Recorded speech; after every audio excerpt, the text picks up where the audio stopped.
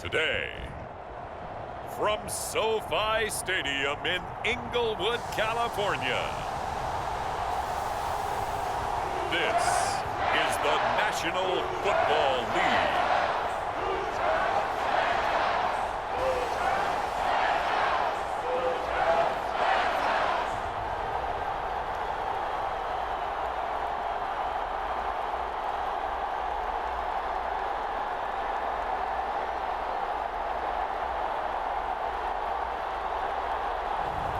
We'll see Matthew Stafford and the Los Angeles Rams taking on Davis Mills and the Houston Texans.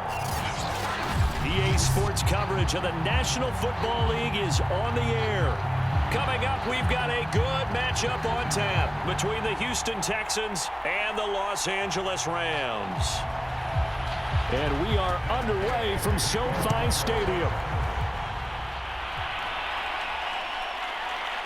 From a yard or two deep, here comes a return. And ultimately cannot get this out to the 25-yard line as he's dropped at the 23. So out come the Texans for their opening drive. Leading him out, the former Stanford man. At quarterback, it's Davis Mills. And what I'm looking for from him today, the things every quarterback is looking to do. Lead his team to a victory. Doesn't matter whether he's throwing it, running it, handing it off, however he has to do it, as well as exhibiting some leadership, that's what he's trying to accomplish.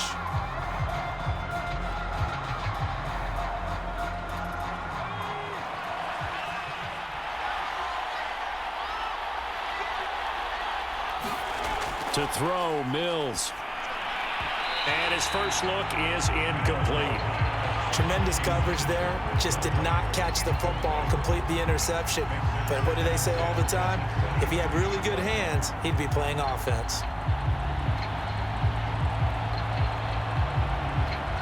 So after the incompletion on first, now 2nd and 10. On 2nd down, Mills again. Amendola's got it, complete. And they're able to get this one across the 35.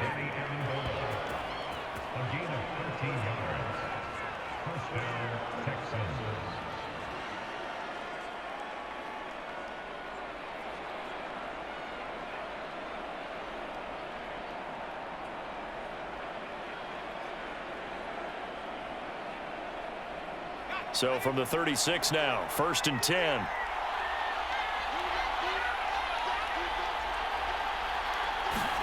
First down, Mills.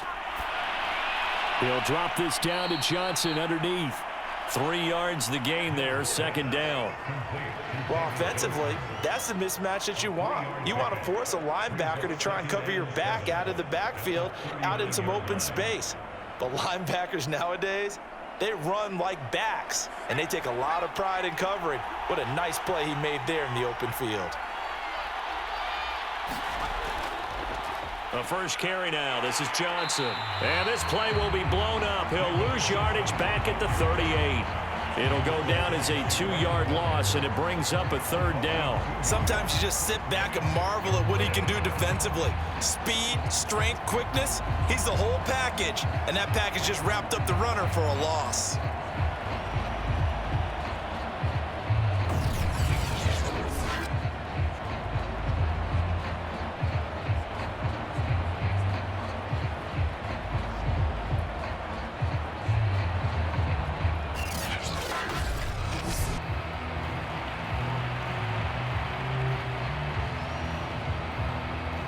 So 3rd down, and defensively, the Rams have added 2 extra DBs.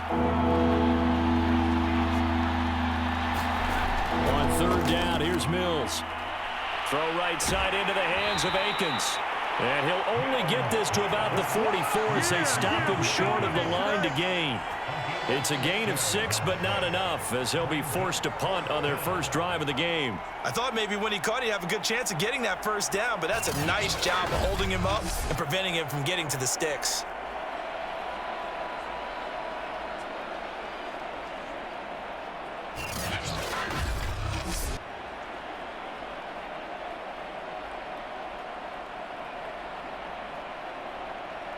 Now on 4th down, it's Cameron Johnston on to punt it away.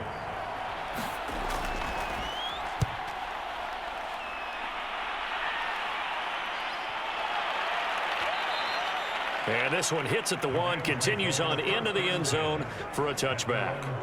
So now the Rams will get their first opportunity with a football.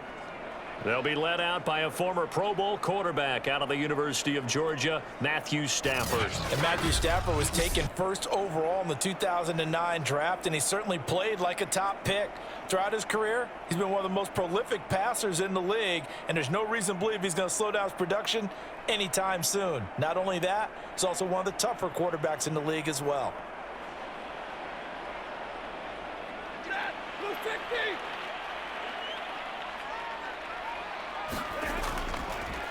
Now the first carry for Cam Akers. And just no chance of turning the corner. He can only get back to the line of scrimmage. 2nd and 10 coming up. Looked like he was trying to bounce it outside, but no success. Yeah, sometimes you got to just figure out where you're going to go, and sometimes you just have to take it to another spot. In trying to get it outside, the defensive pursuit was there and just ran him down.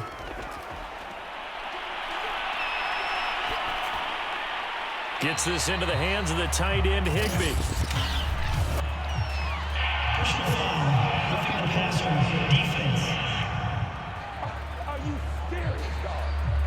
So a pretty early first quarter roughing the passer penalty. Seems like the officials are going to let everyone know they're taking charge of this game. They're always going to protect the quarterback.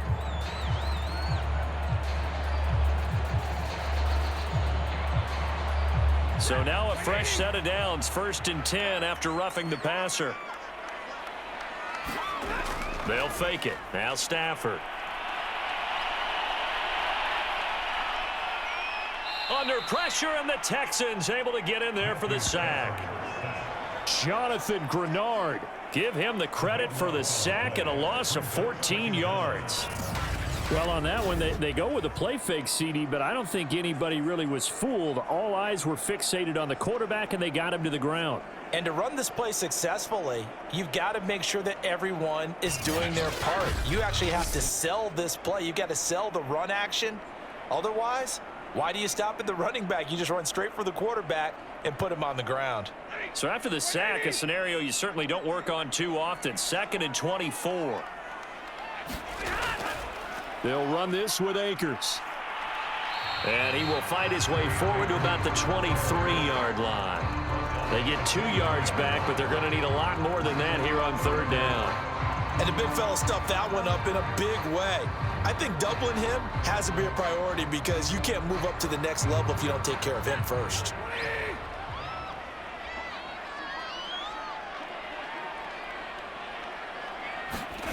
Now on 3rd and long, they'll look to throw.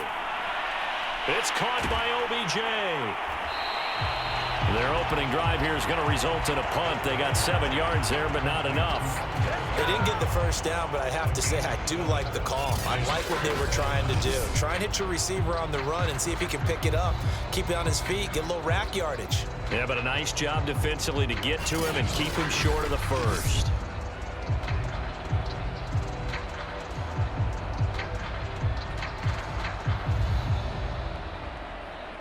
So the Rams call on Johnny Hecker here to punt it away on 4th down.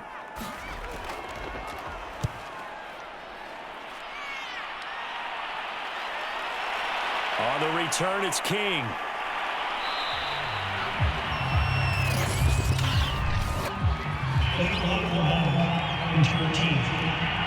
Come on now.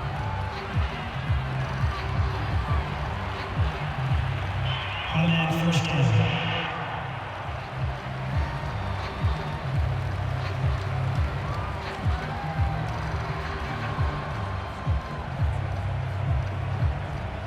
Here's a 1st and 10 at the 14-yard line. Mills now looks to throw on 1st down. It's hauled in by Brandon Cooks. And out of bounds across the 15-yard line. 3 yards the gain there, 2nd down. We've seen quite a bit of the short passing game here early on 1st quarter, haven't we? We have, and I think it works a couple of ways for this team because, number one, you throw the short game until they stop it. And if they're not going to stop it, you keep throwing it, and occasionally you'll break a tackle and turn it into a bigger gain. Also, if they start to creep up, start to pressure receivers, now you go over the top, take it deep, and now you get some of those big shots downfield. And he's going to be brought down on what will be the final play of this first quarter. No score after one on EA Sports.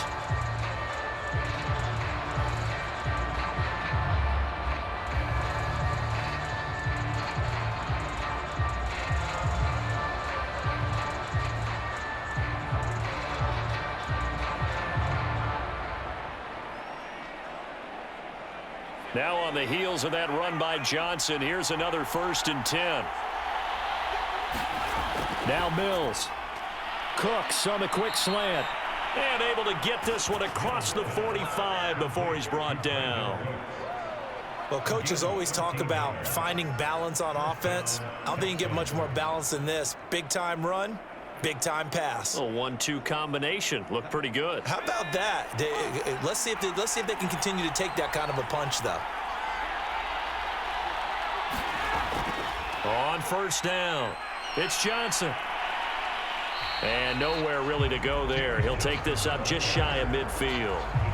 Just a yard on the 1st down carry, so it's 2nd and 9. I know the scouting report on him is that he doesn't possess the eye discipline to be an elite linebacker. And what that means is his ability to read, react, and make a play. But on that one, he looked like one of those guys.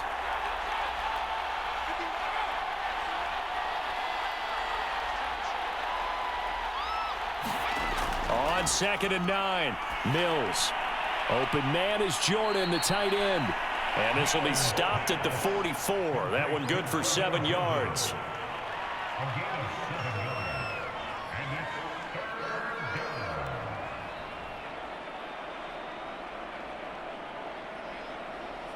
So 3rd and 2. This quite possibly 4-down territory, though, if they're stopped. They'll try and run for it. Here's Johnson. And he will have 1st down yardage as he's brought down at the 41. Well, partner, what do you think? Might have been 4-down territory if they didn't pick it up, but... Yeah, it's a moot point now. I was curious, so if they didn't get it there, would they have gone for it? I guess we'll never know. Yeah, we didn't have to make that call, but I have a feeling both of us would have said, go for it.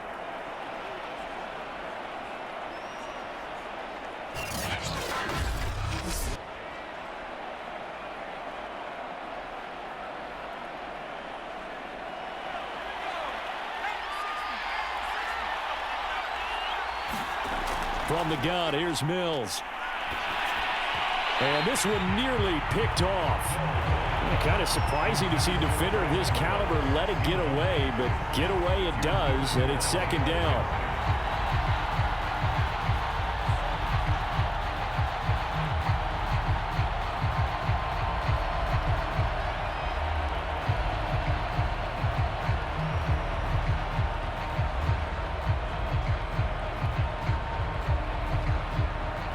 An incomplete pass on 1st down. That leads to a 2nd and 10. Looking to throw is Mills. He's got the hook up with Conley. And this is going to be another 1st down as the tackle's going to be made at the Rams 30. I think that's a big pickup for a 1st down because when you run a drag route against zone, you're sometimes asking for trouble because you might run into a defender. Yeah, well, there they ran into a 1st down. Executed it to perfection. So 1st and 10 now from the 30. They go back to the ground with Johnson. And he stopped immediately there. Calling no gain on the play, and it'll be 2nd down. Offensive line really didn't give him any room to maneuver on that play. Things closed pretty quickly, didn't they? And how about the wrap-up at the end of that tackle? Left no doubt there would be no additional yardage to be found. 2 minutes on the clock in what's been a scoreless 1st half.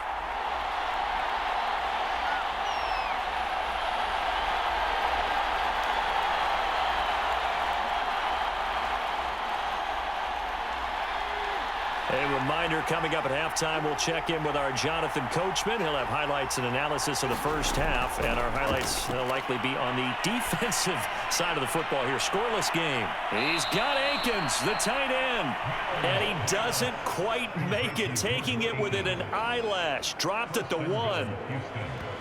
Nice job there of utilizing his big target, and he didn't overthink it. Understands the catch radius, understands that he knows how to use his body to keep defenders away from the ball, and puts it right out there for the nice pickup.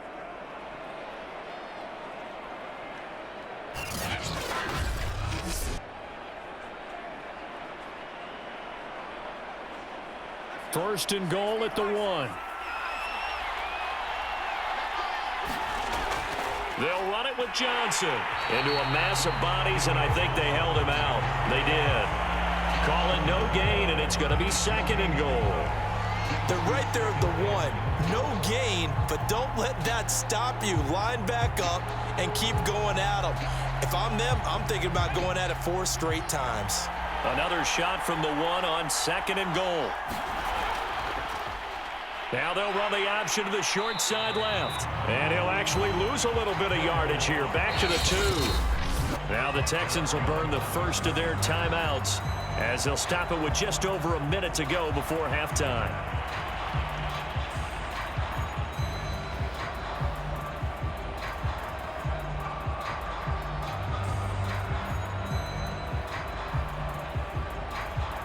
Third and goal. This LA Rams defense will try to bow up once more. They'll try to run it in. Johnson. The Rams going to go ahead and use the first of their timeouts as the stoppage will come with a little under a minute to go in this first half.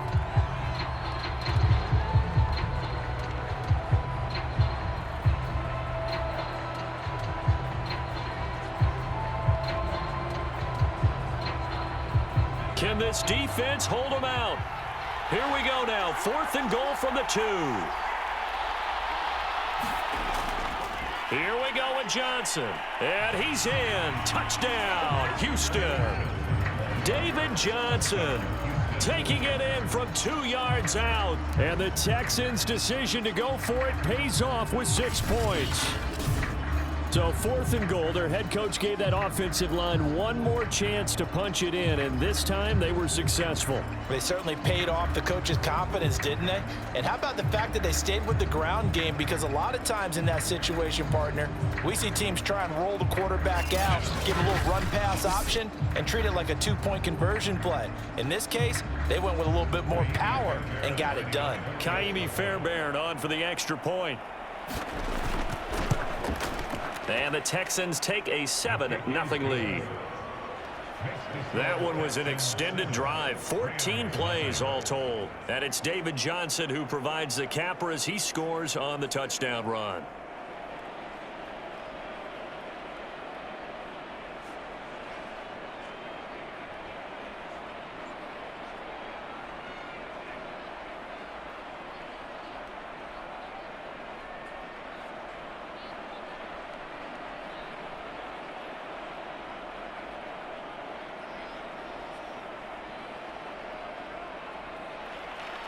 So after the touchdown, here's Fairbairn now to kick it away. On the return is Powell. And they'll start this drive just across the 30. Pretty nice work on the return.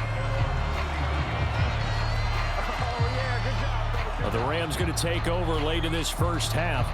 And they've got just under 50 seconds, so time enough to try to work their way downfield if they so choose.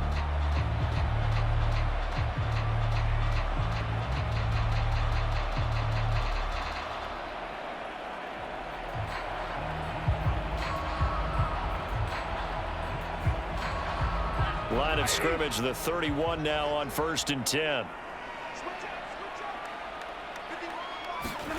Here's Stafford.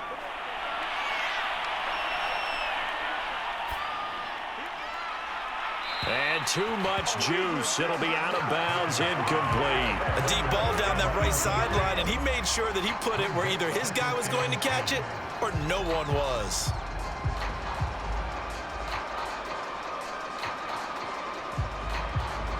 After the incomplete pass, here now is 2nd and 10. Stafford now to throw. And he's going to go down. The Texans come at him and able to bring him to the ground. Now the Texans will use one of their 2 remaining timeouts as it'll come with 36 ticks to go in half number 1.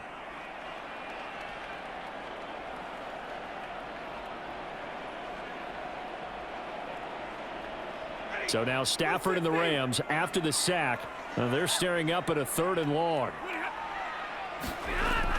Not wanting to risk another sack, they'll play it safe with a run. And they will get to him behind the line, but the clock continues to tick down. The Texans going to signal for their 3rd and final timeout as they'll stop it with a little over 30 seconds to go in the first half of play.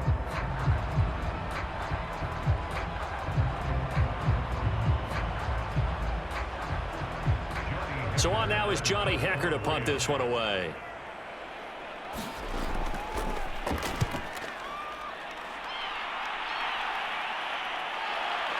Here's King.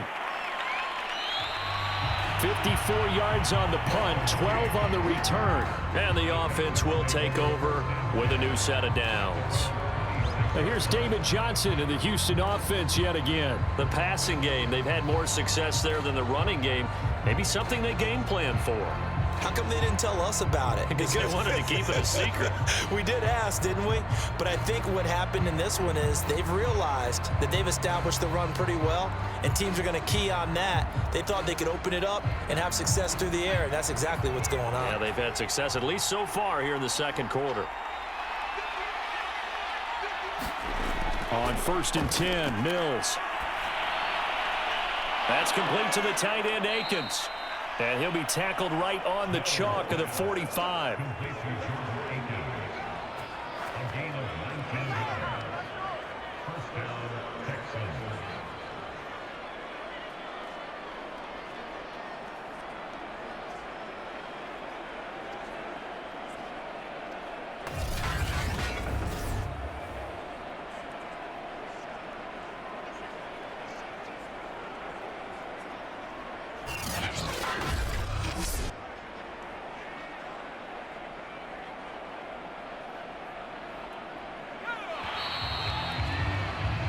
So we've reached halftime with just the lone touchdown here. 7-0 is our score. As we send you to our EA studios in Orlando, here's Jonathan Coachman with our EA Sports Halftime Report. Okay, Brandon, thanks very much, and welcome everyone to this abridged version of the EA Sports Halftime Report. All right, Brandon, thanks very much. Welcome everybody to our abbreviated version of the EA Sports Halftime Report. This one's been a hard-fought battle to this point. 7-0 is the score, with neither offense really able to get on track. But let's not waste any time. We'll get you right back out to Brandon and Charles for the second half. Okay, Coach, thanks as always. This one's still anyone's game as we welcome you back for quarter number 3.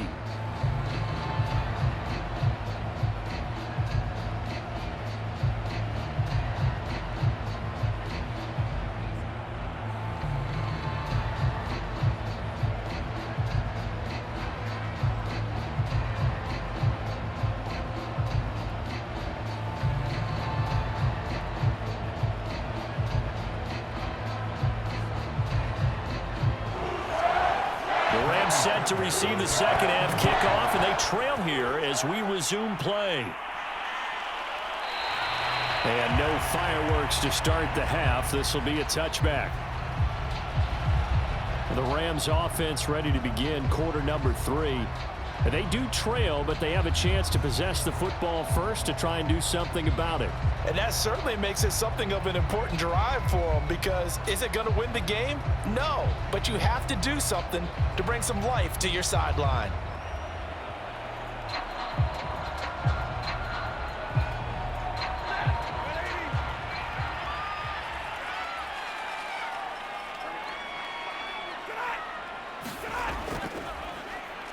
And he's going to be met at the line of scrimmage and taken down. No gain there as he kept it himself at second down.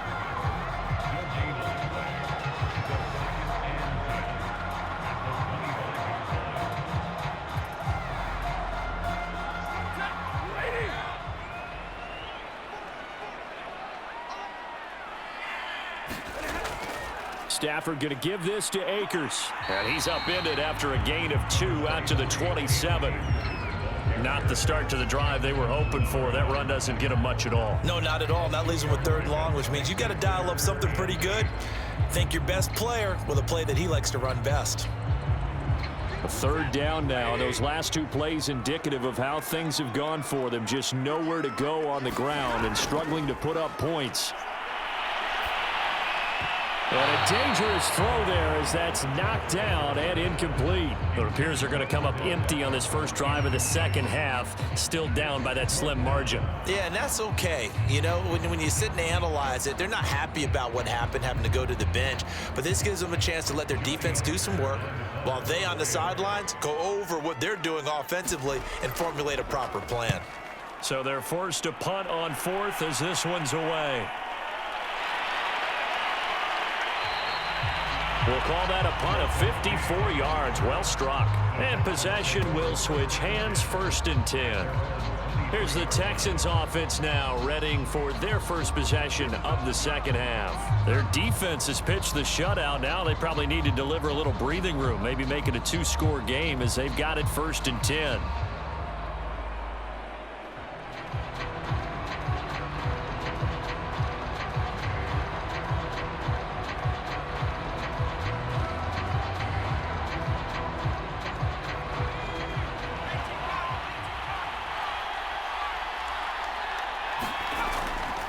And they'll start the drive on the ground with Johnson.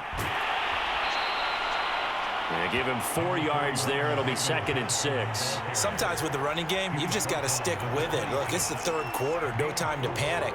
But that also doesn't mean you just do it the same way you've been doing it the entire ball game. Maybe change up some blocking assignments or run a few different plays, but stay with the overall essence of the running game.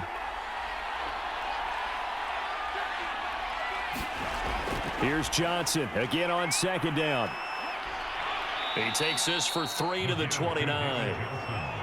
He continues to struggle to find a crease to break off a big one and might need to just put that aside and just try and ram his way forward and get what he can.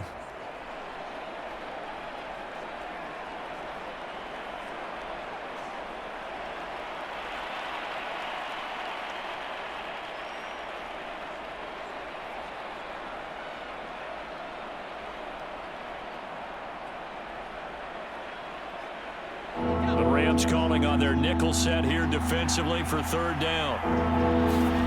Mills. And it's caught here, Amendola. And he is going to have a Texans 1st down as they're able to get the 3rd down conversion. So he turned to a trusted, familiar face in that 3rd down situation. It paid off. Yeah, you go to your veteran receiver in that spot, so you can't underestimate him when he's on the field defensively. Make sure you know where he is because he understands how to get open in key situations.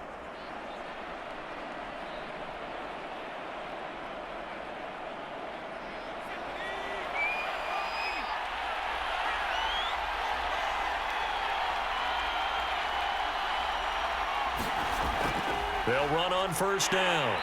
It's Johnson, and he'll manage to pick up about 4. It's 2nd down. End result of that one, a nice 4-yard gain, so you can use that to set up your play-action game, or you can come right back and continue to run the football because as an offensive play caller, you're on schedule and feeling pretty good about your next couple of calls. Here's Johnson again on 2nd down. And he is going to be stopped cold behind the line of scrimmage. Now they're going to be dealing with a 3rd and 7. Is that one officially a loss of 1? I think sometimes when you're trying to get after the quarterback, maybe it's better to be lucky than great, because I think on that one, he's just trying to get upfield and rush the passer. Instead, the tackle for the loss landed right in his lap.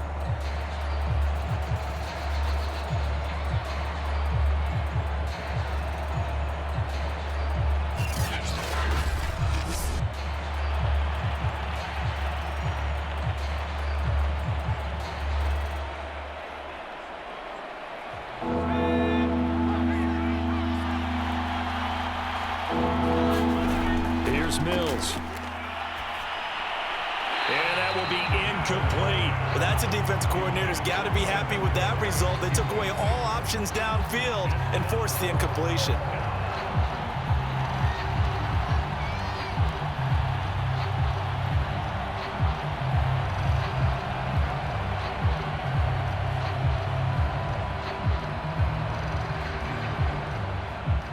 Here's Cameron Johnston now as he'll punt it away for the second time.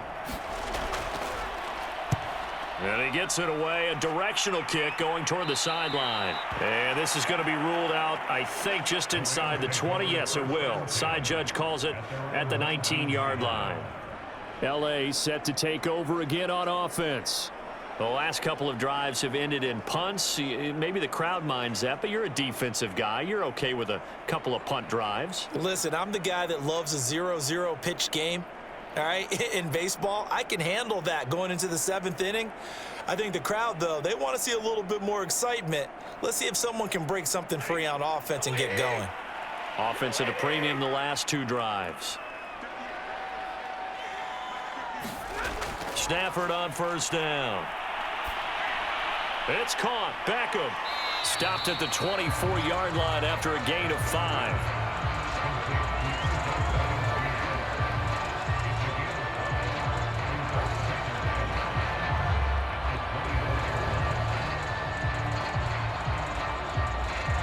Working with 2nd and 5 now.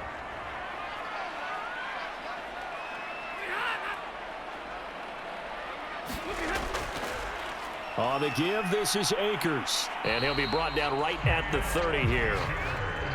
And that's a nice pickup of a first down on that 2nd down run. And at that yardage gained, they can run that play on any down.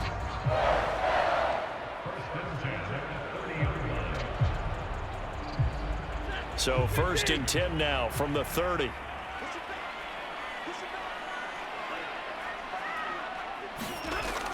They'll run here with Akers. And he's going to have a Rams first down as the tackle made it about the 43-yard line. We have played 3 quarters. We'll return with more after this. This is the NFL, and it's on EA Sports.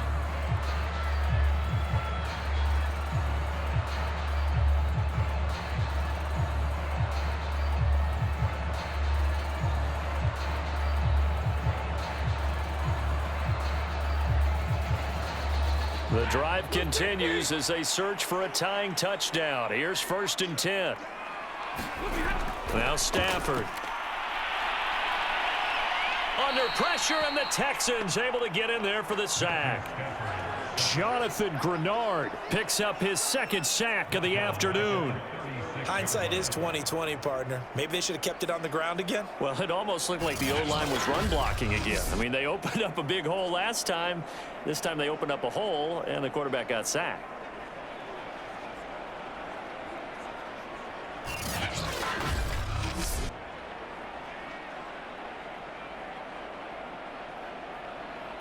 Don't need it all back at once, but you figure they're going to need something here. 17 yards to go on 2nd down. Another try after the first down sack. Stafford, and that one off the mark behind him, incomplete. He was looking for Odell Beckham that time, and it's 3rd down. Looked like he had a couple of different options as far as who to throw to on that play, and who am I to say this, but I'm not sure he made the right decision. Well, the window of opportunity is always going to be small in the NFL. That's why those quarterbacks who make quick decisions and have quick releases have the most success in this league. And this is caught, but I don't think he stayed in bounds. No, he didn't. It's incomplete. The throw took him past the boundary, and it's 4th. We've seen these defenses make enough opportunistic plays to keep this one low scoring. Flying around, making plays on the ball, and we see yet another errant throw as a result. Here's Johnny Hecker now as he's on to punt for L.A. He steps into this one, and this is a rocket. And this will hit just beyond the goal line as it's into the end zone for a touchback. Out comes the Houston offense as they get set to take over here. They're holding on right now to that slim advantage in a 1-score game, and you hear a lot about 2-minute offense and 4-minute offense. Obviously, the 4-minute offense applies here. How do they run that effectively? Yeah, really what the 4-minute offense is you're just trying to grind the clock. So you want consistent gains, steady gains. Doesn't have to be big plays, but it has to be plays that gets first downs and keeps the ball away from your opponent. But certainly throwing the ball is in the mix here. It certainly is. Just make sure that you're careful with it. And again, get those first downs, keep possession of the football. Fights forward for only about a yard up to the 21. I'm sure that that's going to be the formula. Just keep the ball on the ground. Keep that clock moving. And when you have the lead this late in the game, above all, stay in bounds. Yes, take care of the football. Yes, gain yardage, but stay in bounds and let that clock tick. They go to Johnson again. Oh, fighting off the defender. Only gets 3 yards there on the heels of the 1-yard pickup. Sets up 3rd and 6. At this stage of the game, with the score where it is, the key here, stay in bounds, and he did just that. Not by a huge margin, but he stayed in. And those come up in what we like to call winning edge meetings. The things that you have to do, late game situations, kicking situations, doesn't matter what it is, the things you have to do to win a game, and that comes up in that meeting, then you practice it, they've got to be happy to see it executed, being able to stay in bounds and work the clock. Mills from the gun on 3rd down. And he'll find Akins there, complete. And he'll be stopped short of the 1st down as they rally to tackle him at about the 28. Defense. So they'll take the yardage and tack on 15 more for the face mask. Talk about a play that absolutely costs you in the end. Just trying to do your job, right? Trying to get him on the ground. Next thing you know, they march off another 15 against your squad.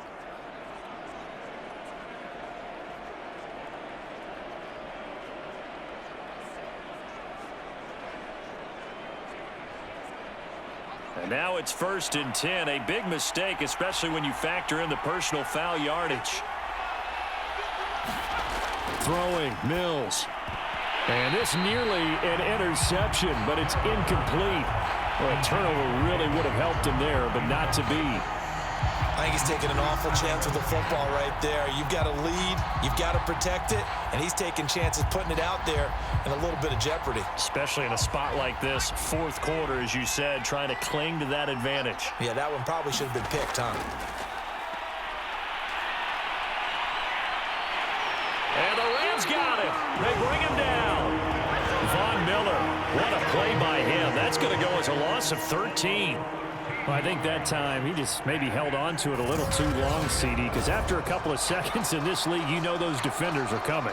And how many times do we talk about complementary football? And we usually talk about, does the offense help the defense? Does the defense help the offense? I think in this case, does the quarterback help out his offensive line? You only have a certain amount of time to get rid of the football. They can only do so much. On this play, he took them to the limits. So now after the sack, Mills and the Texans needing to navigate a 3rd and long. 3rd and long for Mills. And he's caught on the sideline, but he's not going to have a 1st down. They say he was out of bounds. So a big call there that brings up 4th. How about this offense already feeling good about themselves with a touchdown already in their 1st drive? They've certainly come out firing, even though that one was incomplete. With the 7-0 lead, more apt to take a shot like that downfield? Hey, you're one to the good. Go ahead and try and press your advantage. Here's Cameron Johnston now as he's on to punt for Houston.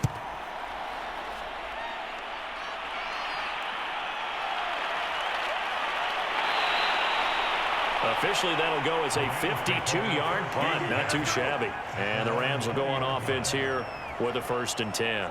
So now Stafford and the Rams Down 7-0, 2:10 on the clock. Plenty of time here. They've got 3 timeouts and the 2-minute warning as they've got it 1st and 10.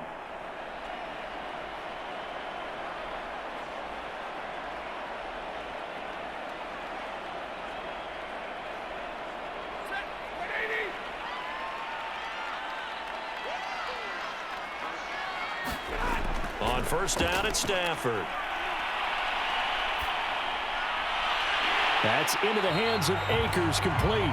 And he'll be taken down after a pickup of about 7 as the clock will stop here for the 2-minute warning. 4th quarter, down to the final 2 minutes, and we've got a 1-score game.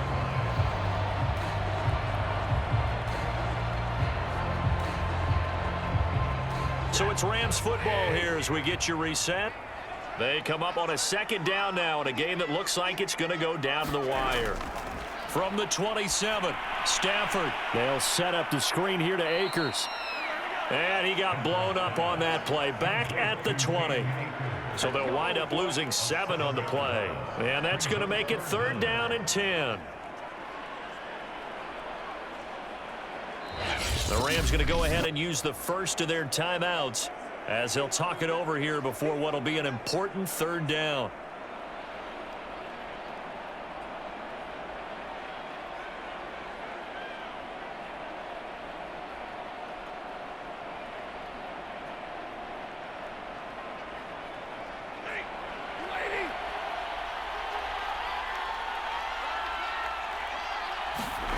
Now it's Stafford. Trying to find Cup, but it's intercepted. Desmond King picks it. Scoring has really been at a premium, and Charles, you got to tip your cap to this defense coming in here. Their offense too, but this whole team coming in here on the road, getting a hard-fought win. I think the way that they're finishing this one up, an exclamation point on a terrific game. As you noted, hard for them to put points on the board, and they hold them down one more time and finalize things. Houston's offense taking over again. And this one now not quite over yet. Still 2 timeouts remaining defensively. And, boy, having that 3rd timeout would have really helped here. Another example of why coaches really stress saving your timeouts for when you absolutely have to have them. They go over this all the time. Here's one of those situations.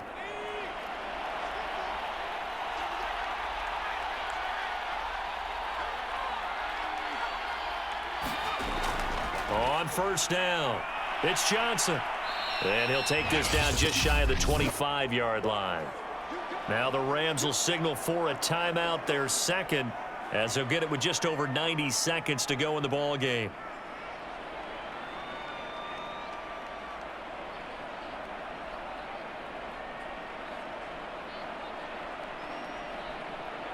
Still 9 remaining on 2nd down.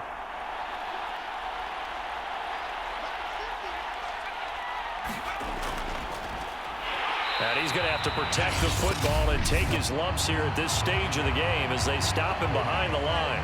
The Rams going to be forced to use their 3rd and final timeout as they'll get it with just under 90 seconds remaining.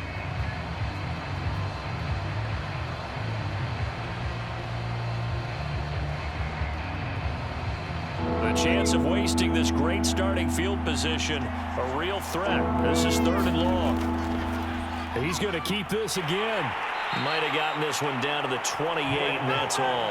The keeper nets him only a yard, and that's going to bring up 4th. And if you like defensive football, focus on the defensive end on this play. He does everything exactly right. Reads the play and makes sure he spills it for a small gain.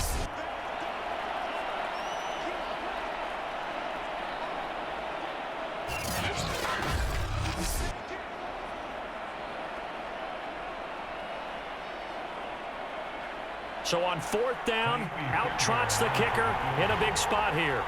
This to make it a 2-score game.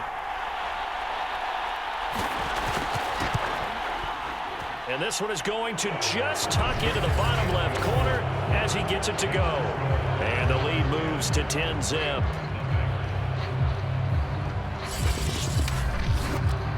Well, some field goals are bigger than others, and that one makes this a 2-score game.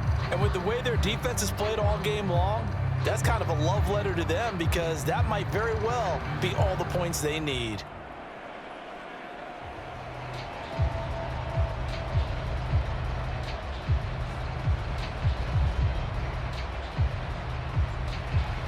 Fairbairn now following the made field goal. He'll send this one away. Here's Powell on the return. And it's a pretty good return here as he'll get this up to the 29.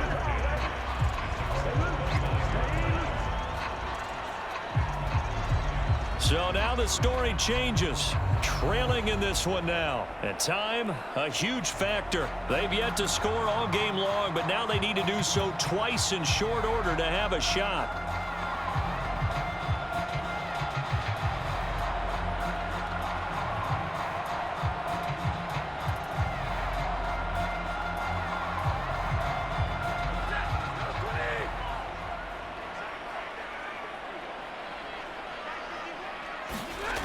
Trying to shake off the interception from the last drive. He'll look to throw.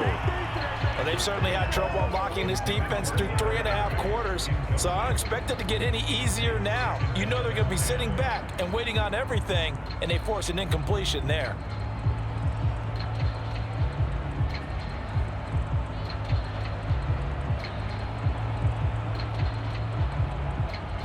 So now 2nd and 10 after the incompletion on first down.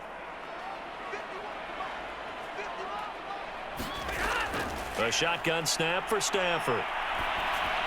Looking underneath, he's got Akers. And he's going to be taken down here. That's short of a first down as he gets about 10.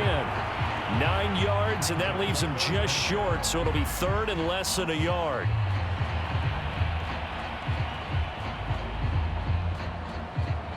Stafford barking out signals and trying to get his guys set quickly.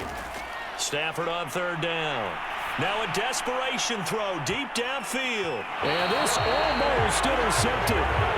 Not sure he saw the free safety that time. But lucky, incomplete. That'll bring up 4th down.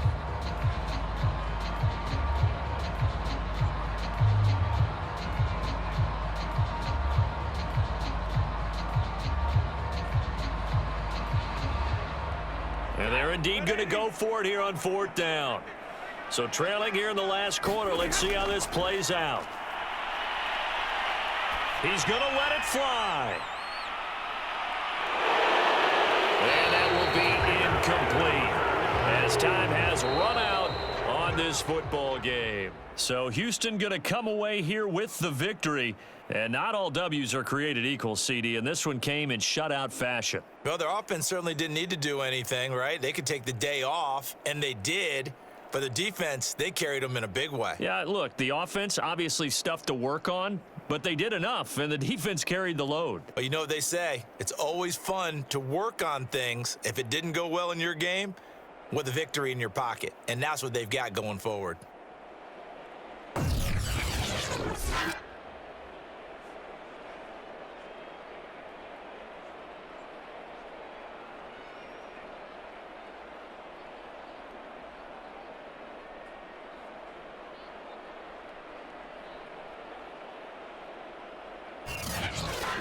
So that'll just about do it for Charles Davis. I'm Brandon Gaudin. You've been watching the NFL on EA Sports. For more, log on to easports.com. From Los Angeles, so long, everybody.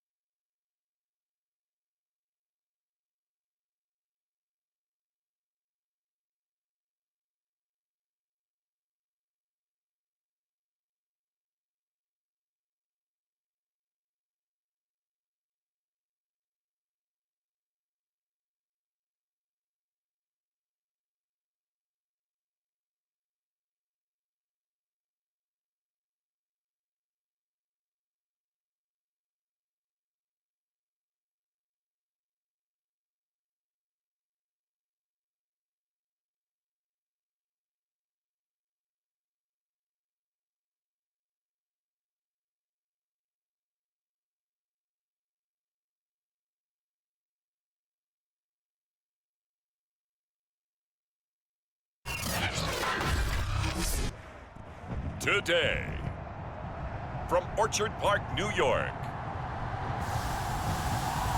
this is Madden Football on EA Sports.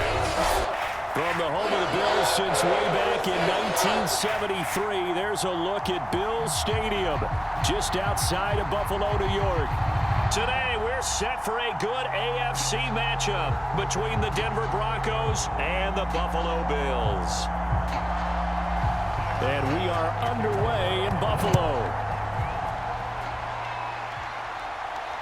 This taken in at the goal line. And he returns this to the 22. So here are the Broncos now for their opening drive. And they'll be led out by their quarterback, the former Louisville Cardinal, Teddy Bridgewater. A Pro Bowl quarterback early in his career at Minnesota before a horrific knee injury slowed down his progress. He's a more than capable quarterback and makes the most of his opportunities when he's a starter in the NFL.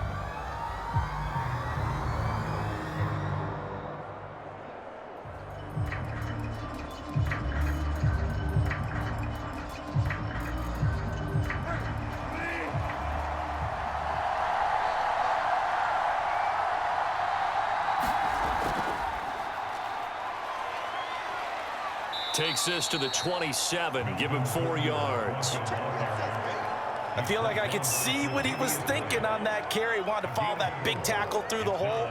Ended up only getting 4 yards on the carry. I think he had designs on that one being bigger. Following the pickup of 4, here's 2nd and 6.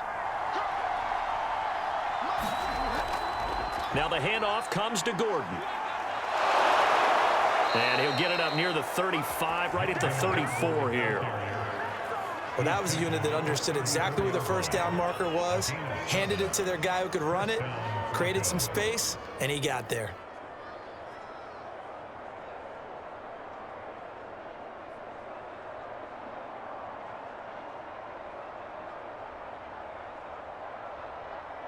From the 34 now, here's 1st and 10.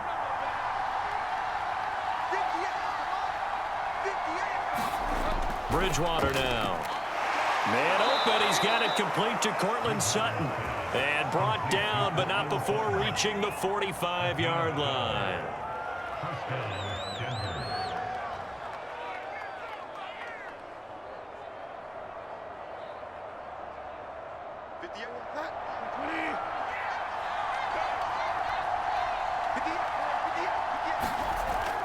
Now Gordon on 1st down. And they went the wrong way there. Losing yardage back at the 43-yard line. The loss of a full 3 yards, and now it's 2nd down. Well, coaches stress their defense being physical. They don't just mean the big guys. How about the guys on the outside, the cornerbacks? It's not just their job to patrol the airspace. They can get involved in the run game as well.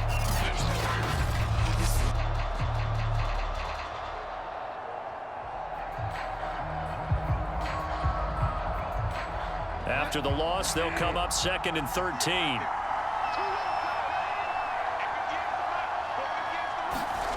Bridgewater to throw it.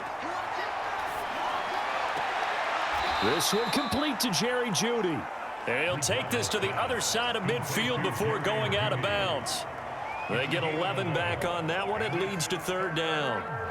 All that practice time came to fruition on that play. All those timing routes that they work on through training camp, OTAs, minicamp, and just regular season, they got it done on that one. An outcut, ball was delivered, and picked up the completion.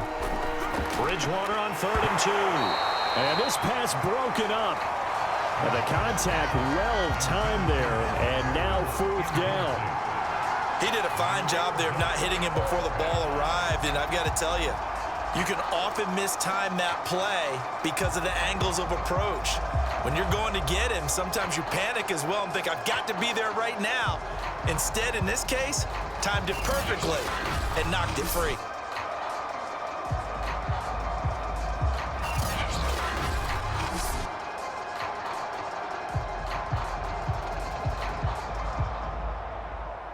On 4th down, Sam Martin is on to punt for the Broncos.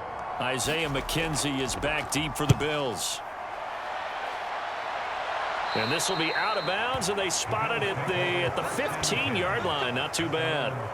Out comes the offense for the Bills, led by their quarterback at 6'5". That's Josh Allen. And in this league, there are many quarterbacks who have their most success running the ball, while there are others who have big arms. There aren't too many guys who can do both. And at the end of many games, this guy leads his team not just in passing, but in rushing as well.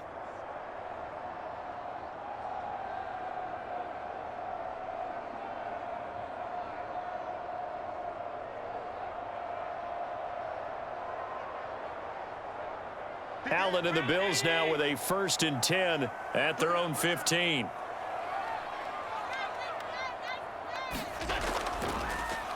Now the first carry for Devin Singletary. And he'll take this one up over the 20 to the 21-yard line. It's a 6-yard pickup, and it gets him to 2nd and 4. Frustrating for a defense, energizing for an offense. Finding a way to create that type of yardage in your running game, that'll make the guys carrying the ball very, very happy.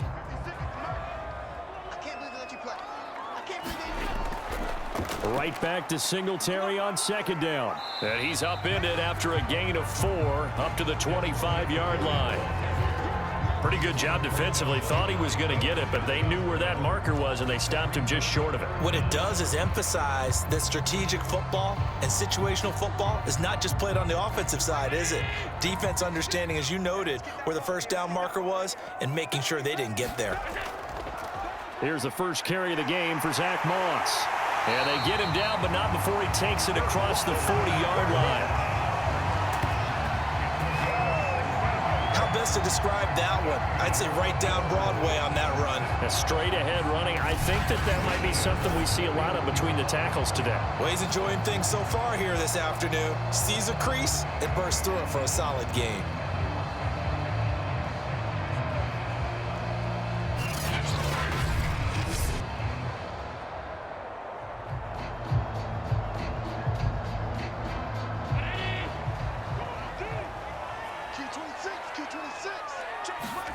Throwing on first down is Allen. And he'll be taken down, but not before he gets into enemy territory. Well, from their point of view, this game could not be starting out much better, could it? Force a punt on defense, and now they're moving it crisply on offense. Crisply, I like that. Yeah, moving it very, very well. Looks like the defense on their heels a little bit.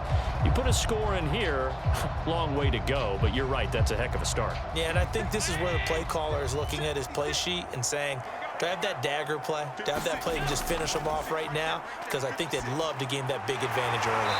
And he is tackled inside the 40, not quite to the 35.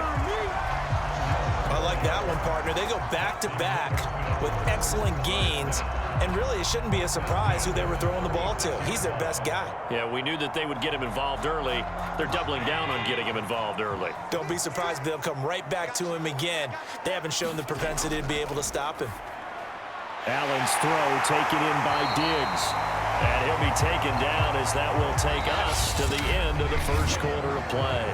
We're scoreless after 1.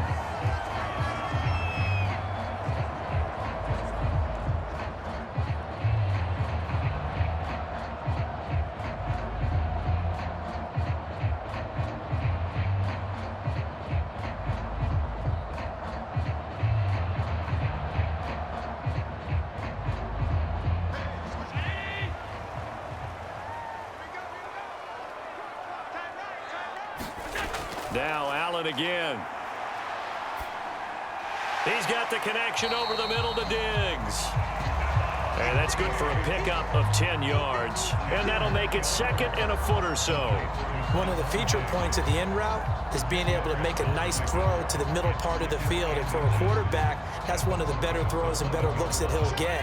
But he has to be careful not to wait too long and let his receiver wander into some tough territory. If he's late with the ball, he can get his receiver hit and hit hard. Over the middle, and it's incomplete. I know coaches tell us all the time that having a powerful arm isn't the #1 thing they look for in a quarterback.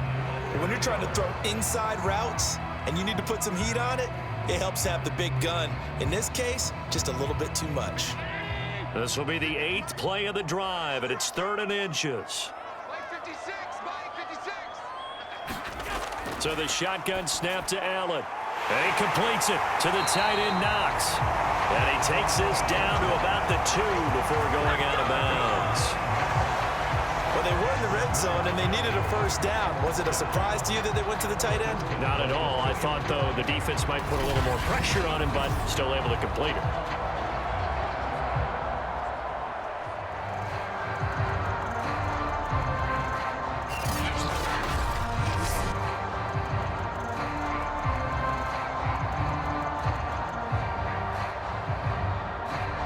From the 2, here's 1st and goal.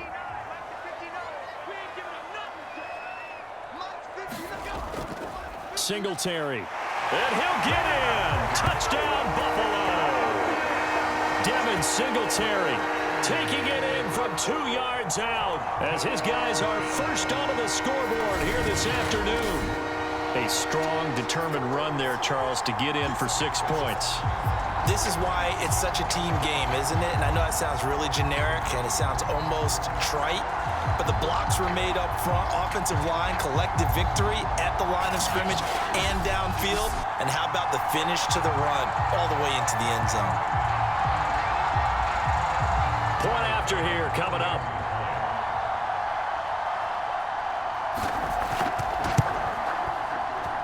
And it's 7-0 Buffalo. So that one a pretty time-consuming 10-play drive. And it was finished off by a Devin Singletary touchdown run.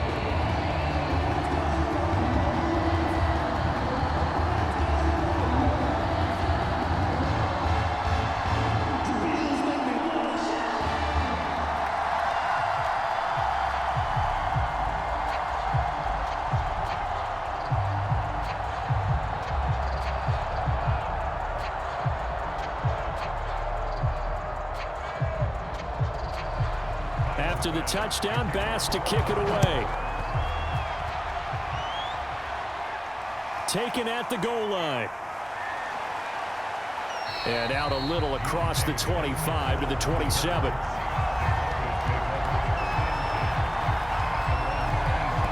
So now the second drive offensively coming up for the Denver Broncos. They'll be looking to match that touchdown from a moment ago. 7-0 is the score as they begin with a first down.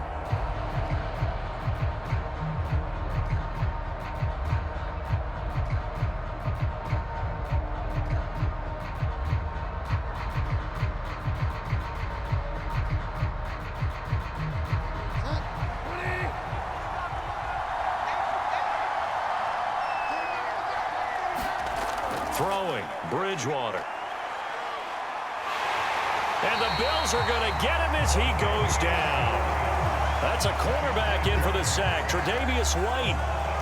He seemed to have a reasonable amount of time in the pocket, but he couldn't get rid of the football, and the end result, Charles, him on the ground.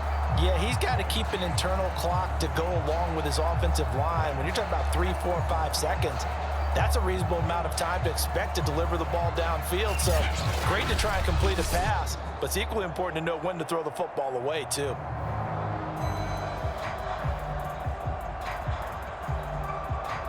Now following the sack, they'll look to make amends on a 2nd down and 17. From the shotgun, it's Bridgewater. Sutton reeling it in on the left side. And that was yardage that they needed there after the sack on 1st down. They didn't get all of it back, but now they look at 3rd down as a manageable situation, one that they have a much better chance of picking up.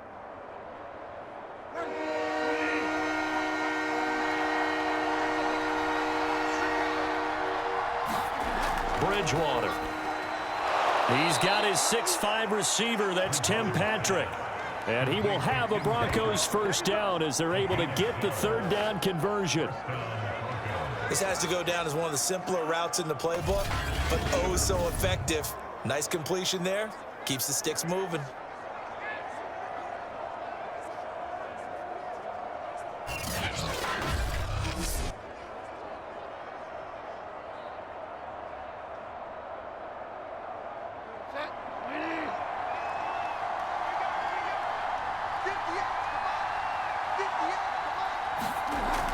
They'll run on 1st down.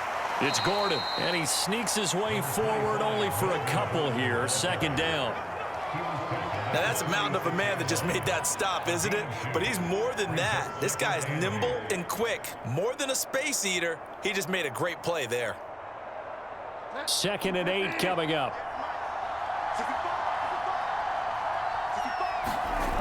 Now Bridgewater. Finding the open man, and that's Tim Patrick. And he's got a 1st down as the tackle made at the Bills' 39. 2 minutes on the clock, 2nd quarter, 7-0 ball game.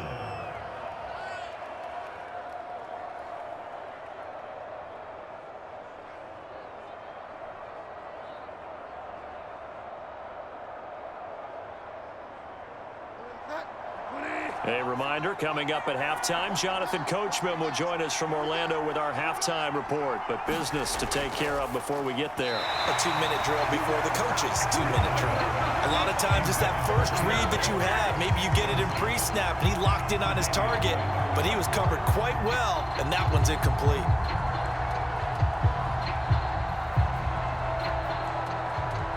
So after the incompletion on first, now 2nd and 10. Bridgewater.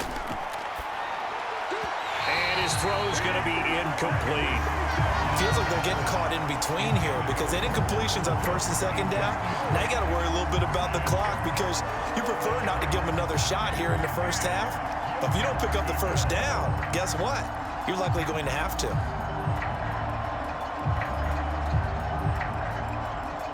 This offense was on the move. Now 2 straight incompletions have them looking at 3rd and 10. Here's Bridgewater. He'll get this one to Patrick. And he will have a Broncos first down as they're able to get the 3rd down conversion. That's a play that will likely be forgotten when you talk about big moments in this game. But plays like this are critical to keep drives going. And if points result, we'll call this play significant.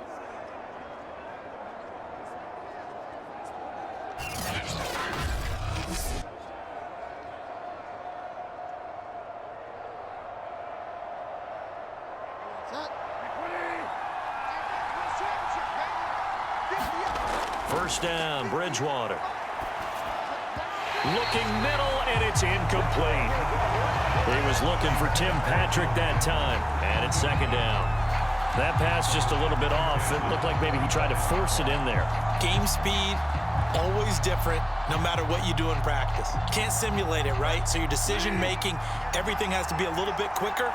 Sometimes it can throw you off until you adjust. To throw on 2nd and 10. Bridgewater. Throw to the right here to Gordon. Touchdown, Broncos.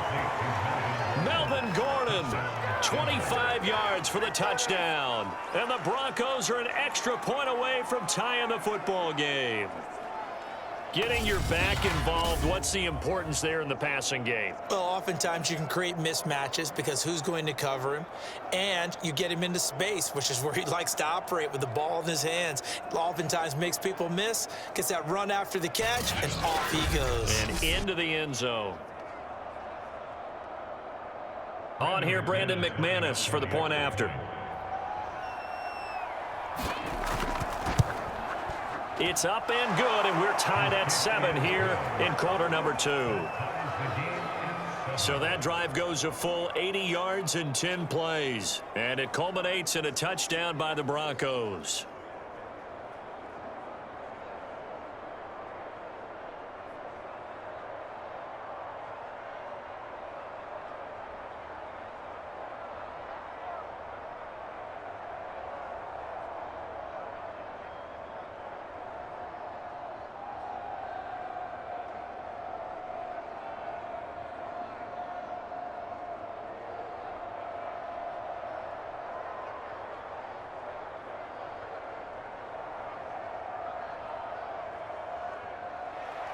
So all even at 7 now as they kick it away. Returning it, Isaiah McKenzie. And he'll get it up past the 20 to about the 22.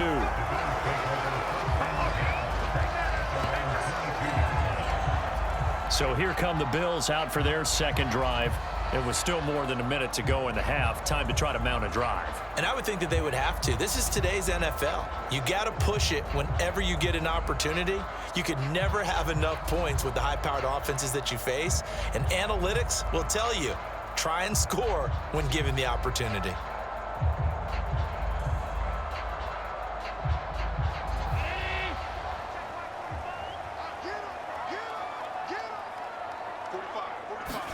Here's Allen on 1st and 10. He's got the connection to Cole Beasley. And this will leave him a yard short. Nice pickup of 9 yards on 1st down. Now the Bills are going to use the first of their timeouts as they'll stop it with just over a minute to go before halftime.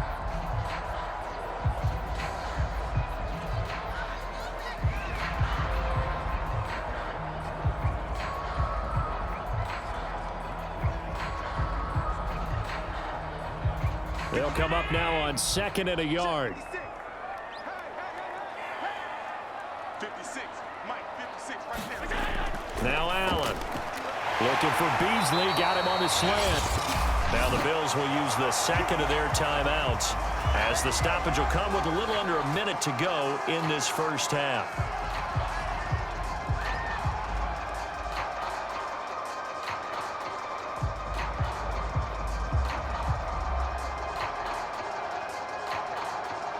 Back-to-back good plays have them on the move on first down. Throwing now is Allen. Out to the left, he's got his tight end Knox. And he'll be taken down, but not before he works it past the 50. Let's just break this down and make it pretty simple. Key to the drag route, letting the play develop, finding the hole in the defense, and giving your athlete, yes, athlete, a chance to make something happen once he has the ball in his hands. First down now, but that clock rolling. Again, they'll throw with Allen. And that one will fall incomplete. Clock here now, just under 30 seconds to go in this first half. Just his second incompletion so far. He's 8 for 10. I think he'll take 80%. There's no doubt that he will, but if you're the defensive play caller, you better circle what you just dialed up on your play sheet and come back to it because you just caused an incompletion. You need a few more of those. On 2nd and 10, Allen. It's Knox, the tight end, making the catch. The Bills are going to go ahead and use their final timeout as the clock will stop with 21 seconds to go here in the first half.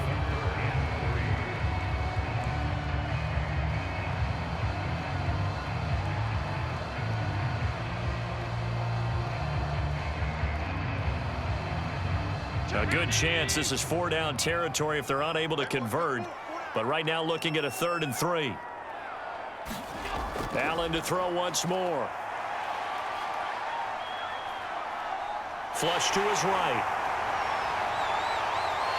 And he is out of bounds right around the 10-yard line. On 3rd and short, not only did he get away from the rush and pick up a first down, he picked up a whole lot more than that. And how did he get it done? Evaded the rush, kept his poise, and then how about him directing traffic as he moved downfield to pick up extra blockers? A really nice run.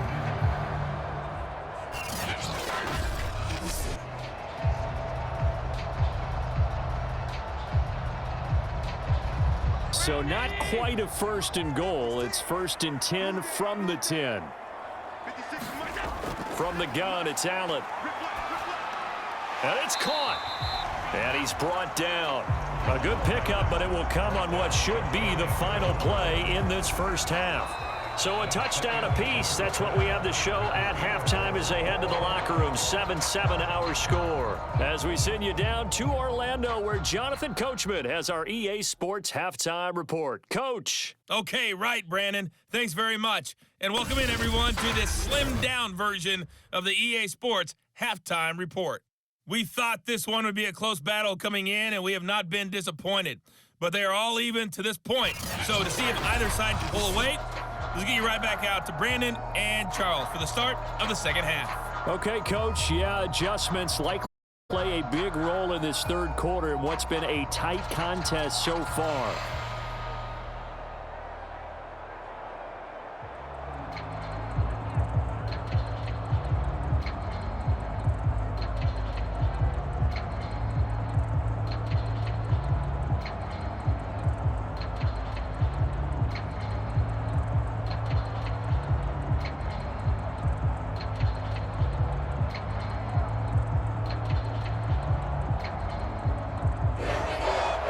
Set and ready to go for the second half. 1 touchdown apiece. 7-7 our score. McKenzie will not return this, and it'll be brought out to the 25. Out come the Bills now as they'll go on offense first here in this 3rd quarter. Their defense has done the job. Now it's the offense's turn as they've got it 1st and 10.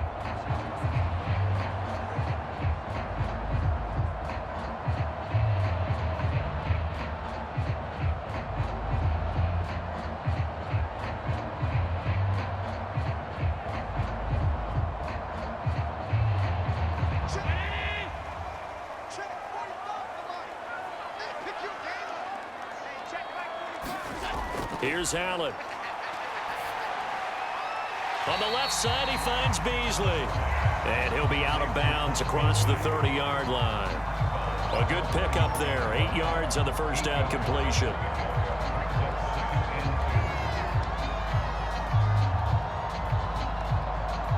Only needing 2 yards on second down. Here's Allen to throw it. Fast footwork by Sanders. And able to get this one across the 45 before he's brought down.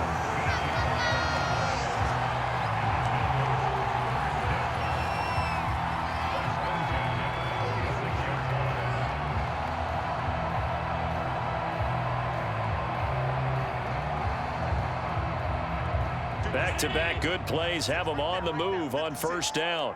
Let's go, defense. Let's go, defense. So they fake the handoff. Now Allen. And this one caught by Beasley. 5 yards on the catch there. Brings up second down. They like going to him in the slot. He catches another one. I think this comes under the heading of until they stop him, why not go back to him? He has something going really well. Great working relationship with the guy throwing the ball, and they keep making the connection. Here we go. Here we go. Here we go. 56 is the mic. Watch the run. And again, it's Allen. And that almost their first INT of the ball game. Had his sights on it, but he couldn't seal the deal. From the snap, he certainly looked like he knew where he wanted to go with the ball, but surprise, that guy was covered. So that took his attention elsewhere to no avail.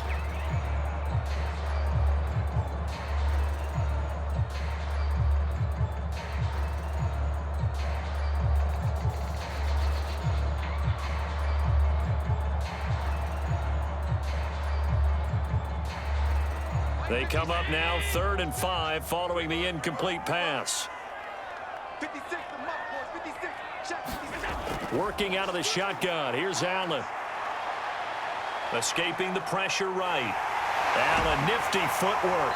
And he is tackled inside the 40, not quite to the 35. Now that's a quarterback who's in charge out there right now.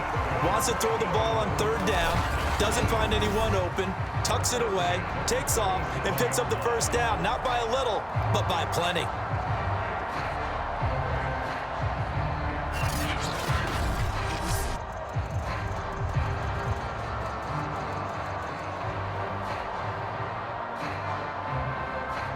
Line of scrimmage, the 37 on 1st and 10.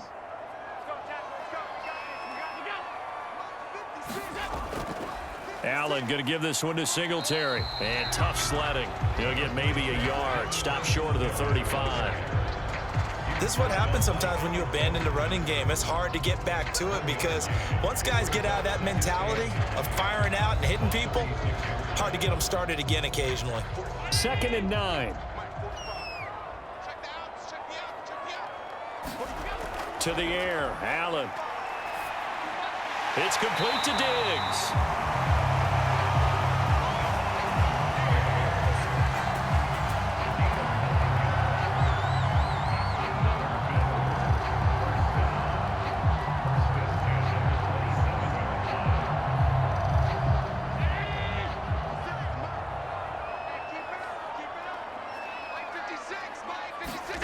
First down, and they're going to throw with Allen. Throwing middle, but it's incomplete. Had an open man that time, but ended up putting a little too much heat on it, don't you think, partner? Absolutely, just needed a touch more air under it. Instead, he fired an absolute bullet.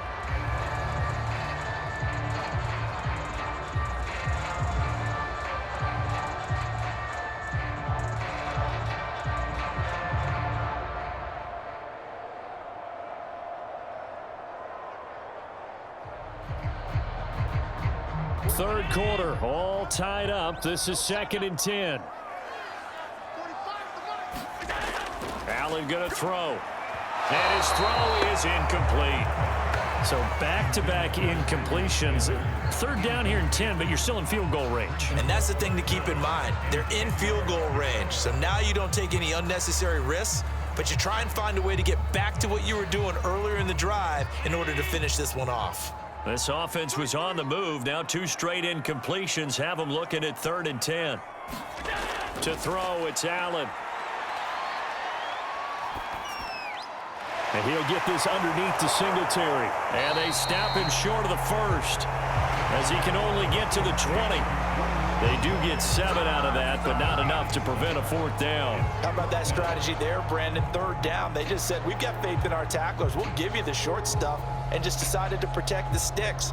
So every time I hear fans telling me tackling's not a part of the game anymore, plays like that, I can clip and save and show them you have to tackle well if you want to be a good defense.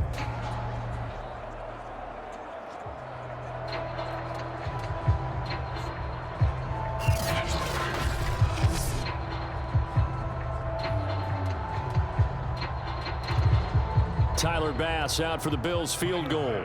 From the left hash, this from 37.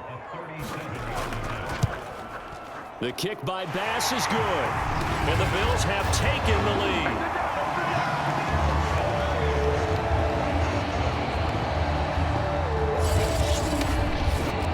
Well, they don't get a touchdown here on the opening drive of the 3rd quarter, but I think maybe you still say mission accomplished as they come away with the lead. No, absolutely. You keep the pressure on, right? You go downfield, get some points up on the board, and hope that you've motivated your defense to take the field and hold that lead.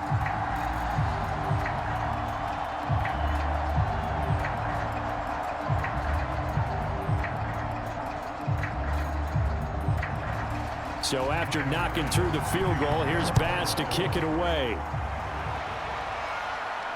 On the return is Spencer. And able to get this out to the 25.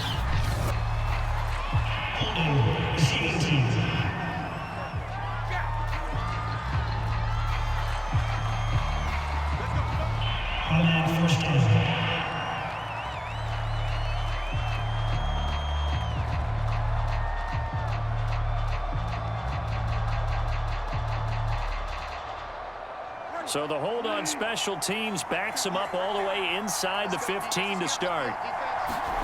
Bridgewater now looking to throw on first. And Sutton hauls it in over the middle.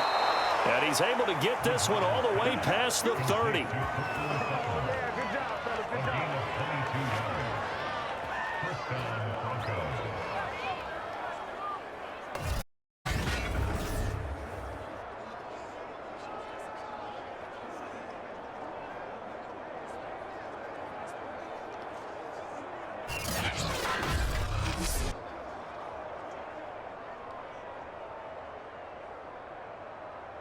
Under a minute to go in this 3rd quarter as they come up 1st and 10.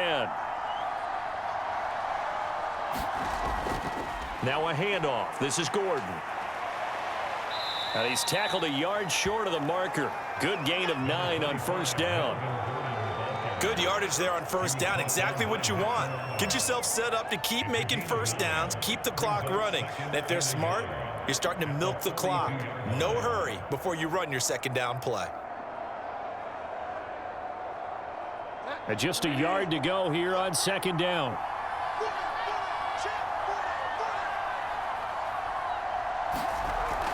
This is Gordon as they go to him again.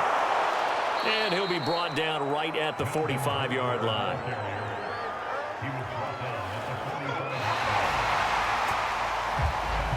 Three quarters in the books. You're watching the NFL on EA Sports.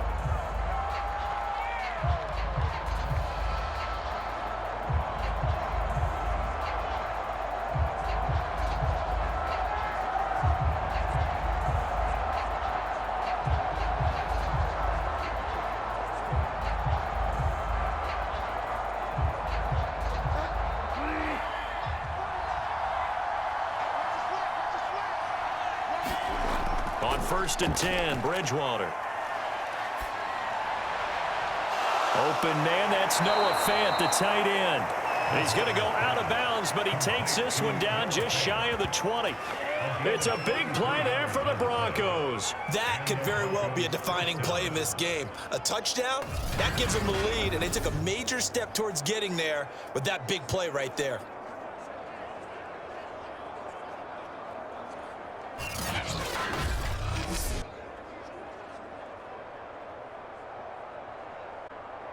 So the big play gets him all the way down to the outskirts of the red zone here for 1st and 10. To throw is Bridgewater. He finds his man complete. That's Patrick. And the result here, a pickup of 8. Leaves him with 2 to go on 2nd down.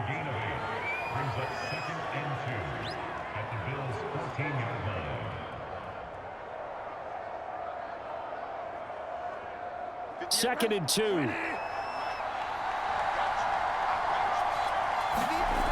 Throwing is Bridgewater. Outright, this one goes to Patrick. And the Broncos are going to have a 1st and goal as he'll be taken down at the 7-yard line.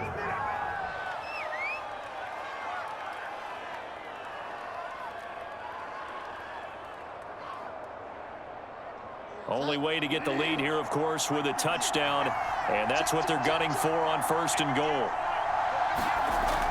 1st and goal, Melvin Gordon. And a little bit of space there, takes it inside the 5 to the 3.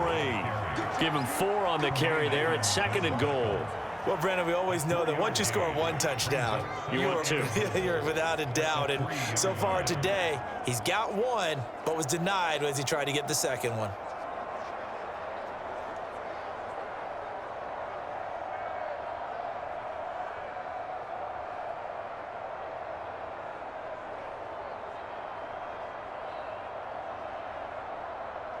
So the ball position now at the 3. Here's 2nd and goal.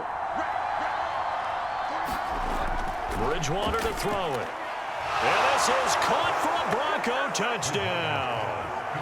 Albert O there to make the grab. And the Broncos have retaken the lead. This has definitely been a back-and-forth affair, and now they have the lead here in the 4th quarter. Yeah, and they gave up the field goal on that last drive, as we remember, but it felt like their offense told them, don't worry about it. We've got your backs. We'll come back with a touchdown of our own, and they did.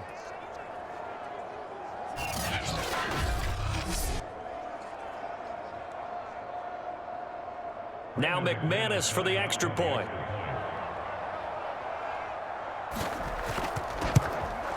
And that makes it 14-10. So that drive goes 8 plays, and it ends with a Denver touchdown.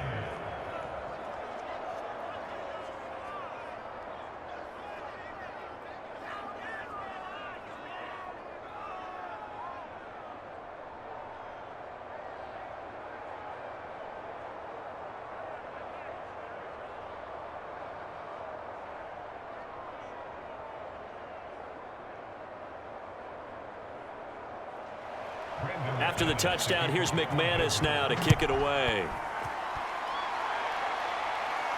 Isaiah McKenzie now on the return. And a nice return sets him up pretty good here right at the 30-yard line. And here come the Bills. And last time able to get 3.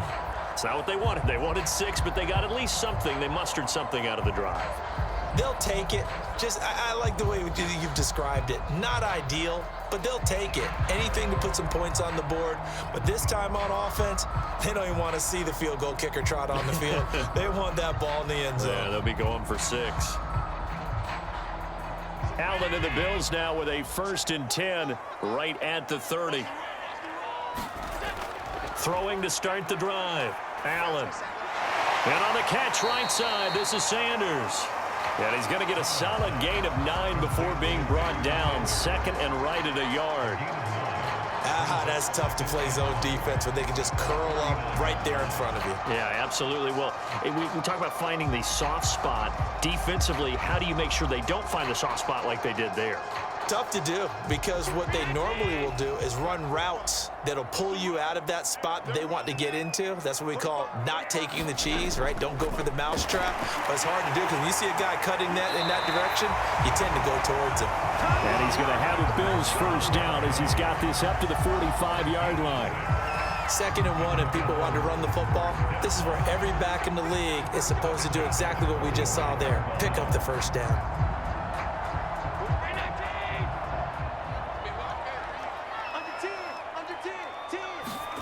Allen now on 1st down.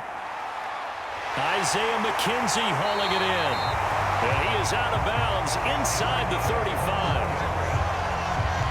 So that's what you're looking for when you want to throw the ball downfield. You want one of those guys who can play out on the perimeter, can play out wide, who can not only get open, but when they're covered, can uncover themselves downfield and create catches.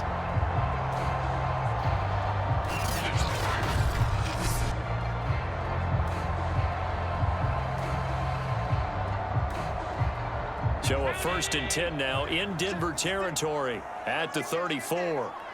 56. Mike, 56. Allen now looks to throw.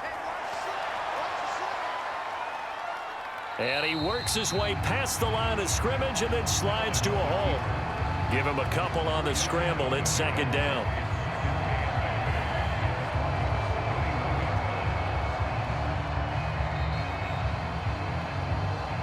Fourth quarter, down to the final 2 minutes, and we've got a one-score game.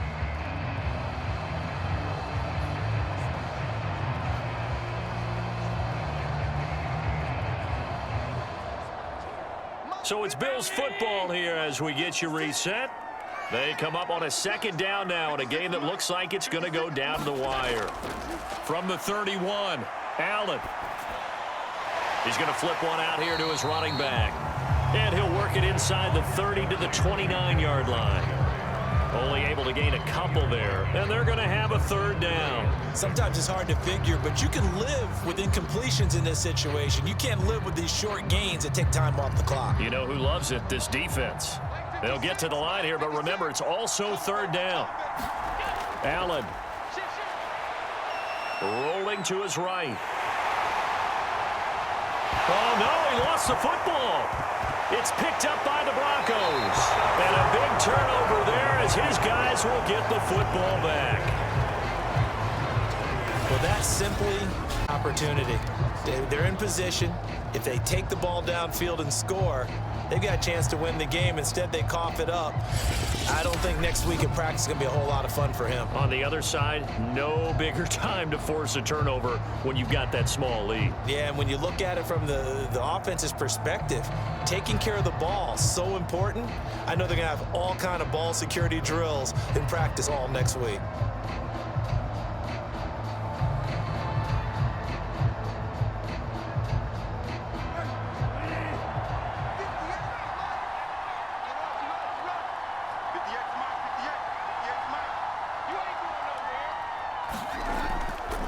They'll try and grind some clock with Gordon. And he'll work this forward for about 3 at 2nd down. Now the Bills are going to use the first of their timeouts as they'll talk things over prior to this upcoming 2nd down play.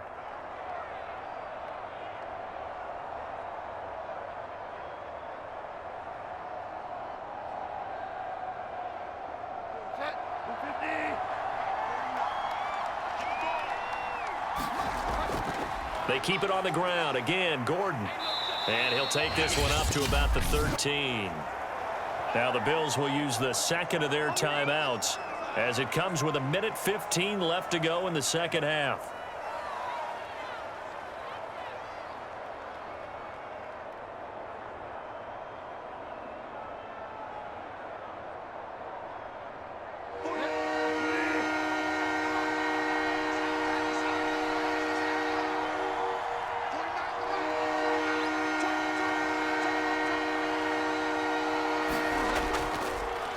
They'll run with a backup. This is Williams. The Bills are going to go ahead and use their final timeout as they'll head to the sideline and talk over what to do next.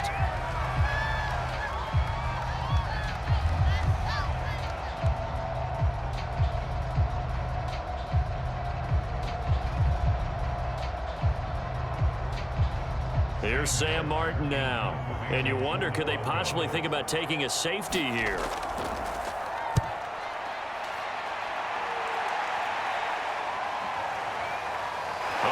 Juke. A big kick that time, 52 yards. And the Bills will take over the football with a 1st and 10. Allen and the Bills now down 14-10, a little over a minute to go. They need a touchdown. A field goal is worthless now as they come up on 1st and 10.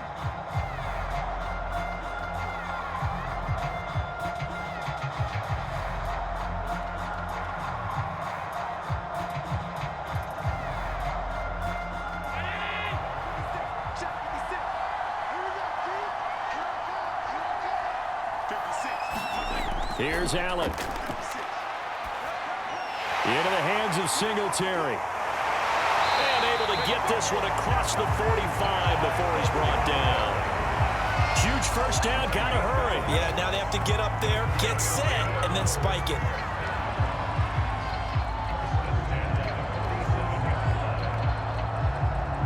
First down now, but that clock rolling. Allen. Now a desperation throw deep downfield. And he bats it away, and it falls down incomplete.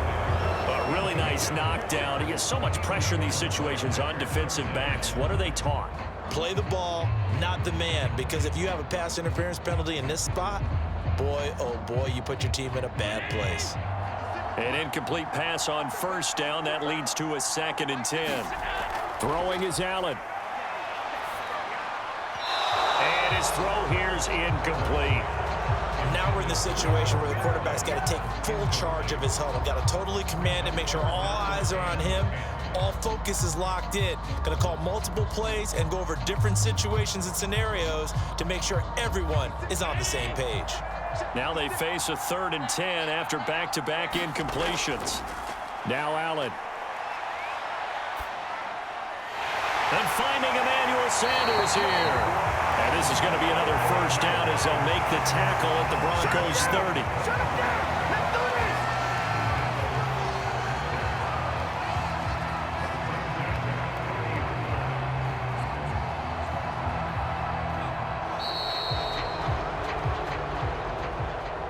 Going into the final play of this game, they knew that they needed some type of a miracle there at the very end, but they couldn't get it done. However, we were treated to really a spectacular affair.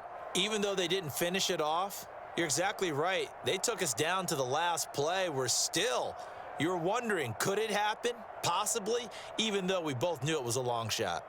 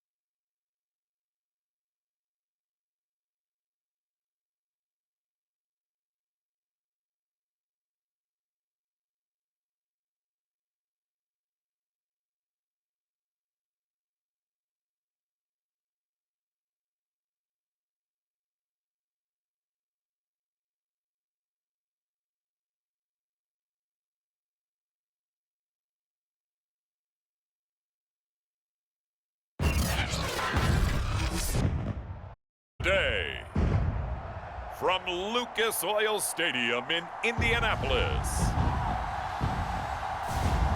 This is the NFL on EA Sports.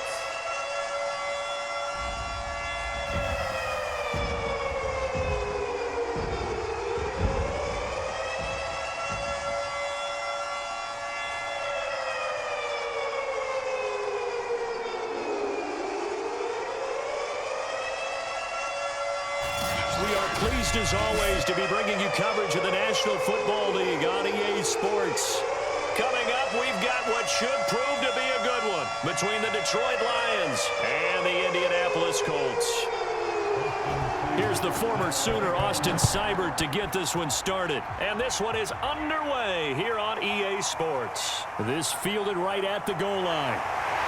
And not much happening on the return as he'll get this to about the 23. So the Colts now coming out for their opening drive.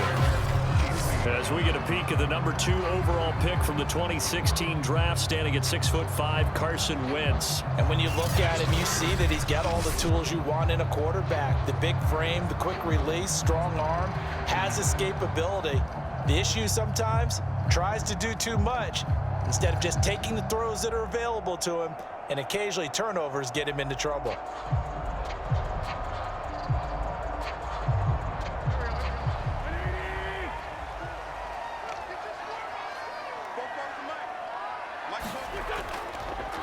They'll run. This is Jonathan Taylor.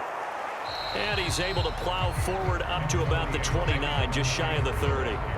The game's first play produces 6 yards, brings up second down. Good, strong run against the 3-4 set. And that 3-4, you've got to have your guys up front eat up a lot of blocks. The guy playing over the center, the nose, he usually has to take on double teams. But when you're able to successfully move him, you're often able to get some yardage, and that's when linebackers have to clean up and make tackles. He works his way forward for a couple up past the 30. Well, that's all about doing the dirty work right there defensively. Second and short yardage, that's all about plugging those gaps, not giving a running back a crease to run through, and has a nice job to hold him just a couple and force a third down. An early test, 2 plays in. This is 3rd and 2.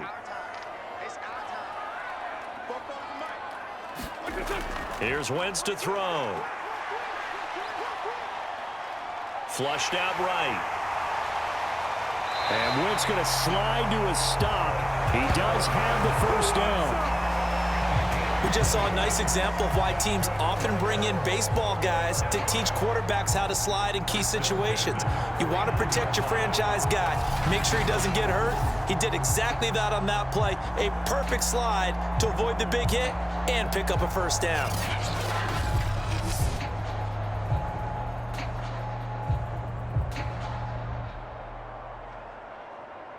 So the ball moves into Lion territory now. Here's 1st and 10 at the 49-yard line. Wentz going to give this to Taylor. And nothing much materializing there on the first down run. He'll get a couple, and that's it. Defensively, we always know that he is tough in run support, and I think the way that he gets there is he understands what an offense is going to do before the ball's even snapped. A great job of scouting prior to the game, then reading, reacting, and taking the right path to the ball carrier. The last run good for 2. Here's 2nd and 8. On the counter, it's Taylor. And he'll lose yardage here. Back at the 47. Now they're staring at a 3rd and 8. That last play backwards a yard. I like the strategy. Extra tight ends, extra beef. They want to run the football, but that means they probably want to run it inside. If you get strung out on the perimeter, you're in peril. Yeah, we saw the result. Negative yardage.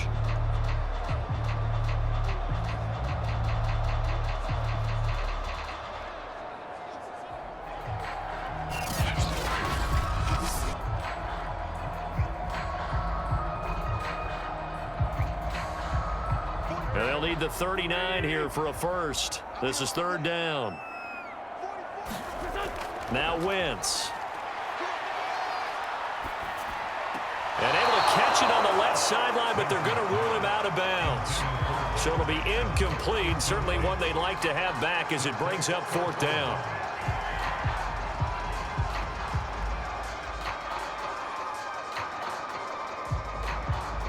To punt on 4th down, here's Rigoberto Sanchez.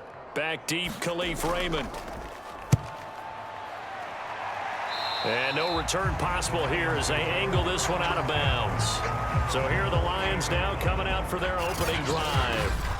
They're led onto the field by the former Cal Bear and the #1 overall pick in 2016, Jared Goff. And at one point, the ascension of Jared Goff was really, really strong. Back-to-back Pro Bowls, took his team to the Super Bowl and came really within 1/4 of winning it. But since that time, he's had bouts of inconsistency, and that's been the struggle for him as he tries to get back to the form he showed earlier in his career.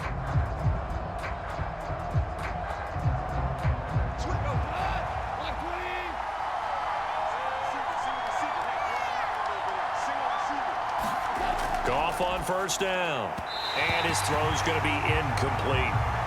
He's trying to get it to Amon-Ra St. Brown, but it's going to be second down. Not sure what happened out there, but it looked like the timing was a little off on that throw. Well, you know I'm a defender, so what am I going to say? Great defense. Darn right. They did something to disrupt that timing. After the incomplete pass, here now is 2nd and 10. Here's Goff. That's caught by the big tight end, T.J. Hockenson. And give him 6 yards here as he stopped near the 35 at the 34. And there's a completion to the tight end. And look at the size of these players nowadays. At that spot, 6'4", 6'5", and up. A lot of guys used to be basketball players, somehow came back to football. And that's really good for the game of football. You're getting better athleticism, great hand-eye coordination, guys who know how to control their bodies when they run their routes. And for the Colts, an extra defensive back in there now on 3rd down. A shotgun snap for Goff. We're going back to the same well. It's Hockenson again. And he will be very close to a 1st down, but I see the closed fist of the referee, and that means 4th down. Well, the coverage was tight that time. They allowed the pass underneath to him, but they rallied to him pretty fast, too. Converged on him and got him down. That'll bring up 4th down.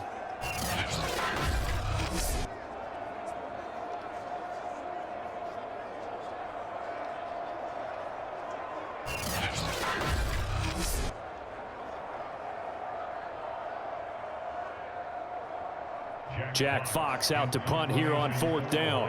Back deep for the Colts, Nyheim Hines.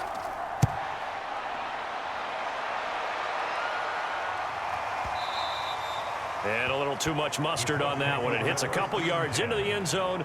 A missed opportunity there maybe to pin them back. Second drive coming up here for the Indianapolis Colts. They punted last time they had it. What steps, Charles, you think they have to take to make sure they don't do that again? Well, let's just go to the football 101, the trade expression 101. Win 1st down. Make 5, 6, 7 yards on 1st down and make it a 2nd and 3, 2nd and manageable.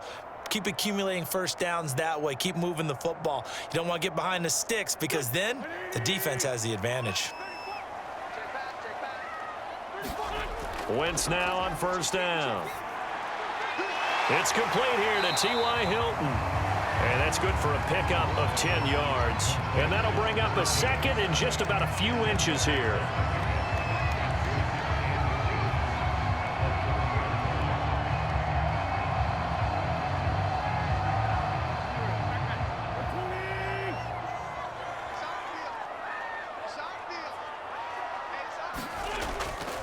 Running left, Taylor.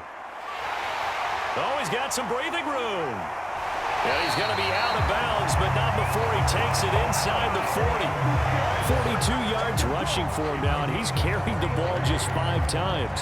Well, they came into this game saying it was important that they set the tone and show that they can run the football. And I believe that they've done that here in the 1st quarter.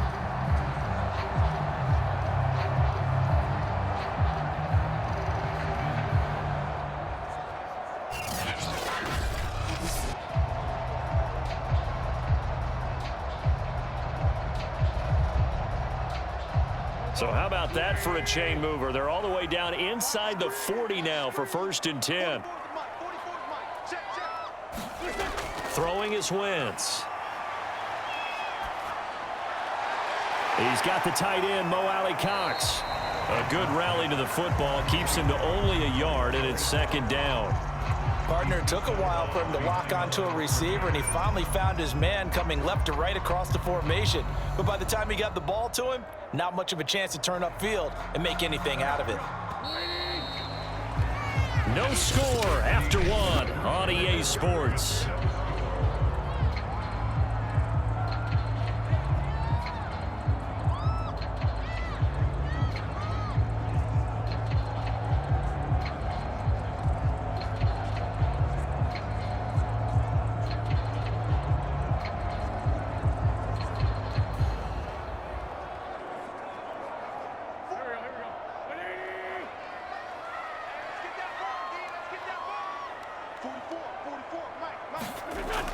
On 2nd down now, it's Taylor, and he is met quickly in the backfield. Down he goes, folded like a lawn chair. A yard in the wrong direction makes 3rd down tougher. 3rd down and 9. That's a play to take note of there for the defense. I think in the future, if you're going to try and block him, maybe you get a guard to help double team him and try and steer him out of the play. They should have done it on that snap.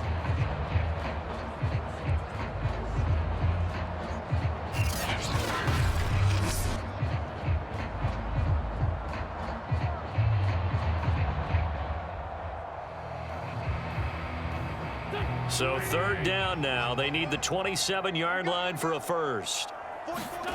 From the gun, it's Wentz. And this one is incomplete.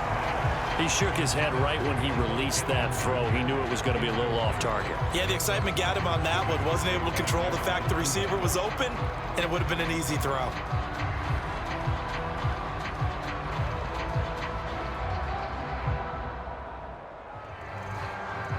Rodrigo Blankenship for the Colts field goal. This from 54 yards away. And this is good. It was running out of gas there at the end, but he winds up getting just enough on it. And the Colts hit the scoreboard first. It's 3-0.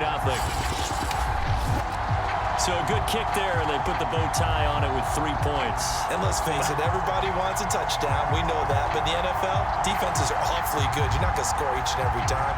Be able to knock the ball through the post and take the throw. By the way, I said bow tie. I meant just bow. Not the tie, but yeah. Either way. You got it. I just went right past it.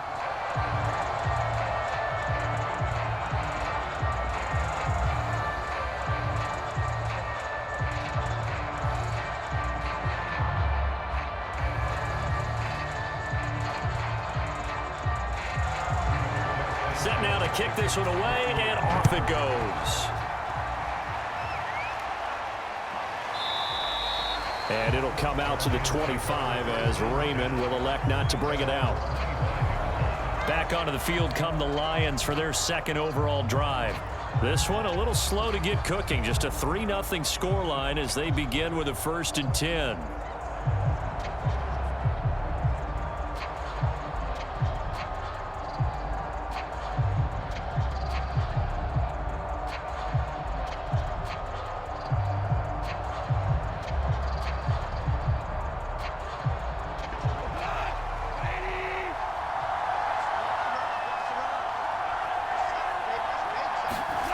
From the gun, here's Goff. And this one taken in by Cephas. He'll be dropped after a gain of about 6 across the 30 to the 31.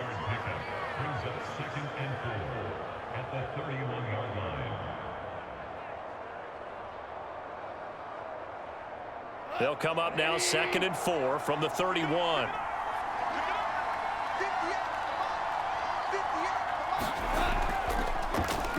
On the draw, Goff will give this to Swift. He takes this from the 30 to the 34. Well, if you're a football guy, that's a pretty run because everyone is in sync right there. Obviously, the guy carrying the ball, but how about the people up front? Leverage, athleticism, they created some nice space for him.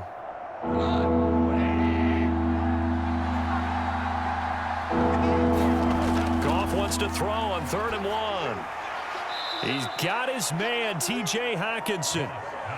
They got a completion there. That's clearly an example of one side happy, the other side not very happy. Defense, very, hey, take 1 or 2 yards. We're good with that. Offense, you got to expect to get more on the passing play.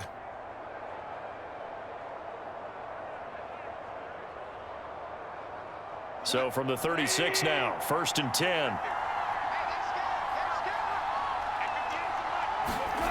Now Goff. The Colts are going to get him. Down he goes. Credit the sack to the Oregon Duck, DeForest Buckner. It seemed like he kept going through those progressions, and I thought he might dump that underneath, but he couldn't get rid of the football in time. And I have to wonder if he was thinking while he was back there, I wish there were a lot less progressions on this play. Just someone that I can dump the ball to and get it out of my hands.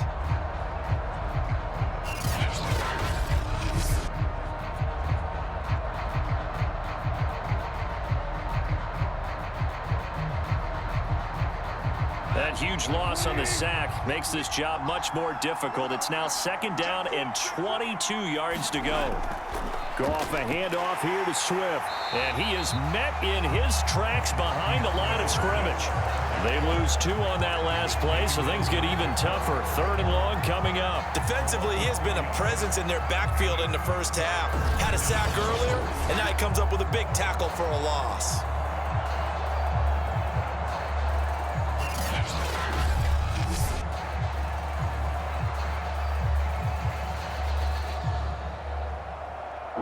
Need something from deep in the bag of tricks here after 1st and 2nd down. Went backwards. It's 3rd and very long.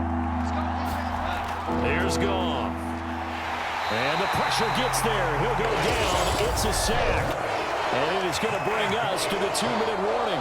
DeForest Buckner in there to take him down on what will take us to the 2-minute warning.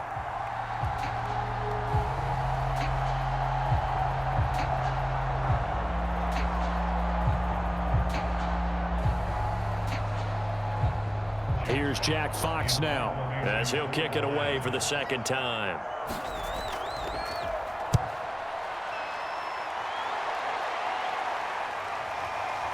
And this returnable for Hines. So a change of possession here on the punt. And the Colts will go on offense here, 1st and 10. Now Jonathan Taylor and the Colts offense retakes center stage. He's over 40 yards here in the 2nd quarter. Been nice and effective for them, hasn't he? He has definitely been dependable, and really shouldn't underestimate what he's getting done here, because anytime you're on a pace that's going to approach 100 yards, you've really done some damage in an NFL game. And now he's looking just to add to his totals. Good starting field position for the Colts as they have it 1st and 10 at the 39-yard line. Working from the gun, Wentz. That's complete to the running back, Nyheim Hines. So the completion results there in 9 yards, and that'll make it 2nd and short.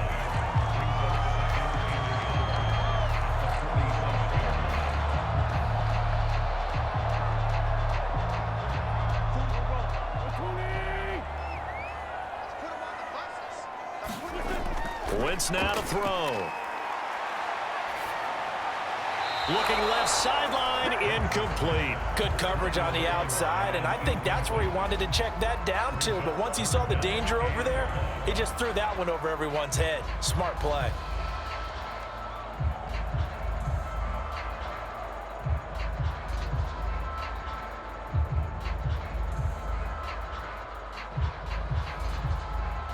They tried to throw on 2nd down, unsuccessful. Now it's 3rd and 1.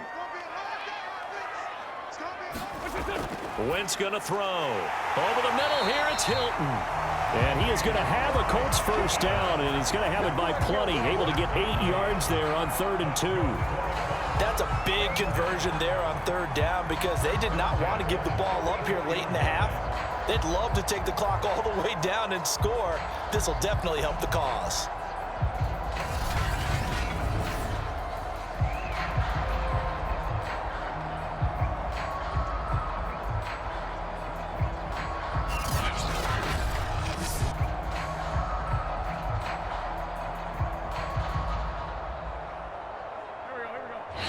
The Colts going to use the first of their timeouts as they'll stop it with just over a minute to go before halftime.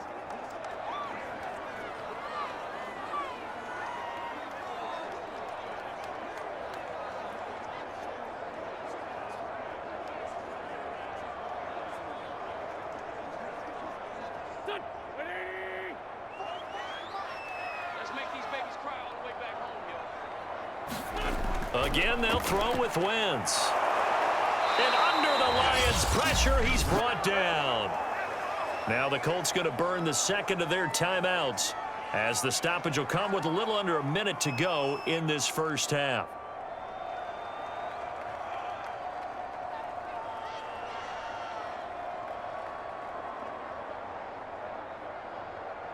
So still 14 yards to go, 2nd down.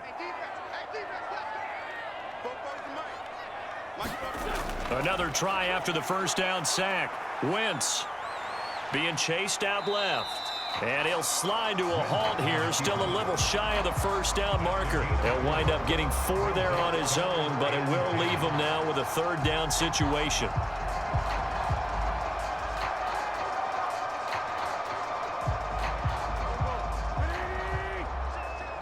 Big stop, D.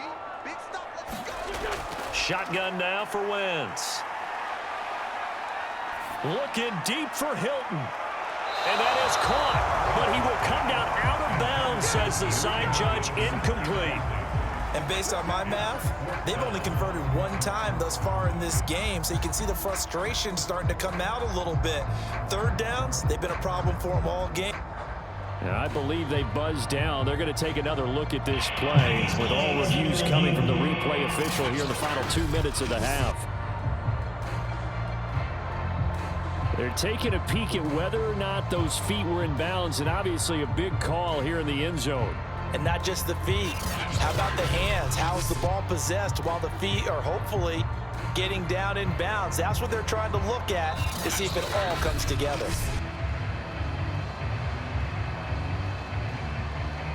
After reviewing the play, the ruling on the field is reversed. So that challenge, a successful one.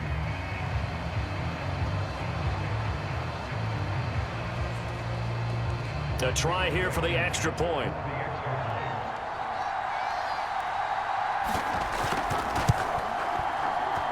It's up and good, and that'll increase their lead to 10-zip.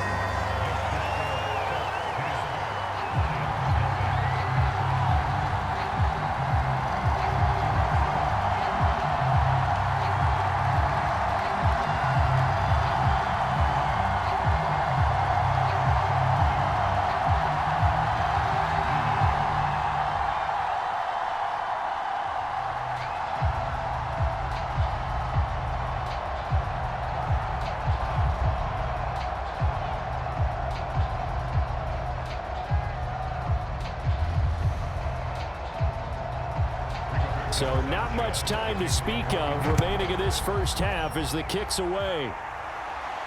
Here's Khalif Raymond to return.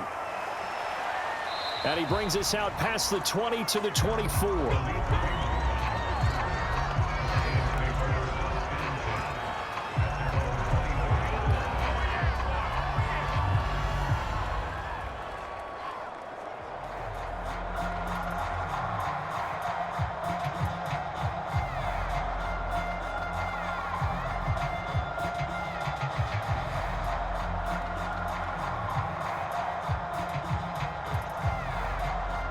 The Lions offense ready to kick off their next drive. And we'll see how aggressive they want to be in these final stages before the half. And they're just going to run it here up the middle. And he'll just push his way forward for a few as the clock will run. It's a pickup of 4, and it'll bring up 2nd down. So we hit halftime here in Indianapolis with the Colts on top. As we'll head down to Orlando, that's where we find our man Jonathan Coachman at our EA Sports Halftime Report. Coach. Okay, Brandon, thanks very much. And welcome in, everyone, to an abbreviated version of the EA Sports Halftime Report. Okay, Brandon, thanks very much. And welcome, everyone, to this abridged version of the EA Sports Halftime Report. This one has been a hard-hitting affair to this point, and you got to expect we'll see more of the same in the second half. And to bring the action your way, let's get it right back out to Brandon Gott. All right, Coach, thank you, and we welcome everyone back for quarter number 3.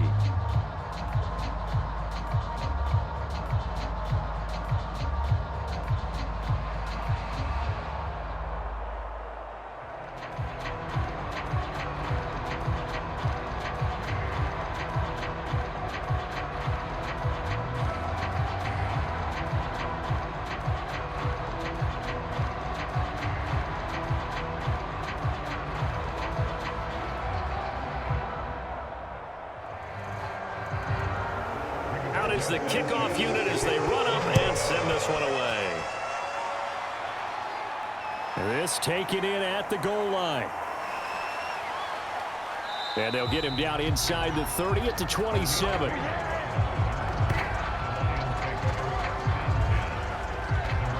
And the The Lions getting set to go on offense to start the third. And they're still very much in this game, although they do trail. What's the game plan, Charles, for the second half? It might be a little counterintuitive because most people will think losing equals passing the ball more, but I'd establish the running game. They kind of went away from it in the first half. I think if they get back in balance, it'll help them when they put the ball back in the air.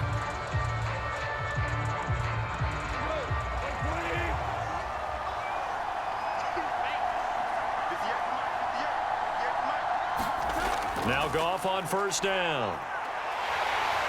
And he'll be brought down by the Colts.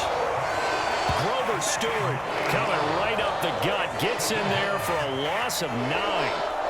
Okay, was it a breakdown in protection? Did the running back not pick him up?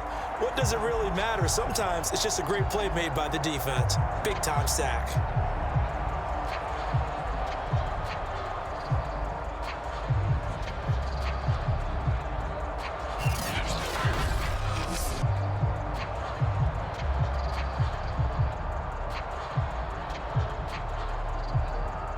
And they need to work to at least get some of this yardage back after the sack. 2nd and 19. Out of the gun. Goff. Open man. He's got him. The tight end, Hockenson. Only 3 yards on the catch. It's 3rd down. That was an okay hook up there with his tight end, but unfortunately, they didn't get the kind of yards they had hoped for. That's going to bring up 3rd down. This offense in desperate need of a conversion as they come up on 3rd down. Now it's Goff. He's going to sling this deep downfield. And that almost intercepted. Oh, they would have loved to have their first pick of the game right there, but at least it does get them to 4th down. I'm sure this isn't a novel thought, but maybe run some simpler routes instead of trying to get it all back in one shot. Defense certainly appears to be ready for them. Try and get it back little by little instead of in big chunks. Now on 4th down, on is the punt team sending this one away. Hines now on the return. We'll call that a punt of 54 yards. Well struck. And out will come the offense as they take over. Here's the Colts now as they get ready for their first possession on offense of the second half. And that last drive was very, very balanced, pretty methodical. You think they go that route again? I'm always of the school that until they stop me from doing something, I'm going to continue. And I think that that's exactly what they'll look to do. But the beauty is the balance that they've created sets up opportunities for big plays. Looks like a run, turn into a play action, and throw it one deep.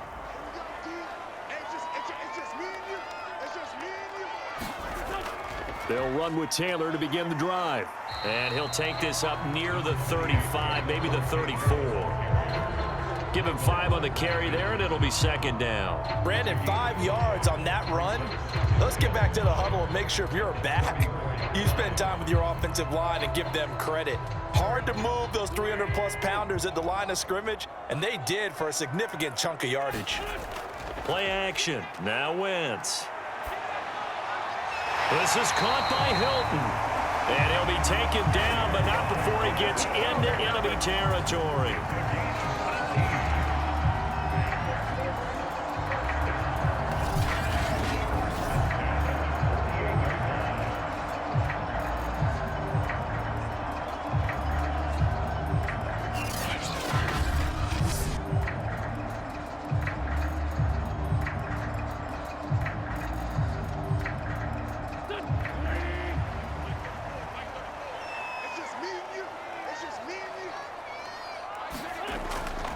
First and 10, Taylor now.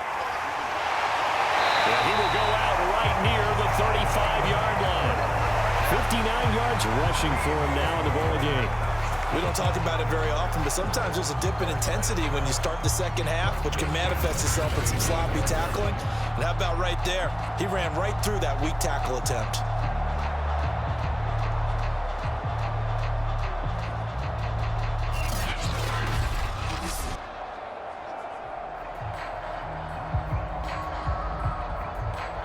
Ball up to the 35 now as they come up on 1st and 10.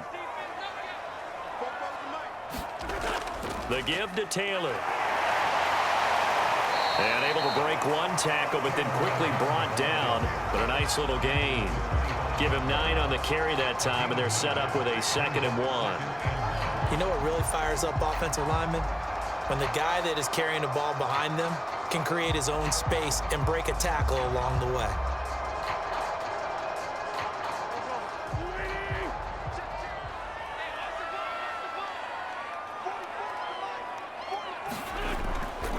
On 2nd down, it's Taylor. And he'll take it down here just shy of the 15 at the 16-yard line. In my book, that's running the ball well, but with intelligence. How about him keeping the clock moving, staying in bounds? Yeah, even though it's the 3rd quarter, you're thinking ahead, aren't you? This is where your running game can really help you with a lead in the 2nd half. I agree totally. It's not just end-of-the-half situations that you worry about the clock. It's throughout the game. And with a lead, stay in bounds. Make them fight harder to try and catch you.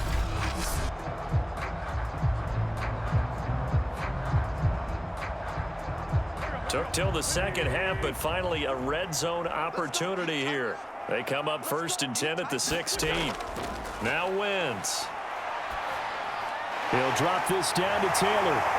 And here he'll get it down to the 7. That'll give him 8 that time, and that'll bring up 2nd down. He's already proven to be a factor in the running game on this drive. Now he gets involved in the passing game. I think what we're seeing here is the modern version of workhorse in the NFL, being able to run it and catch it with equal proficiency. He's not gonna get me. 44's the mic. 44. On 2nd down, it's Taylor. Pretty move. And he will fight his way into the end zone for a touchdown. Jonathan Taylor taking it in from 7 yards away. And the Colts add on to their lead. So the first drive ended in 3. This time they take it down and punch it in the end zone. So that first drive felt like they were just gathering knowledge, didn't it? Just enough to kick the field goal on the first one. And the second time they put it all together and got it all the way to the end zone.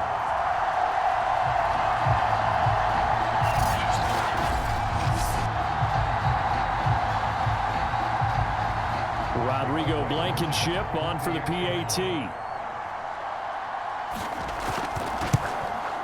He's got it, and it's 17-0.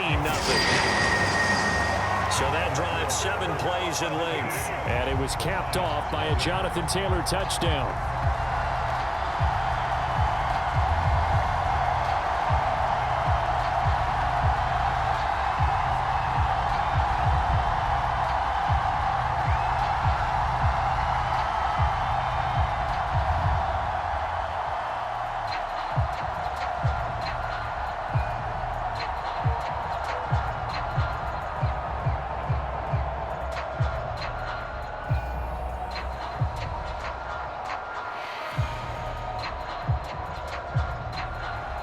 Sanchez now, he'll kick it away following the touchdown. Taken at the goal line. And a good return as he'll be stopped just shy of the 30-yard line. Detroit's offense ready to take over. And last drive, 3 and out. Still a goose egg on the scoreboard. How do they break that goose egg? They've got to find a way to get the ball in the hands of their playmakers, get them some space, and try and make a first down and get some momentum going. It's been a struggle for them throughout the game, and that 3 and out on the last possession, that told you just how stalled they are on offense. So who will step up here? We'll see. On 1st and 10, Goff. He gets this complete to Cephas. And they get him down, but not before he takes it across the 40-yard line. Well, we talk all the time about playing situational football, and right now I think the scoreboard is dictating what they need to do. Where they are in this game, they've got to push the ball downfield, take their shots, try and get big chunks of yardage in a short amount of time. That was a nice play there. Goff throwing over the middle, but it's incomplete.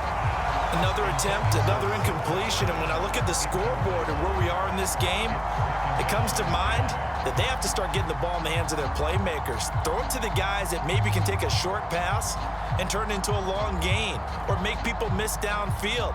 They've got to have points, and the guys who can put the ball in the end zone, they're the ones that need to touch the ball. Third quarter here in Indy. This is 2nd and 10. Goff now to throw. He's going to float this one deep right side. And this is caught inside the 5. And in for the Lions touchdown. Khalif Raymond. 59 yards. And the Lions are able to get a score back in the final stages of this third quarter. Extra point by Seibert, up and good. And that is going to do it for this third quarter of action. We'll return with more after this break. You're watching the NFL on EA Sports.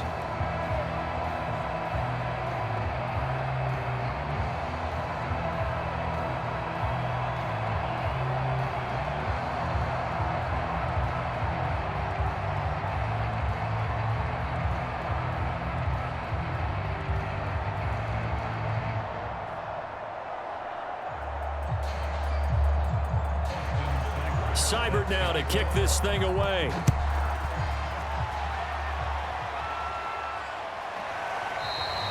The drive will start at the 25-yard line here as Rodgers will not return it. Here comes the Indianapolis offense now as they get set to take over. This game was really a tussle, seemed like just a moment ago, and now they've got the momentum. A couple of scores on their last pair of drives and a 2-score lead. I think here now you go conservative, right? Run the football, work the clock. You know, I usually agree with you, but I'm going after them right here. I want to put this bad boy away. I wouldn't be afraid to throw it. They've got all the confidence, all the momentum on their side. Go ahead and take your dagger shots and try and finish this one off. I disagree vehemently. I say run the football. You've got the lead. Well, let's watch it and find out who's right. And not much to speak of. Call it a 1-yard gain up to the 26.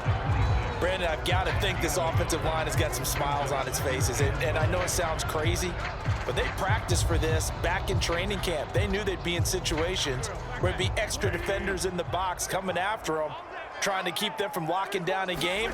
Right now, they want to show the world they're up to the challenge. And he's able to take this one up to the 35-yard line. 93 yards rushing for him now as he has been tremendous all day long. At carries like that, that's how they're going to continue to salt this thing away here, Charles, in the fourth quarter. Yeah, how about that? A new set of downs. Clock continues to move. No better way to close out a game than to tap those mastodons you have up front and say, guys, keep pounding them. Let's keep the ball, keep their offense on the sidelines, and let's close this one out.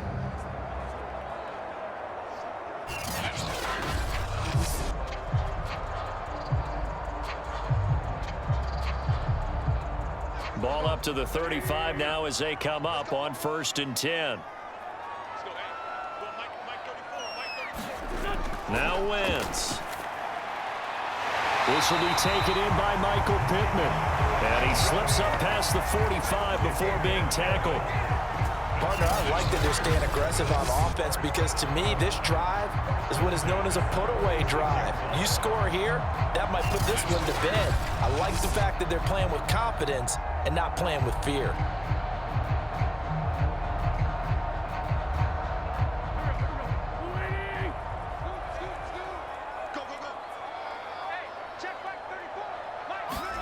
On 1st down, Wentz. He's got his target. That's Zach Pascal. And they'll get him down as he's inside the 40. These guys are running offense like you drive. The pedal is down, stomped down. How about that? Back-to-back completions. They are rolling. So much for being conservative and running that football.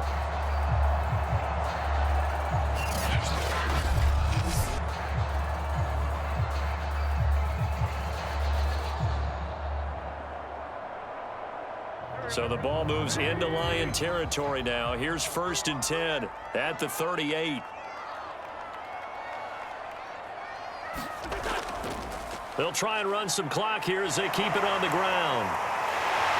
And he takes this just a few yards shy of the red zone before going out. Well, That's a carry they have to be satisfied with, and throughout this game, they've been satisfied with what he's given them. Whenever they've needed a big run, a first down, he's the guy they've turned to, and it doesn't matter what the defense thinks. They feel like they've got the confidence to keep handing it to him and keep picking up good yardage.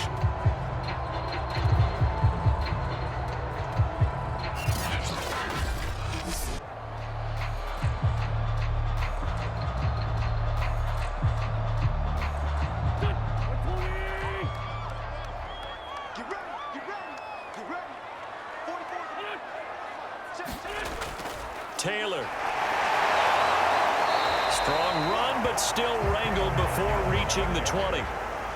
Credit him with a 1-yard gain there to make it 9. Early down stuffs to put this offense in a precarious position. We know that securing the point of attack, especially against the big-bodied guys in the middle of this D, has got to be priority one.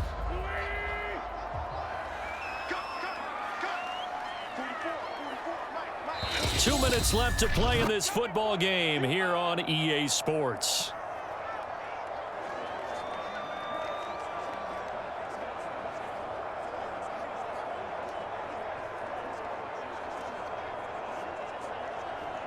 So the Colts in possession of the football as we get you reset. And you'd have to figure they're just looking to burn these final 2 minutes away and get out of here with a victory. On second down now, it's Taylor. And he'll keep it moving down to the 15-yard line. So fragmented warning, and here's another timeout taken with 1:55 remaining.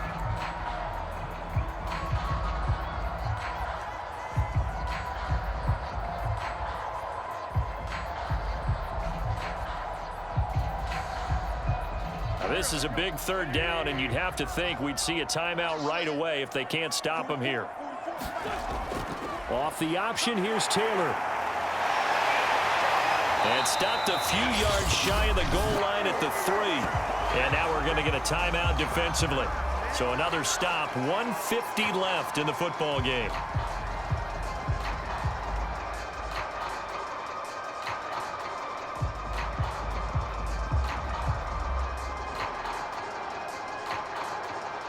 A good chance now to put this game on ice. This is 1st and goal. They'll look to run with Taylor. And he's into the end zone. Touchdown, Indianapolis. Jonathan Taylor, his second touchdown of the afternoon. And the Colts, they add on to their advantage.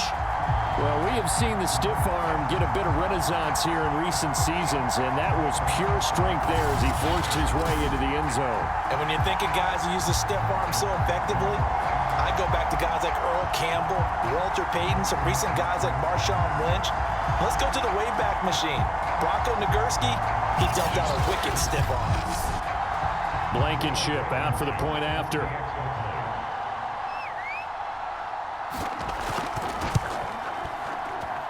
And that'll make this a 3-score game as opposed to 17. So a nice drive put together there. They go 75 yards in 9 plays. And it was capped off by a Jonathan Taylor touchdown.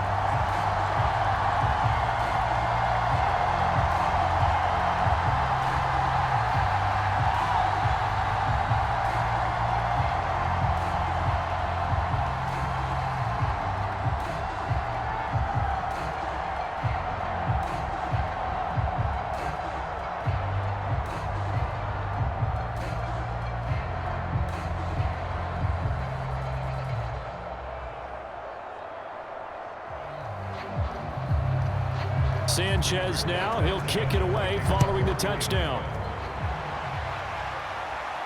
Khalif Raymond now. And it's a pretty good return here as he'll get this up to the 29.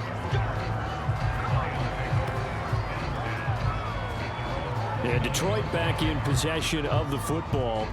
They're down big here late. I don't know. You just one last drive here for pride? Some people like to do that. I remember playing for a guy once. We were down huge, and someone said, "Coach, what do you want to call?" He just waved a hand like, "Who cares? Let's get out of here and do something some other time." But some teams like to do something at the end to feel a little bit better as they continue to move forward. Yeah, probably just want to put this one behind them. On first down, it's Goff. And that nearly their first pick of the game, but it falls down to the ground incomplete. Another pass attempt, another incompletion. You figure defensively, you're in the fourth quarter here. You've held a team under 100 yards passing. You've done your job. Especially in today's NFL, which is truly a pass-first league. Throwing again on 2nd and 10. Goff. Right side, it's the tight end, Hockenson. 9 yards, not quite enough, and they'll be left now with 3rd and 1. There's a completion to the tight end, and I think that we're looking at something out of central casting, frankly. Absolutely. I mean, size, the hands. Speed, can flat out run. You put that whole package together, you light up the eyes of an offensive coordinator, don't you? Goff on 3rd down. He's going to let it fly. It's incomplete. Took a shot, couldn't connect. This defense was definitely alert to the possibility of the deep ball, and they were more than ready for it. They've got the lead, 4th quarter. Maybe can expect more passes like that downfield.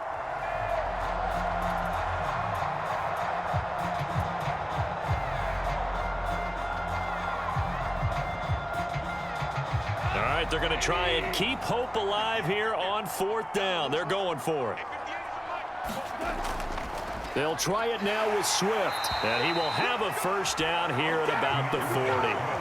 At first glance, I actually wasn't sure that he got it, but he ended up getting it by about a full yard. He certainly did, but it took a little effort, didn't it? Took some nice push, a little crease inside, and some determined running to make sure that he got the 1st down. They're going to need to get up and set in a hurry. Now a 1st down throw. Goff. Looking right sideline, but it's incomplete. Trying to get that one to his tight end, and they've been trying to get the ball to him, but as of yet, unable to successfully complete one. But there's usually a nice comfort zone in throwing to the tight end. Great sight lines, usually right in the middle of the field. So now 2nd and 10 after the incompletion on 1st down. Goff now looks to throw. Incomplete. It's been that kind of a day so far throwing the football. It just seems like nothing going right offensively. Yeah, it's a catch that should have been made, pure and simple. And look, everything else that goes into running a good pass route, throw it all out if you don't catch the ball. Been that kind of game throwing the football so far. Nothing going right offensively. Throwing on 3rd. Goff. Now a desperation throw deep downfield. And that will be incomplete. Well, they weren't scared to let it fly, but it falls to the ground and brings up 4th down. I guess at this point, Charles, heck, why not take some shots? I would agree with that totally, because a big play can't hurt at all. Heck, you might get a pass interference call out of it. Somehow the ball might get tipped up and you come down with it.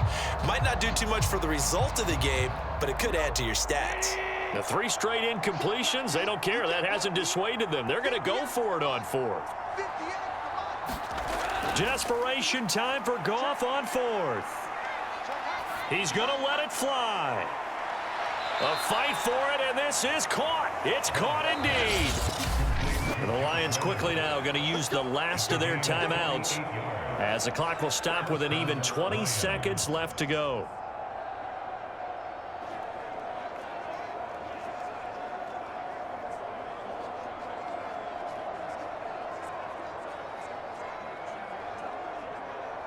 So how about this for field position after the big play? Inside the 15 now as they come up on 1st and 10. Goff now looking to throw. Now the pressure gets there, and he goes down just inside the 20 at the 19. DeForest Buckner able to disrupt yet another pass play. That is his 3rd sack of the afternoon.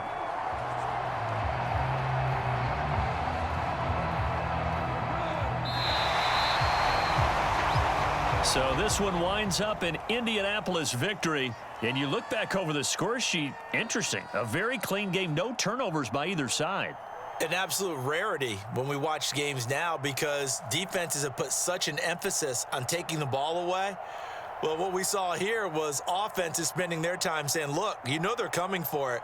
Ball security is paramount. So they worked on that, not just a week of practice, but I'm sure all during training camp.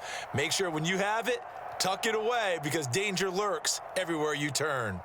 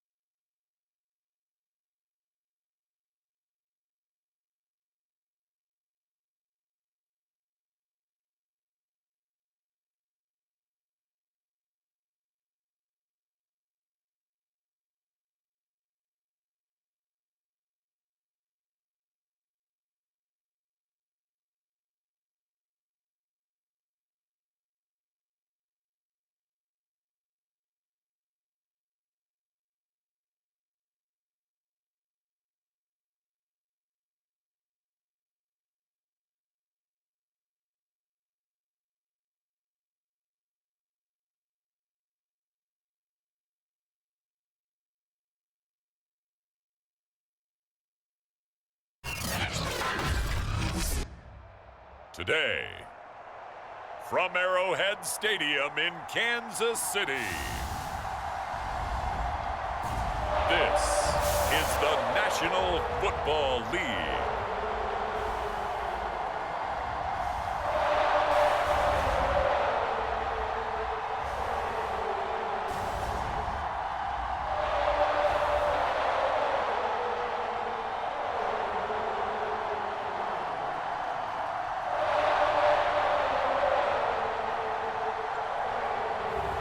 We'll see Patrick Mahomes and the Kansas City Chiefs taking on Ryan Fitzpatrick and the Washington football team. It is perhaps the best home field advantage in all of football, and certainly the loudest, as we welcome you inside Arrowhead Stadium in Kansas City.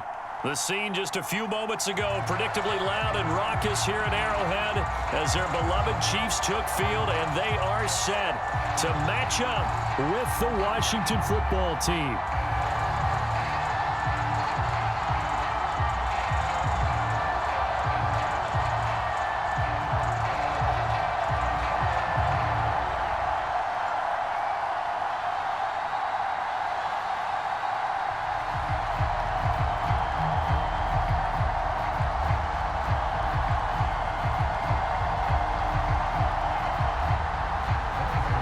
Here's the kicker, Harrison Butker, ready to get this one started. And we are underway from Kansas City.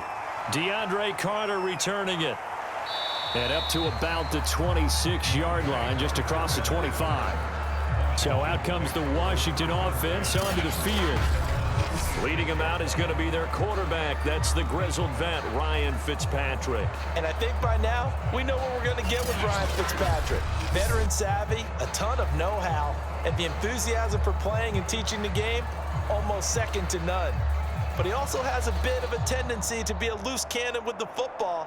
Oftentimes that works out. Sometimes it costs his team, but never a dull moment when he's on the field.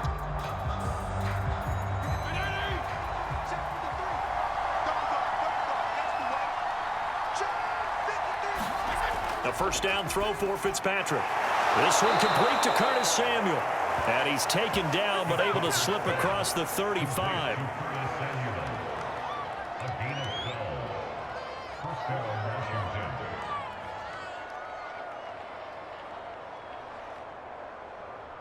So here's a 1st and 10 at the 38. Fitzpatrick.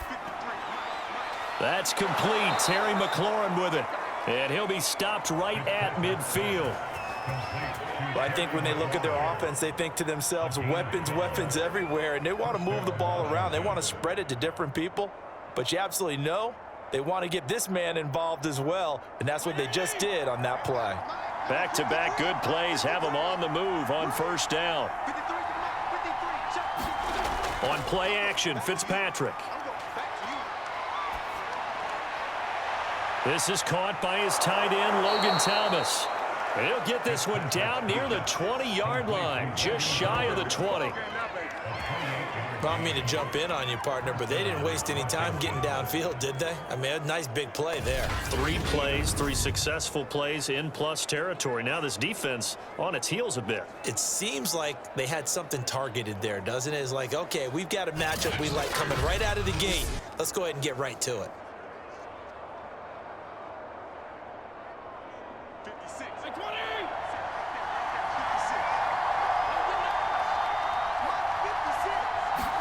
On 1st and 10, Fitzpatrick.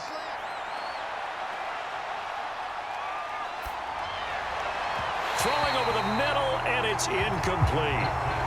He was trying to get it to Terry McLaurin. That'll bring up 2nd down.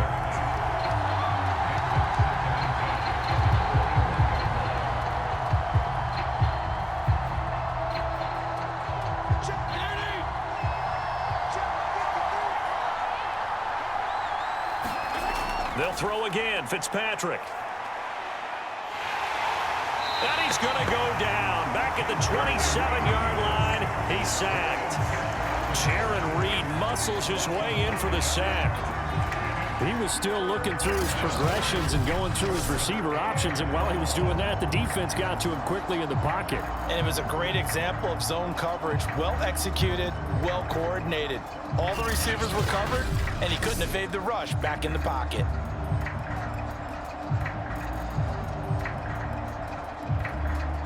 Third and long, Fitzpatrick following the sack. What can he and the gang come up with?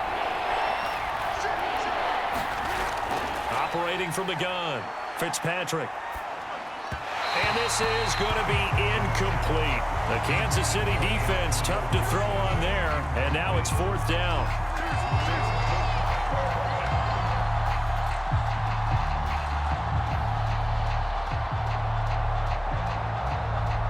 Now on comes the Washington field goal unit.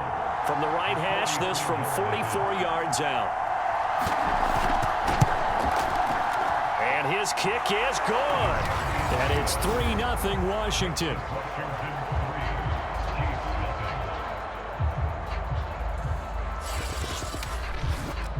So the opening drive does yield points, maybe not the 7 they wanted, but they'll take the 3. Accumulating first downs does not go up on the scoreboard, but it does go into the DNA of a team that's trying to establish itself to start a game. That has to feel pretty good for them. They'll take the 3. Yeah, they had 3 first downs and 3 points.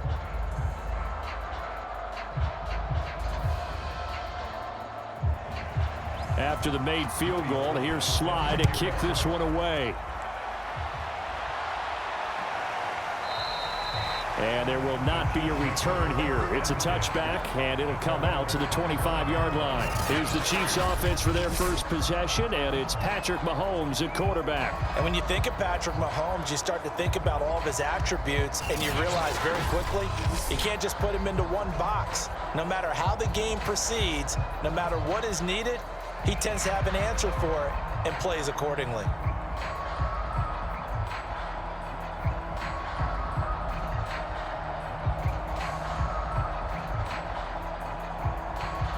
Mahomes will lead the Chiefs up 1st and 10 at their 25-yard line. They'll run for the first time with Clyde Edwards-Helaire. And he's taken down but able to slip across the 35. We use the word relentless a lot with guys who are aggressive on the field. In this case, it really fits, doesn't it? How about his ability to break tackles and his feet never stop moving?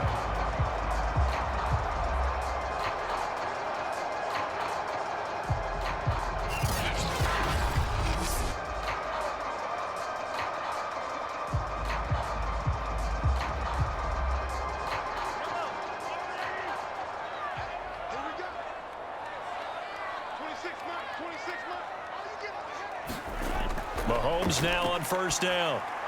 They'll set up the screen to Edwards-Helaire. And he'll get it out near the 40 to the 39. They'll contain him to just 4. 2nd down. Boy, that was certainly well-read defensively. And the key to any screenplay is space to work. And there was none to be found there. And they tackle him for just a short gain. Now a 2nd down and 6. Now here's Mahomes. And that nearly an interception here on this opening drive, but he gets a reprieve. It's 3rd down. Oh, man, that was close. The opportunity to change momentum, big play, right in his hands, unable to come down with it. A sigh of relief, no doubt, on offense that fell harmlessly to the ground. So after the 2nd down incompletion, they'll come up now against a 3rd and 6. Looking to throw is Mahomes. That's out to Hill, right side complete. And they've got it well across midfield, down to the 40 before it's all said and done. And let's let's face it, that what we just saw there, not a surprise, is it? I mean, this is what he does well. And if you don't tackle him as soon as he catches the ball, this is the end result. Big yardage after it. Got the speed, the agility, so good with run after catch. And we're only in the first quarter, so they better get a wrangle and a hold on that quickly. Yeah, you're exactly right. And what's really difficult to try and defend him is if you want to press him so that you get him on the ground quickly after the catch, a lot of times he'll just run past you at the initial point of contact, and he'll go deep. Now it's Mahomes again. This one complete to Mecole Hardman. And brought down, but not before they're inside the 25. Hardman sold the go route really well. Thought he was going deep, then curled it back inside for a nice completion. DBs love when they pump the brakes, don't they? Yeah, that's really a whole lot of fun. It's almost like you said, listen, if you're going to sell the go, just go. And let's see who's faster.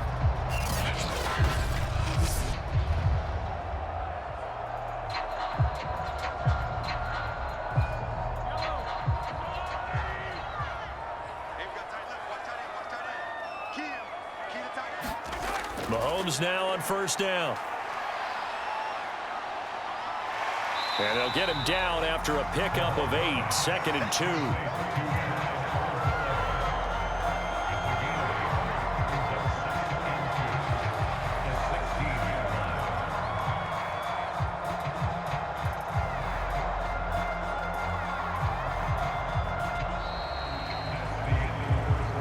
Nothing after 1 on EA Sports.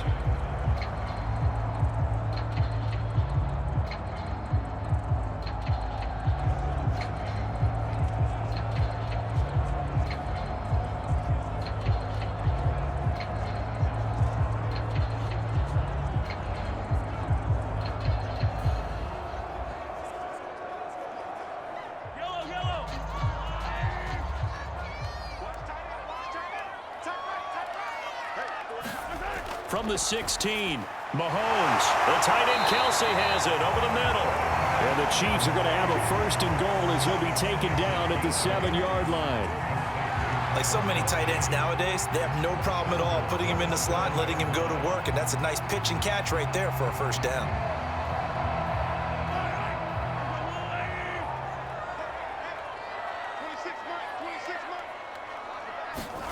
Now Mahomes. And that's caught. It's Kelsey. Touchdown, Kansas City.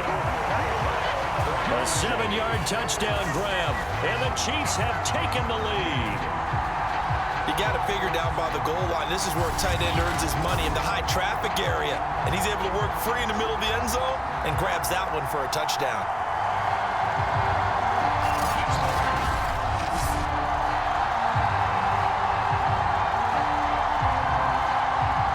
Butker is on for the extra point.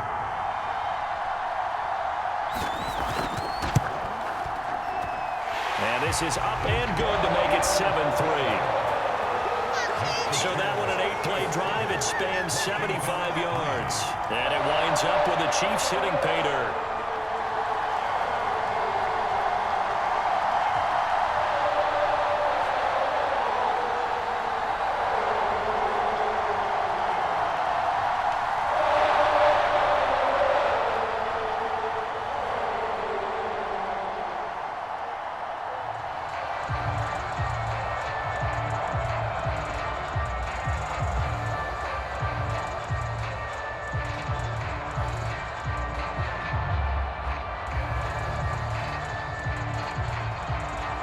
Now after the touchdown, here's Butker on to kick it away. No return here for Carter, and this will be a touchback. Now Washington going to retake the field for drive number 2.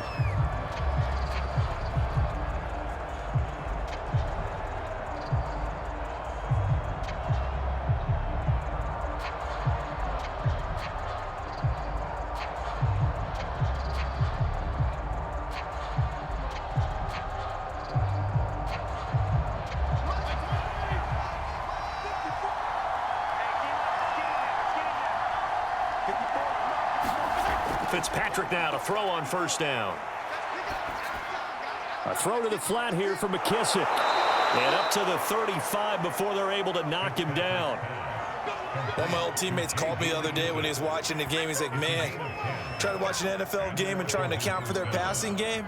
That's difficult. And just when you think you get everything covered, here comes a back out of the backfield. And in this case, he picks up a first down. Ball up to the 35 now as they come up on 1st and 10. And he slips up past the 45 before being tackled. That's pretty much meat and potatoes right there, wasn't it? Just go right at him and let your big horse charge up the middle. Not too fancy there, was it? Nothing fancy at all, challenging that defense. And on that go-around, the offense won the challenge.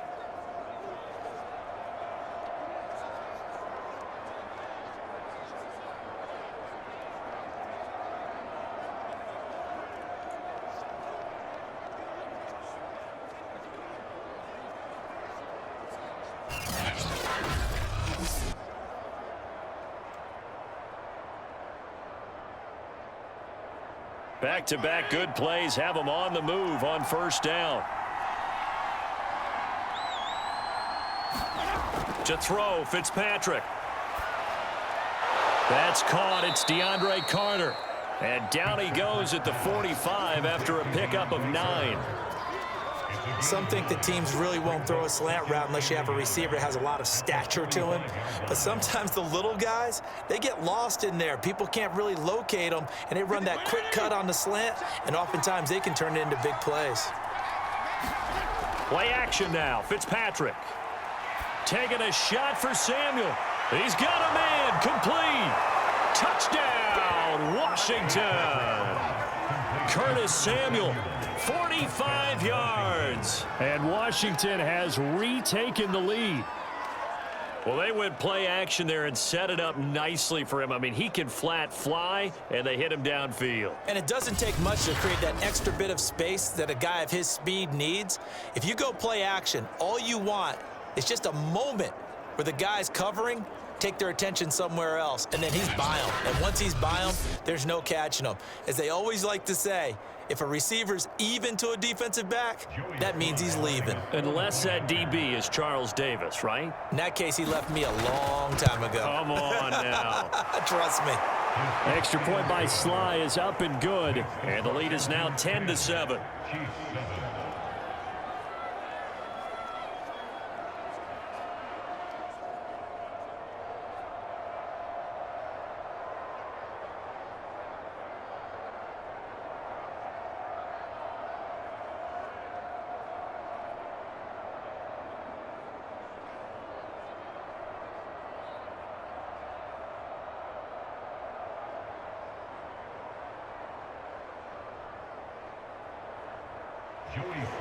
Joey Sly now to kick off after the touchdown. This fielded right at the goal line. And he'll take it up past the 25 to the 26-yard line.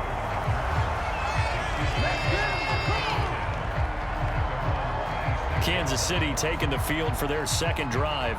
And that last drive, a long drive, but not just that, they had a great air attack going. Do they stick with that?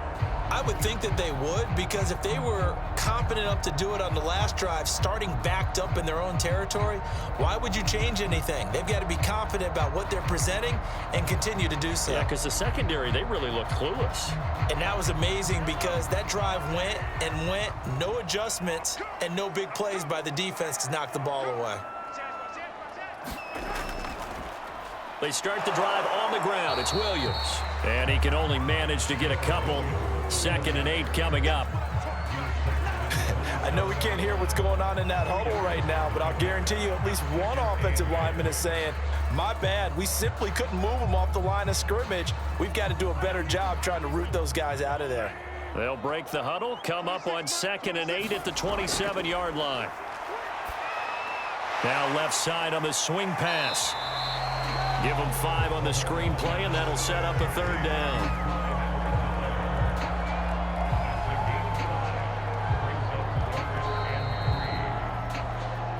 2 minutes remaining in the first half. 10-7, our score.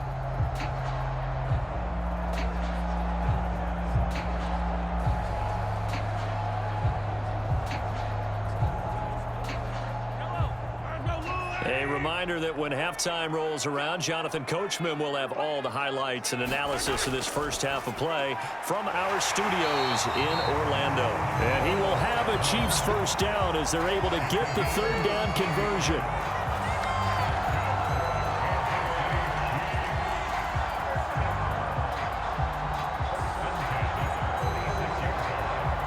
First down now, but the clock continues to move. They go play fake. Mahomes. And he'll get this into the hands of Hill, complete. And he'll go down, but not before getting this inside the 30. And as a quarterback, you always want to exploit gaps in the defense, and he finds one here. Crossing route, working from right to left across the field. And once you get defenders going in the wrong direction, it is awfully hard for them to pivot back, and you end up getting the first down.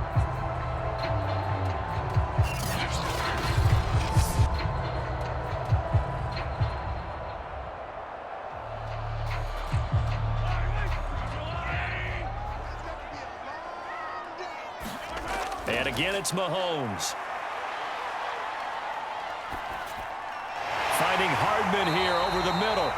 And taking it to the 15-yard line before he's brought down. The Chiefs now going to use the first of their timeouts as they'll stop it with just over a minute to go before halftime.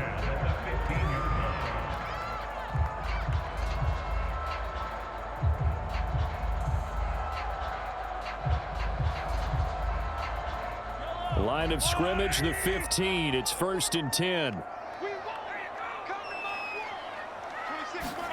Operating from the red zone now, Mahomes. Got his man complete over the middle. It's Hill. Now another timeout called for by the offense as the stoppage will come with a little under a minute to go in this first half.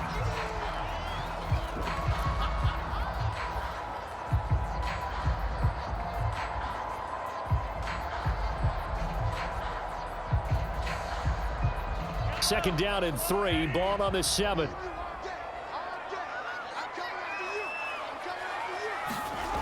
Working from the gun, Mahomes. And that'll be caught. Touchdown, Kansas City. DeMarcus Robinson. A 7-yard touchdown grab. And the Chiefs are once again going to retake the lead. CD for them. This has just been an offensive explosion here in the second quarter. Yeah, held scoreless in the first quarter. Now they find the end zone again here in the second. Sometimes you just have to have some patience. A lot of people think it's always an adjustment. You have to change what you're doing. Sometimes you just have to do your game plan just a little bit better. And I think that's part of what we're seeing here. Extra point by Butker is on target. And the lead is now 14-10. So that winds up a 7-play drive all told. And it's capped off with a Kansas City touchdown.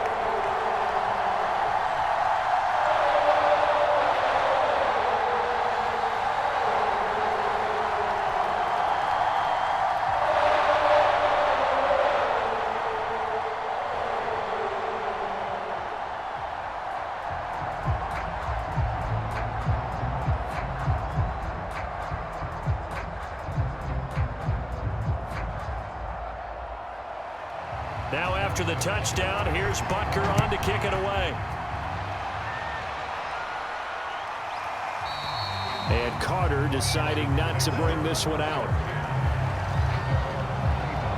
Fitzpatrick and the rest of the Washington offense back out onto the field. Been a decent start for him here in this first half, but bottom line, his team's losing. They got to fix something. And it starts with him. He has to keep that little quarterback strut going right now to make sure that his team sees him as confident. Continue to try and up his game, but just let him know, hey, if I'm around, if I'm the one calling signals and throwing the football, just follow me, we'll get there. Sometimes that will do more to elevate a team than anything else. See if he has that confidence. And they're able to get this one across the 35. And Washington now going to use the first of their 3 timeouts as they get the stoppage with just under 50 seconds remaining in half number 1.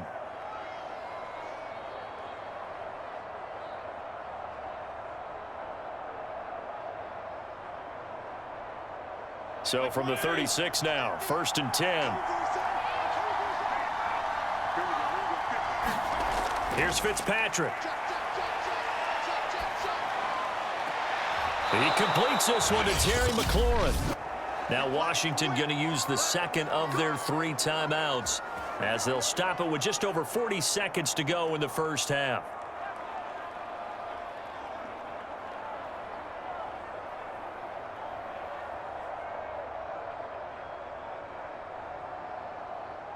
Back-to-back good plays have them on the move on first down. Fitzpatrick to throw it. Toward the center of the field, but it's incomplete. I think he's a little trigger happy right there, and it turned into an ill-advised throw into their zone. Well, we know he has confidence. He'll throw it any place, anytime, anywhere. That time it fell incomplete. 2nd and 10.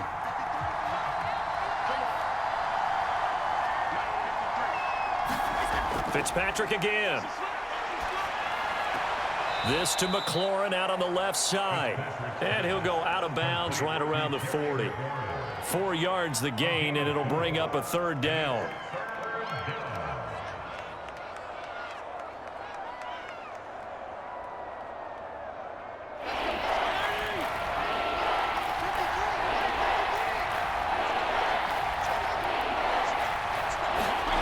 Now Fitzpatrick.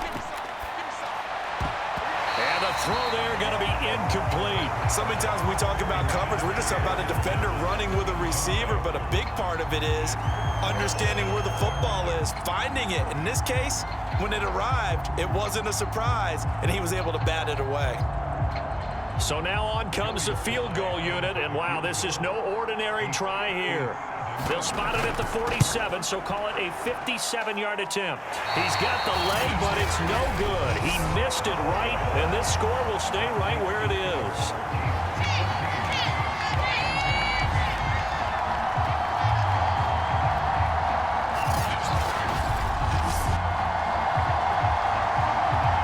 The Chiefs going to go back on offense one final time in this first half.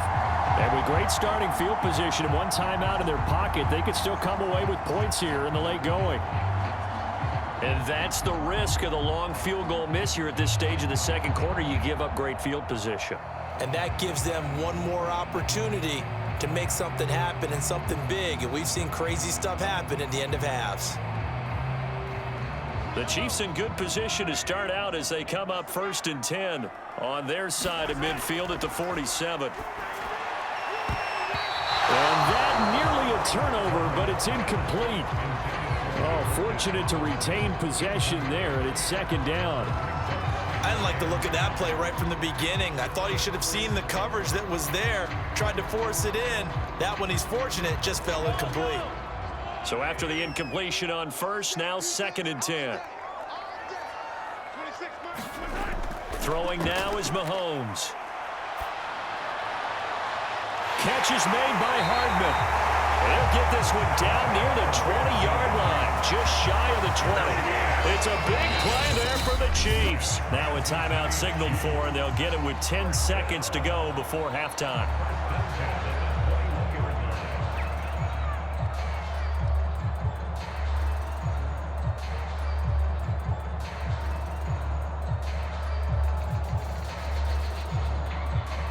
So even though it's 1st down, here's the field goal unit on now to try to get 3 before halftime. On the left hash mark, this a 38-yard attempt. Butker's kick here is good. And that moves him up by a touchdown now at 17-10. So a nice kick there as they add 3 to the lead. And from what I've seen so far, Brandon, I think they've been the better of the 2 teams here in the first half. So even though you want the touchdown, I think that's a nice job there to put 3 points on the board.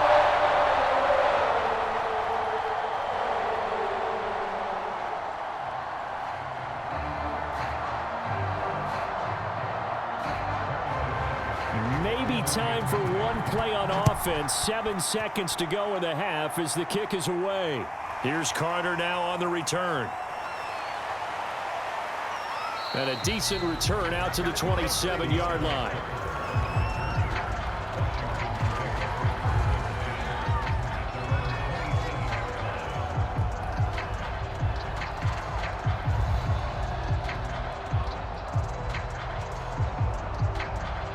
No reason to do anything foolish as they'll snap it one more time on first down. He'll take the knee, and the final couple seconds will tick by in this first half. So we've come upon halftime here in Arrowhead with the Chiefs on top. As we'll send you down to Orlando, we check in with Jonathan Coachman for our EA Sports Halftime Report. Coach. All right, Brandon, thanks very much. Welcome, everybody, to our abbreviated version of the EA Sports Halftime Report. Okay, right, Brandon. Thanks very much. And welcome in, everyone.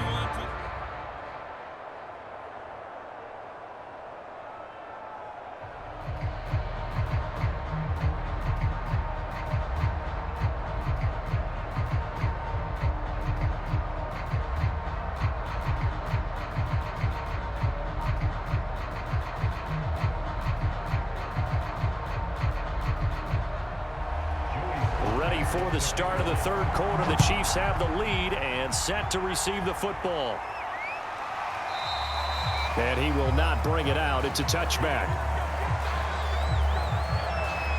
Here comes the Chiefs offensive unit as they'll have it to begin quarter number 3. And Charles, they've got the lead. Put your coaching hat on here now. What's the game plan for the second half? I think getting the running game going a little bit more, because I thought in the first half they didn't get it moving the way that they would like. They had success throwing it, but I think these first couple of drives, they'll want to get those running backs going and give them more opportunities, and I will guarantee you that those guys were lobbying for them in the locker room at halftime. Play action. Now it's Mahomes. And going deep for Hill. A fight for it, and this is caught. What a catch. And all the way in for a Kansas City touchdown. Tyreek Hill, 75 yards. And the Chiefs come right out of the locker room and score here in the opening minute of the third quarter. And we didn't even get a chance to settle in for that drive. A quick strike of 75 yards, and they find the end zone. Don't you get the sense that film study was behind this one, that they saw something that they thought they could take advantage of? The key is calling it in the right situation, knowing when it exists to go to it. They did exactly that. They've got to feel really good about what they did in advance of this game. Just looking down at the sideline now, their defense is like, man, can you have strung that out just a few plays? Give us a break. Back out there. Hey, man, give that water break and get on out there and play. Extra point by Butker is on target, and the lead now up to 14.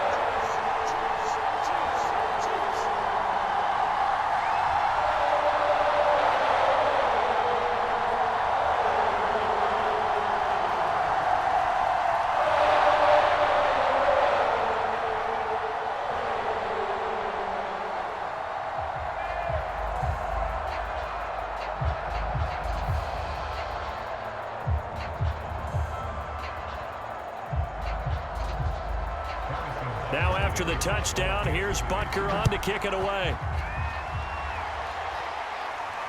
Here's Carter now on the return. And he takes this near the 25. Just a little pass there. Call it the 26.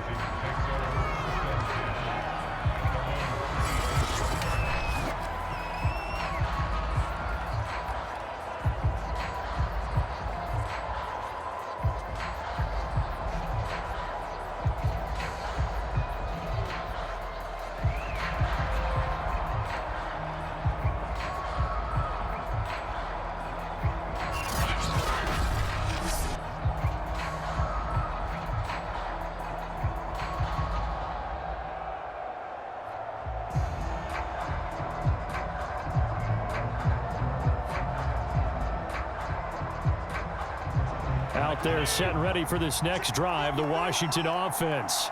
And their deficit a little wider than it was at halftime. Does that touchdown a minute ago change the thinking here at all? I think it does, at least a little bit, because now urgency has to start setting in. You can't go out there and go 3 and out and run the risk of falling behind substantially, but you have to do it without pressing, because pressing, that'll lead you into bigger errors.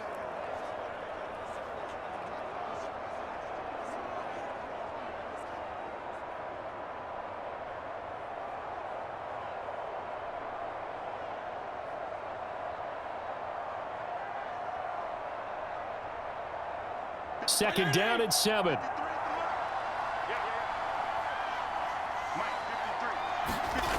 Here's Fitzpatrick. Carter, a first down and more. And he'll finally be taken down just shy of midfield. Oh, that was a nice job there. Quarterback and receiver reading the pressure that was brought. They both knew it was going to open up the middle of the field. Nice little shake and bake at the line of scrimmage, got right into his route. And the quarterback hit him in stride, and he was able to run free after the catch.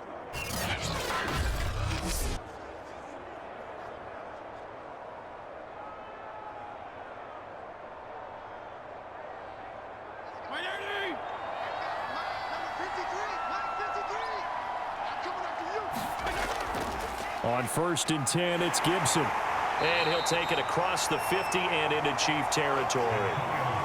Call it a gain of 4 on 1st, and that'll make it 2nd down. Well, they still have time to get him established, but in my estimation, they've got to pick up the urgency here. They've got to get quickly in and out of the huddle and run off a bunch more plays. 6 yards left on 2nd down.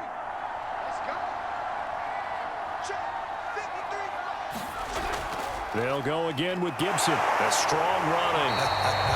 And he'll fight forward maybe to the line of scrimmage, but that's all. They'll say no gain on the play there, and now it'll be 3rd down. Those are the plays this defense needs with the deficit they're facing. It certainly is, and they've got to continue to swarm the football and hope that someone, while they're holding up the ball carrier, can get in there and rake it and knock it free. They need to get some takeaways as well. Working out of the gun, Fitzpatrick. And he finds McLaurin. And he'll be brought down with a 1st down as the tackle's made at the Chiefs' 33. I don't care how many times we say it, I still get a kick out of watching quarterbacks and receivers do the pass tree in pregame warm-up.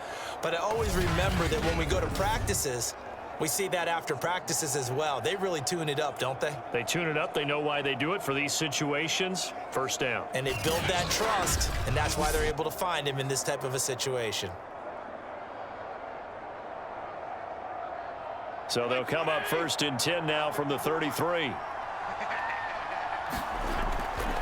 Fitzpatrick going to give to Gibson. And he's going to take this ahead for right around 3 yards, but no more than that. 2nd down. Not too many offenses want to turn down long drives, but when you're down what they are, they've got to pay it off with some points. The last run got 3. Now here's 2nd and 7. Now Fitzpatrick. Looking for McLaurin, and he's got him. And they'll get this one down to about the 20-yard line.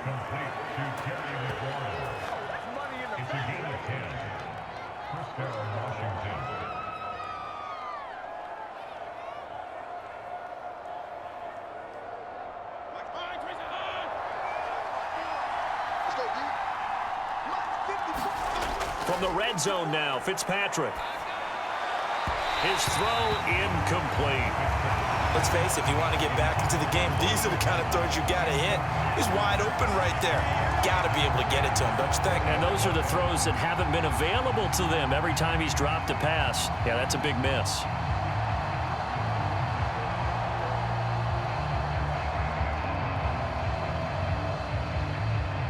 Here's 2nd and 10.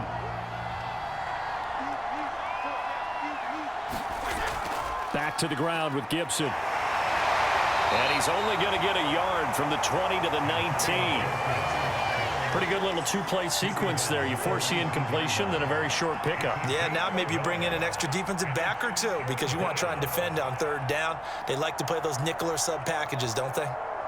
Play number 9 on the drive coming up, and they need 9 yards on 3rd down. Throwing Fitzpatrick. And that's going to be incomplete. The coverage too good there. The contact popped the ball free, and it's 4th down. Once you get into the red zone, space is at a premium for receivers to try and operate and shake themselves free. That one's incomplete. Now on comes the Washington field goal unit. From the left hash, it's a 36-yard attempt. And his kick is indeed good. And that will get the disadvantage now back down to 11.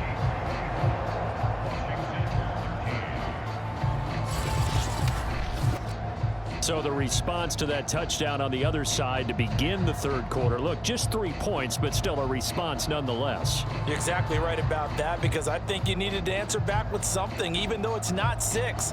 Just enough to send the message that says, hey, we're not going away.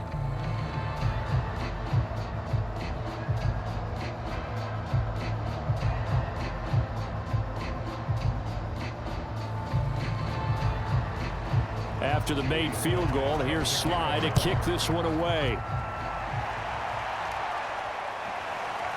And here comes a return from just beyond the goal line. And ultimately cannot get this out to the 25-yard line as he's dropped at the 23. Tyreek Hill making his way back out towards the huddle. And I know that they've double-teamed him a couple times, but not a ton. Whatever they're doing isn't working. He's up over 100 yards. We'll see how they adjust. And when they do that, they weaken their defense in other places as well. And how many times have we done games where we've seen a guy have a big game like this, but it's usually not by himself, is it? Right. Usually it opens it up for other people to have big games as well. The Chiefs offense about set to begin this drive. And following that long touchdown pass, a one-play drive last time, we'll see if the defense, you know they're ready. They don't want that to happen again. And you would have thought they would have been ready the last time. That's what you work on all the time. Make sure that no one gets behind you. That's the cardinal sin of defense, not giving up the long pass. They did. Let's see how they adjust. One advantage having an elite guy in the middle of the defensive line, because not only does he take up the space and let the linebackers run free, but he can also make plays himself, as we just saw there.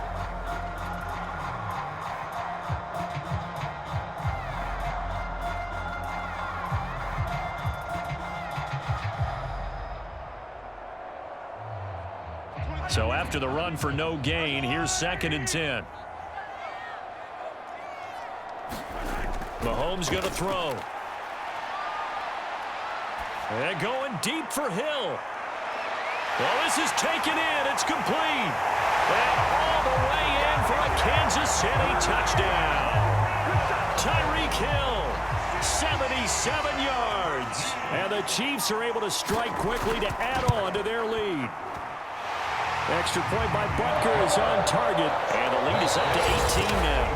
And they won't be able to run another play. Time has expired on this third quarter. You are watching the NFL on EA Sports.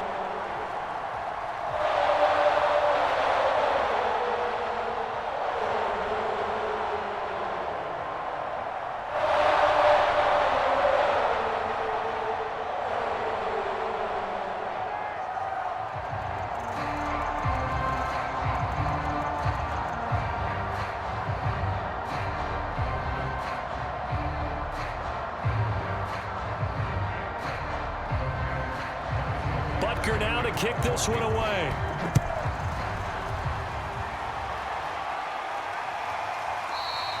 No return here for Carter, and this will be a touchback.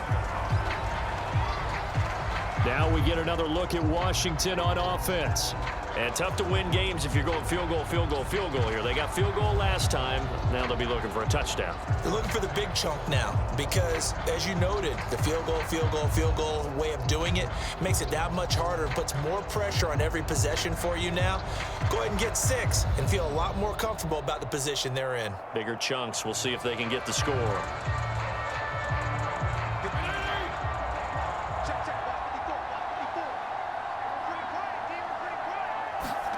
Fitzpatrick on first down.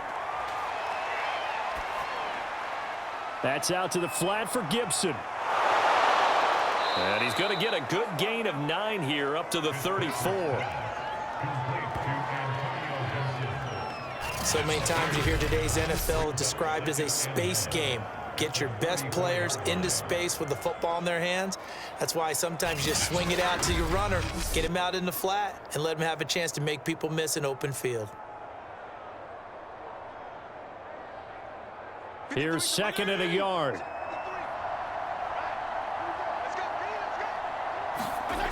Fitzpatrick now.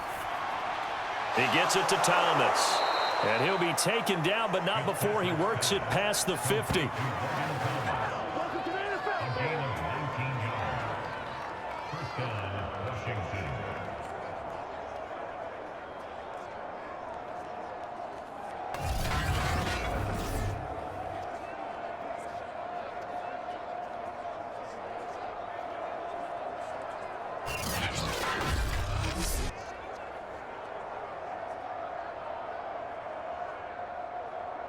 Back-to-back good plays have them on the move on first down.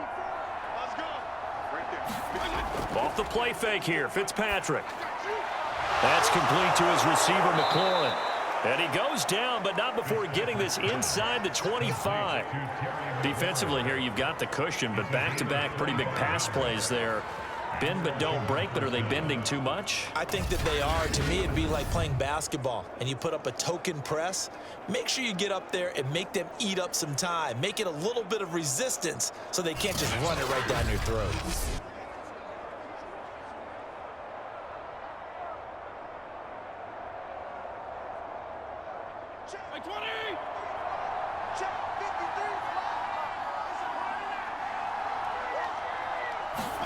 First down, Fitzpatrick. Over the middle, complete. It's Carter. And they've got it inside the 10 at the 8. Boy, how about the speed with which this offense can get down the field? It's taken them no time at all to get down here. And now they're set up with a 1st and goal.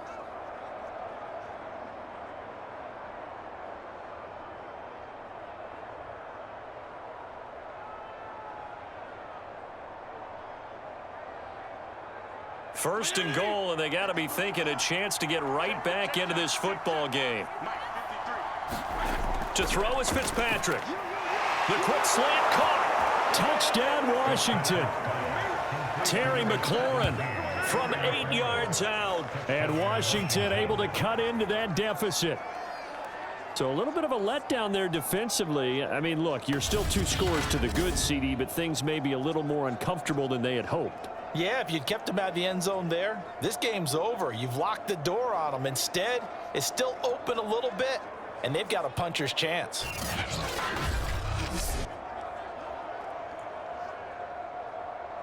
Sly on for the extra point.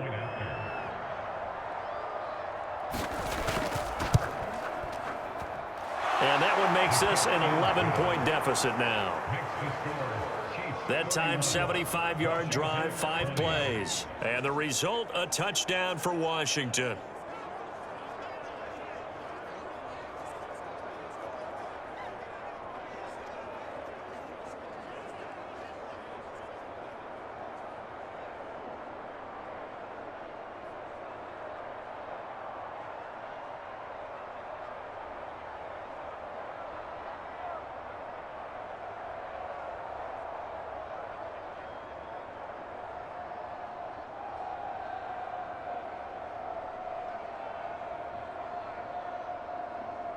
Two scores down, 3 timeouts left. Still a chance if they can somehow get this one back. And the Chiefs are going to make the recovery. The risk reward of the onside kick. When you don't get it, the risk comes out to play, and here they gave up great field position. And that's the key to everything, because you're trying your best to press advantages when you have them, and field position leads you to that type of play calling. And whether you want to blitz or whether you want to throw the ball deep, those types of things, now that they've given up that type of field position, the advantage is switched to their opponent.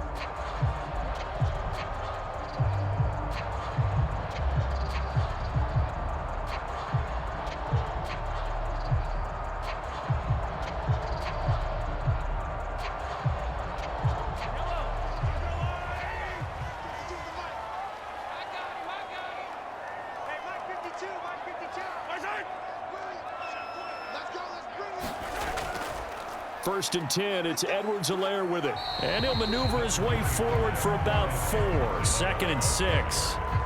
And when do they start thinking about burning these timeouts? They've got all 3 still defensively. To me, you have to start right now. Here's the time, and that means you've got to stop them on defense, not give up the yardage, use your timeouts in order to get the ball back and try and score yourself. But now is the time to start using those timeouts. And keep in mind, it'll also stop the clock at the 2-minute warning. 2nd down, back to Edwards-Helaire. And this carry not as productive. He's swallowed up at the line of scrimmage.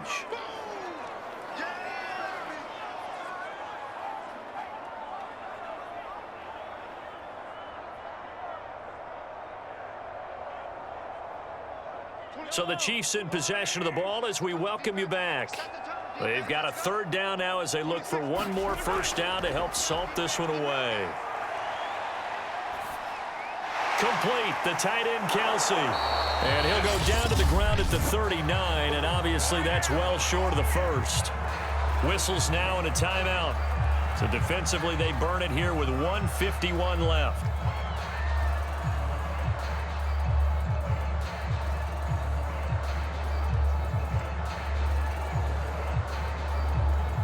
So now they're going to send out the field goal unit to, as they say, fire away from long distance. This will be from 56 yards out. And this is off the left upright. And it comes back. It's no good. And this score will stay right where it is.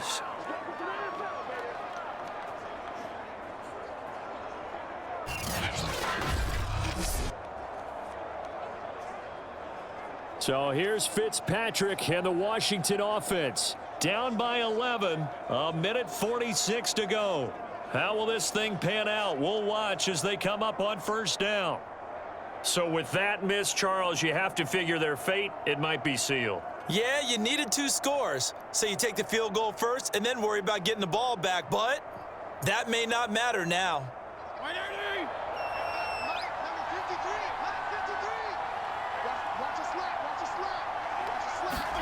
Fitzpatrick. Now a desperation throw deep downfield. And it is incomplete. Good positioning there downfield to break that one up. Definitely desperation time. This just looks like, hey, throw it down there, hope that your guy can make a play. You want him to make a play, but if not, maybe you get a pass interference call. And you know in the NFL, that's a spot foul. You get all of that yardage. That would be a big play. Now Fitzpatrick. And it's incomplete. Back-to-back incompletions, but we know this is definitely 4-down territory. Time not on their side. I don't think they want to try and get the first down in 2 installments. I think they got to go and get it right here, right now.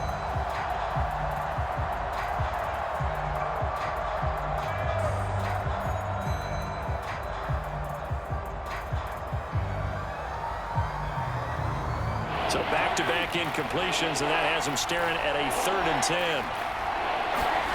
Fitzpatrick to throw. And incomplete on the deep ball. They're down 2 scores, and they need a quick one to try and get back into this one. That was one way to try and get it done. Unsuccessful in the attempt, but they have no choice but to keep trying.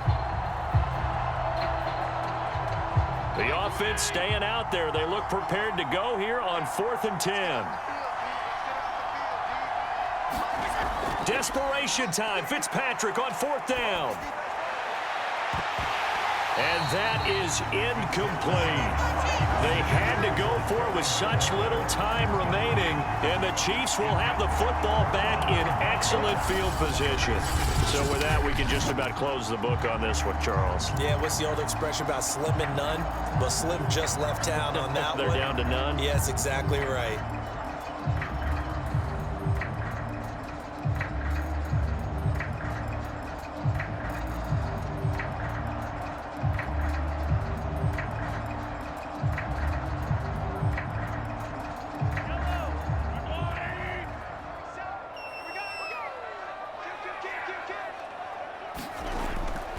They'll try and run some clock here as they keep it on the ground. And he's going to get this one down near the 45-yard line. Now Washington going to use the 2nd of their 3 timeouts as they'll head to the sideline and talk over what to do next.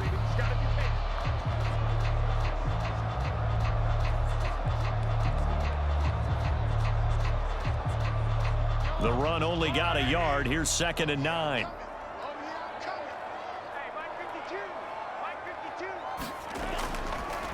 They'll run. It's Edwards-Helaire. And he's going to have to protect the football and take his lumps here at this stage of the game as they stop him behind the line.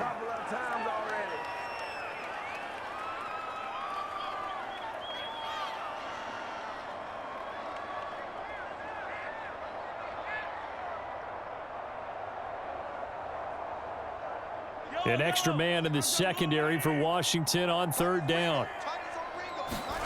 Shotgun snap to Mahomes.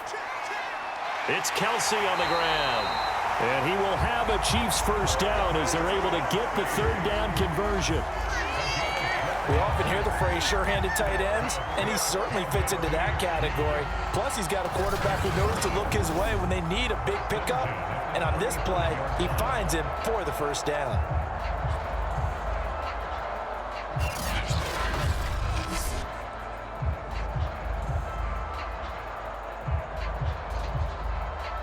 Ball up to the 35 now as they come up on 1st and 10.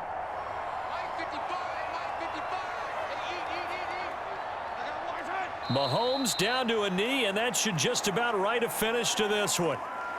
Listen, anytime you take a knee to end a game, that means you've won it. So it doesn't matter whether it's home or on the road, but there's something a little extra special about doing it in front of your home crowd, isn't there? And the home crowd applauding. They're happy with what they've seen.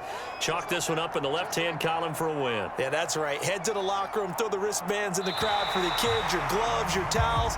Get to share it with the home team. So this one in the win column for Kansas City. And you look back over the score sheet, interesting. A very clean game, no turnovers by either side. An absolute rarity when we watch games now because defenses have put such an emphasis on taking the ball away. Well, what we saw here was offenses spending their time saying, look, you know they're coming for it. Ball security is paramount. So they worked on that, not just a week of practice, but I'm sure all during training camp. Make sure when you have it, tuck it away because danger lurks everywhere you turn.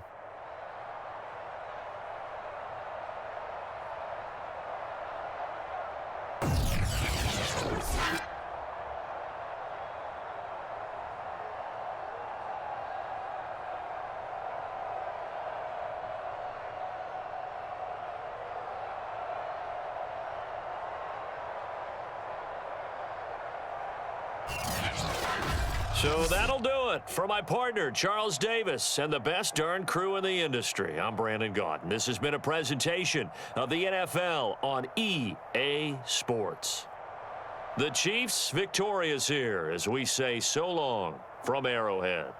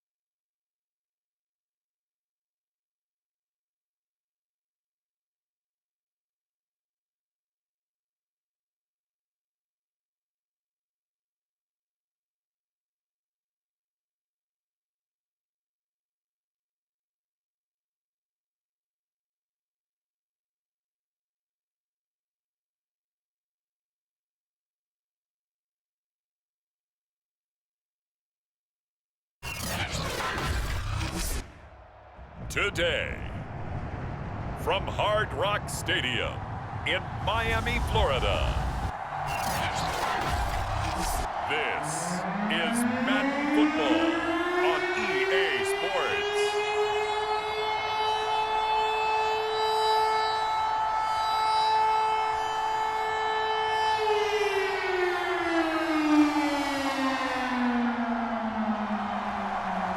Here's Jason Sanders now to get this one started, and we are underway from Hard Rock Stadium. This taken in at the goal line. And the tackle going to be made right there at the 25-yard line. So here comes the Raiders offense now onto the field.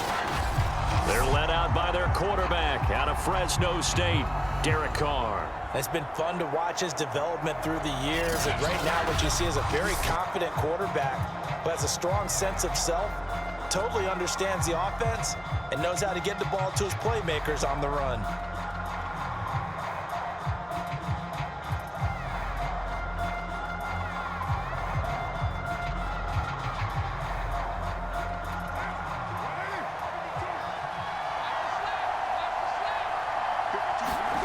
On 1st and 10, here's Carr. He'll find Richard here underneath. 4 yards the result on the first play from scrimmage. 2nd down. And just in general, Charles, on a play like that, how tough is it for the defense to account for a running back essentially being a receiver downfield? It's very difficult, especially if the running back has skills like a receiver, and you're aware of that before the game even begins. So throughout your practice sessions, you're going to want to be aware of him. Where is he lining up? What can he do? What kind of damage can he do to us downfield?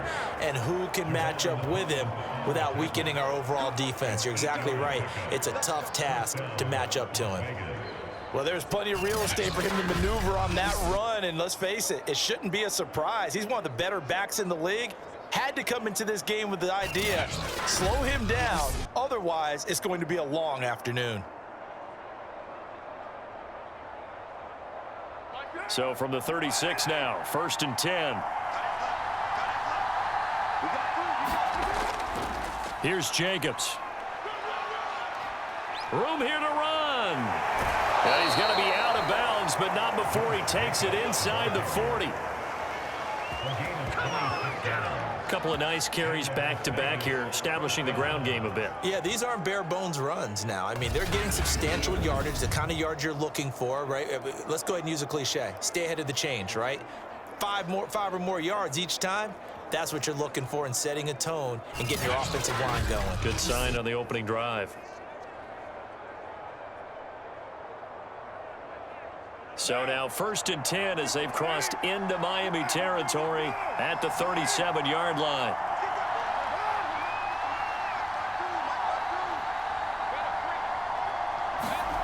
Now Carr. And Waller taking it in over the middle. And he's going to get this inside the 30. Nice methodical opening drive here. They're already into field goal range. They're in a good spot. You know that people like to take a shot in this part of the field. But at the same time, as methodical as they've been, they might want to run the ball a little bit here too. And just on the outskirts of the red zone, they have options now. Either way, though, they've come out with a purpose.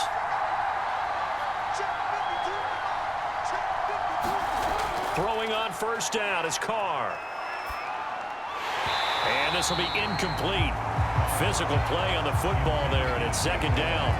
As his old brain remembers, when I see 5 wide receivers on the field as a defender, I know the ball's coming out hot. They expected it and got there and popped it free.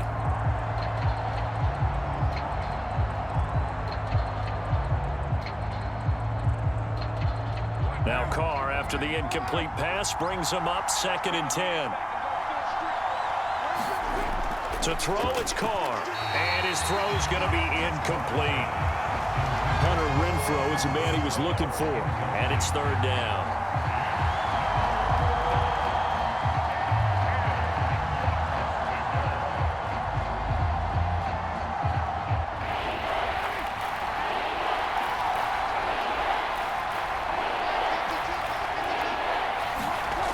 Now Carr. He'll find his running back here, Richard. And he is going to have the Raiders 1st down as they're able to get the 3rd down conversion.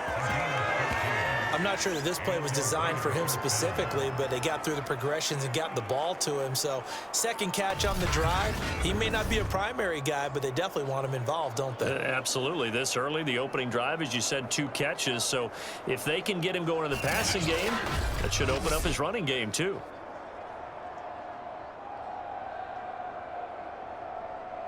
Counting down toward the midway point in quarter 1.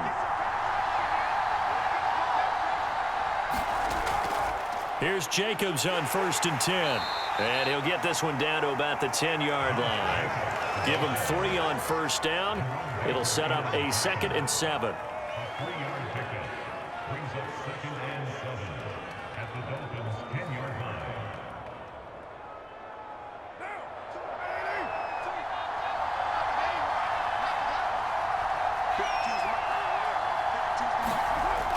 Second down, Jacobs once more. And a nice pickup there as he'll take it from the 10 down to the 5-yard line.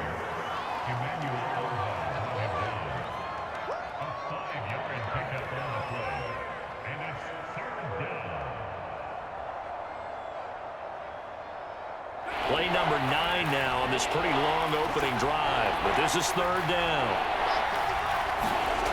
Here's Carr to throw. And he finds Waller in the end zone for a Raider touchdown. A 5-yard touchdown catch. And the Raiders drive right down the field and score on the opening drive. That was a really good opening drive on a number of fronts. 10 plays, very methodical, set the tone. So you know right now, if you're on the defensive side of the ball, you're on the sideline saying, okay, what do we have to dial up in order to get off the field a lot faster? Because both sides are out there for 10 plays, but one side comes off energized, and the other side comes off with some questions.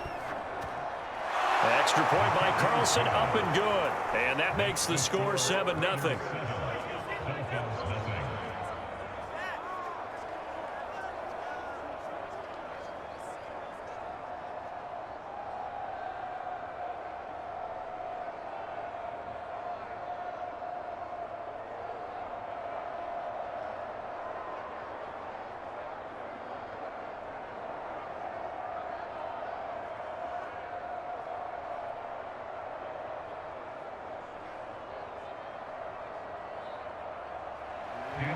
Following the touchdown, ready to kick it away is Carlson.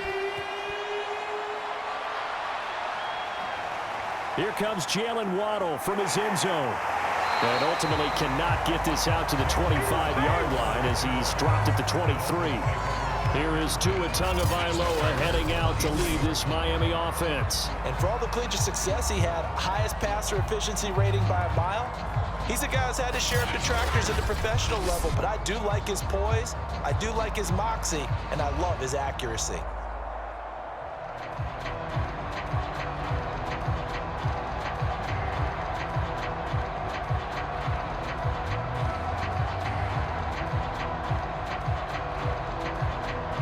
Tua and the Dolphins now with a 1st and 10 at their own 23. Tagovailoa working out of the gun. Eluding the pressure right. He'll get 5 out of the scramble. It's 2nd down. And we have to give credit to him for buying time and extending the play. But you know, there's some really upset defenders on that one. They thought that they had him. Instead, he was coated in Teflon and got away. 5 yards remain on 2nd down.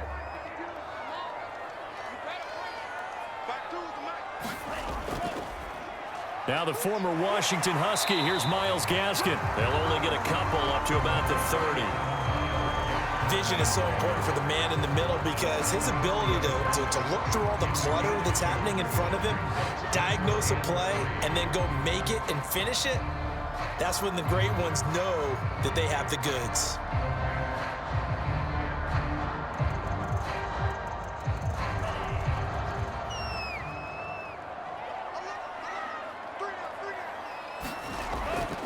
On the handoff, it's Gaskin. And he's able to get it to the 33. Good enough for a 1st down.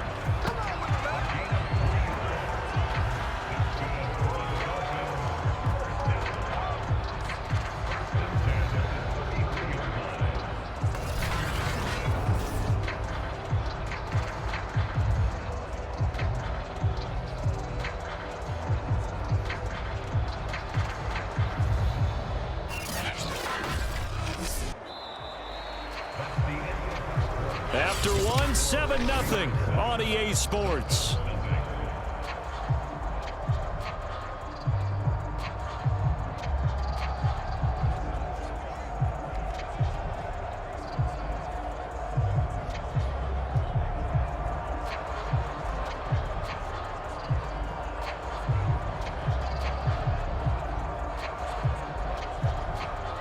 So they'll come up 1st and 10 now from the 33. Now they'll throw with Tagovailoa. And he takes a shot on the release as this will be incomplete. I think he had to unload that one before he wanted to. He was right up in his grill. I think he was a dentist there without a license, don't you? Just not enough time for the play to develop. Just lucky it wasn't a fumble, really. An incomplete pass on 1st down. That leads to a 2nd and 10. Looking to pass. Tua. Over the middle, and it's incomplete. He was looking for his tight end, Mike Gesicki, and now it's 3rd down.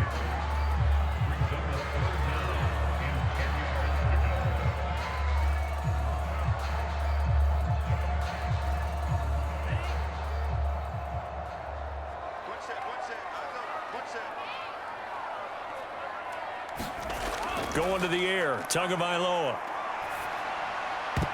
And now another one thrown incomplete. Had to pass there. 3rd and long on your own side of the field. Just couldn't come up with anything. That's why teams always talk about having to win the early downs, meaning you've got to gain yardage and set yourself up for 3rd and short, because when it's 3rd and long, the odds go down significantly trying to pick up the first down, even throwing the football. On 4th down, Michael Pilardi on to punt. Hunter Renfrow deep to return for the Raiders.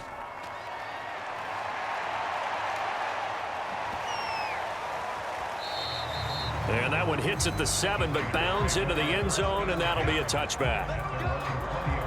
Time again to see Josh Jacobs and this Vegas offense operate. He's been good. His guys are winning. So far, the recipe working here in the 2nd quarter. And he doesn't like to just tote the rock. He wants to carry his team on his back, and that's what he's done throughout this game. Yeah, he's done that. He'll be hoping to continue that trend.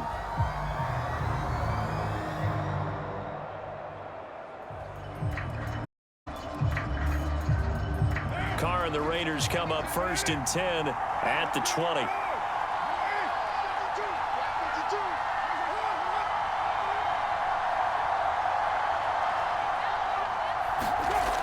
Throwing to start the drive. Carr looking middle, and it's incomplete. Darren Waller, the intended receiver. And now it's 2nd down.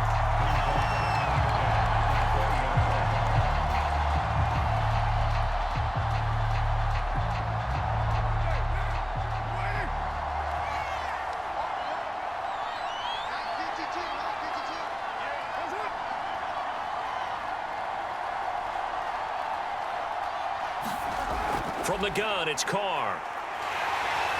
The Dolphins get there this time, and they bring him down.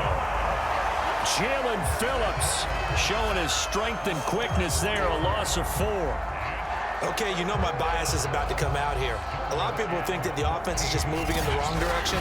I'd say they're moving in the right direction because the defense is pushing them back. Former defensive guy. Now, as a quarterback 3rd and long, you really got to rally the troops here, don't you? Yeah, you're doing a big way, and what else do you have to look out for? More pressure coming at you because it seems to be working pretty well.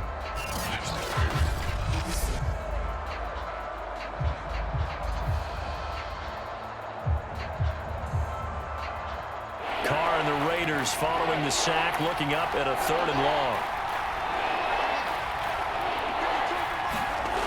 Now Carr. Nowhere to go here. He lost the football. And the offense will cover this one up, but they'll be pushed back inside their own 10. Offensively lucky they're able to keep the football, but now 4th down, so they'll have to boot it away. I do think, though, they're going to look at this as a positive. 1, they recovered the fumble, so they retained possession. But 2, being able to punt it changes field position for them. Imagine if that turnover takes place there. Now your defense has to go onto the field and try and hold. Instead, they get a little breathing room. Here's A.J. Cole now, as his first punt will come from inside his own end zone.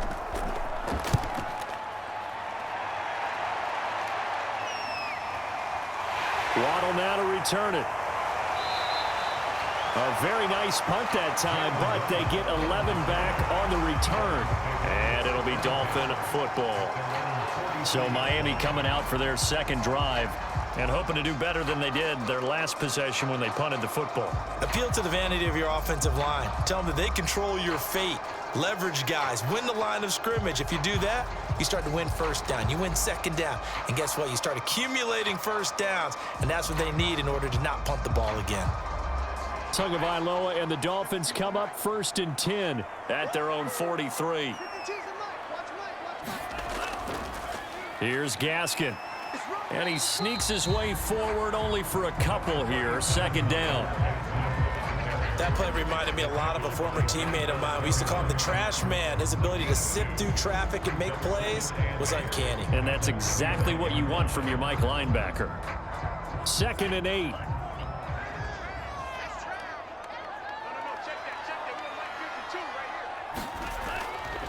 They'll run now with Gaskin. And he'll be brought down at the 50 after a gain of about 5.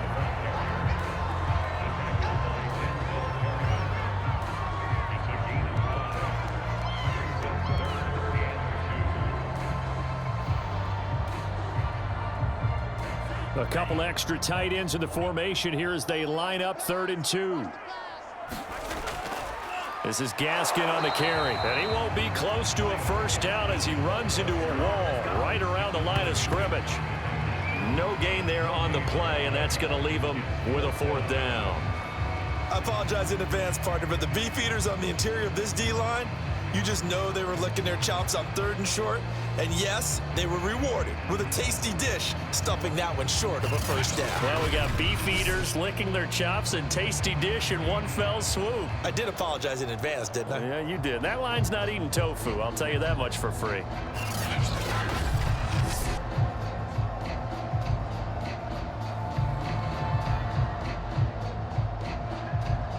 Here's Michael Pilardi now. He'll boot it away from about his 35. And the kick's away as he angles this one for the sideline.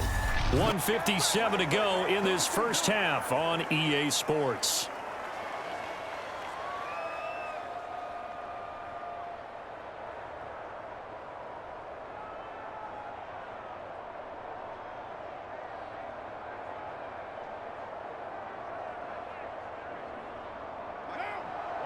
Coming up at halftime in a little less than 2 minutes, we'll send you to Orlando where Jonathan Coachman is standing by. He'll have highlights and analysis of this first half. Oh, he was hit as he threw it there, and that one winds up incomplete. It's always tough trying to keep your guy upright when he's trying to throw the football. When you're dealing with those big, bad guys on the defensive front, it's even tougher. And this time, those guys on the opposite side won the battle, getting to the quarterback and knocking him into an incompletion. Now Carr, after the incomplete pass, brings him up 2nd and 10. Now a play fake. Carr.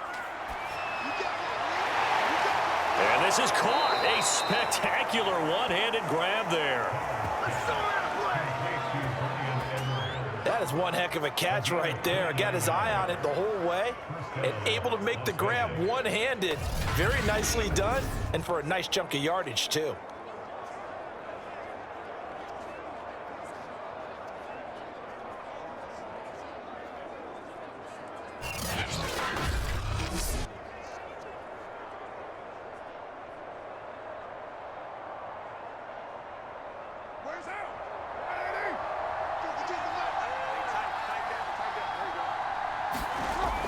Now on first down.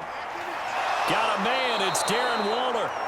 And he works it past the 30, almost to the 25. And that was good protection there. No, that was great protection there because it allowed him to lock in on his receiver. Although I think he was looking for his tight end on the corner route all the way. Nice connection there for a really nice gain.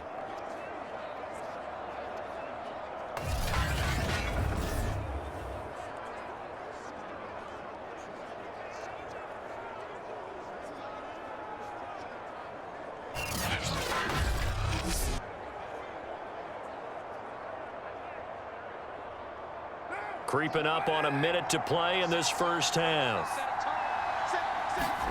Carr now on first down. And an incomplete pass. That'll stop the clock here with just under a minute to play in half number 1. He was trying to get it that time to Bryan Edwards. And that'll bring up 2nd down.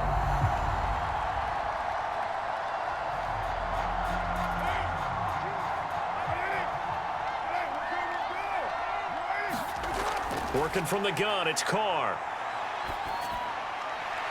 And he fires one that's intercepted. Picked up by Xavier Howard.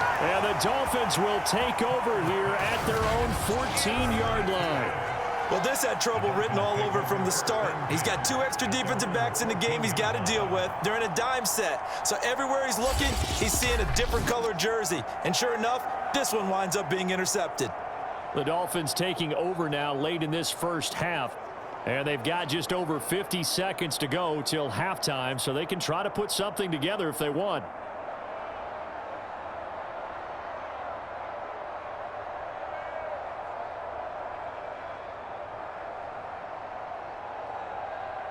Here's a 1st and 10 at the 14-yard line.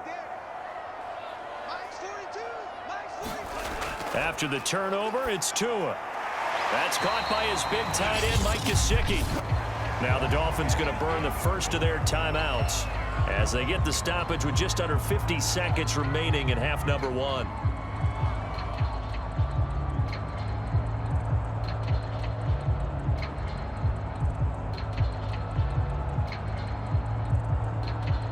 Working with 2nd and 5 now.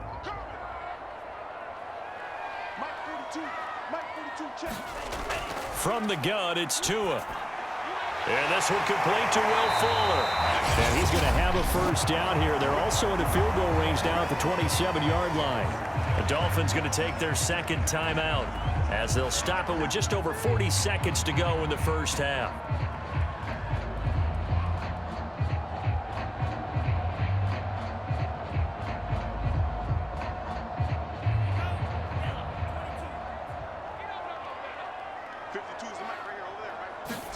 Tua now on first down. That's complete to his tight end, Mike Gesicki. And he's able to break out of one tackle, but then quickly brought down. I know exactly what's going to be said about that play from the defensive perspective. What's that? That's why I tell all you guys we need more than one tackler to the ball. He broke the first tackle. Luckily enough, there were more people there to get him down. Now the Dolphins will use the last of their timeouts as the clock will stop with 21 seconds to go here in the first half.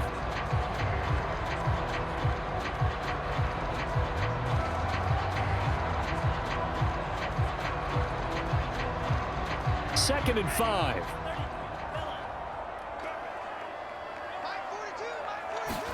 Tua to throw again. He's letting this one go for Fuller. And that's going to be incomplete. Good effort there trying to take a shot, but it's third down. Certainly no lack of aggressiveness here. They were hoping for the home run play to get them 6 points. They're hoping for a catch, maybe a call, but they figure they can at least get into field goal range with a completion. They come up now 3rd and 5 following the incomplete pass. Now Tua. Got a man, it's Ronald, complete. And he is going to have the Dolphins first down. They needed 5 there on third down. He winds up getting 7. So we have reached halftime with a touchdown. That's the difference on the scoreboard. As we go up to Orlando now and hand it over to Jonathan Coachman with our EA Sports Halftime Report. Take it away, Coach. Okay, Brandon, thanks very much. And welcome in, everyone, to an abbreviated version of the EA Sports Halftime Report. Okay, Brandon, thanks very much. And welcome, everyone, to this abridged version of the EA Sports.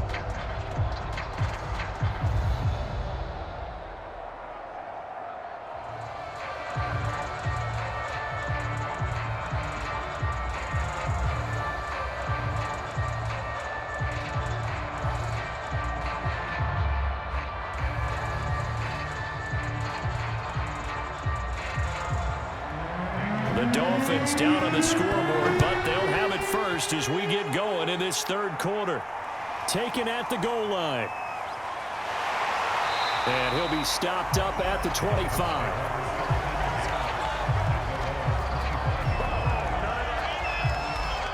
The Dolphins getting set to go back to work here in quarter number 3. It's been a tight game to this point. What do they need to do, Charles, to break through in the second half and take the lead? Well, I think the first thing they need to do is thank their defense for keeping them in this game.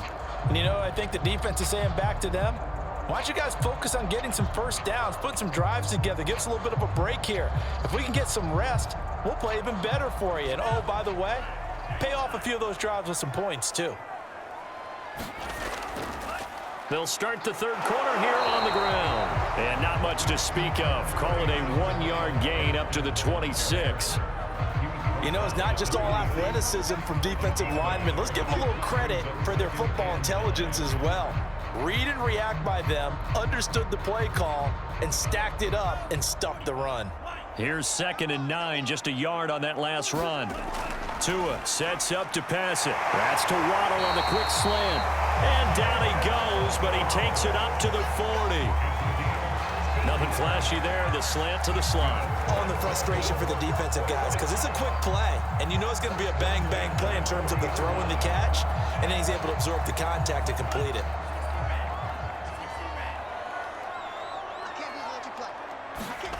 Tua now on first down. A 50-50 ball here, and it's intercepted. Picked off by Casey Hayward. And the Raiders are going to take possession here at their own 47-yard line. The first half did not go their way, and that's not going to help matters at all. An interception here on the opening drive of the third quarter. Obviously not what they were striving to accomplish. But you know who's really upset on their team? The defense. Already trailing. They're going to be counted on to try and hold that score at least where it is. So here comes the Raiders offense getting ready for their first possession of the second half. And their defense just helped them out by getting the football back on the opening drive here in the second half. And now can the offense follow through with points on their first possession? And that's a big one for them because after the work the defense has done, they've got a chance here to open up this lead. Carr and the Raiders come up 1st and 10 on their side of midfield at the 47. He'll give it to Jacobs to start the drive. And nothing much materializing there on the first down run. He'll get a couple, and that's it.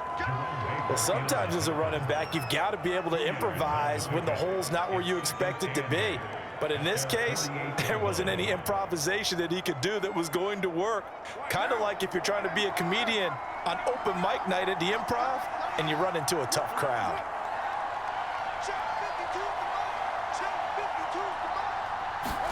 From just shy of midfield, Carr.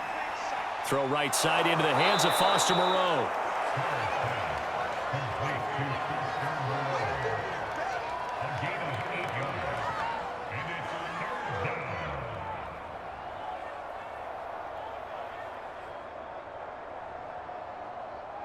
This is 3rd and 1. Very likely 4-down territory, even if they don't get it, though.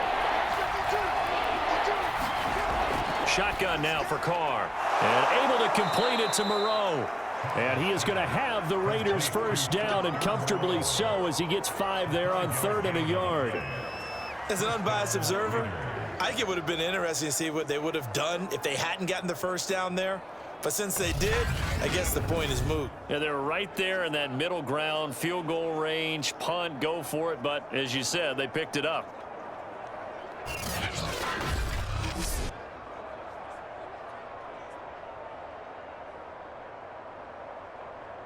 So from the 39 now, they'll come up on a 1st and 10. Throwing now is Carr.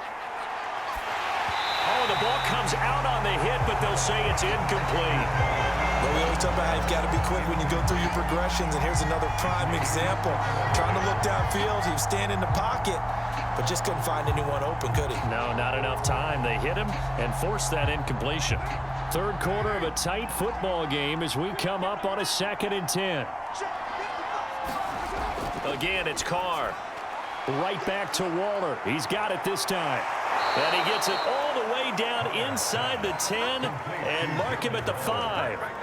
A big play there for the Raiders. What a luxury to have a tight end that can not only catch it, but then can run after the catch like that. What was the old expression back in the good old days? And they used to carry pianos on their backs when they were after they caught the football. Someone would stop and bang out a tune along the way as well. But nowadays, these guys are essentially bulked up wide receivers, and they are a full part of the passing game. And we see a lot of big plays, as we just saw there.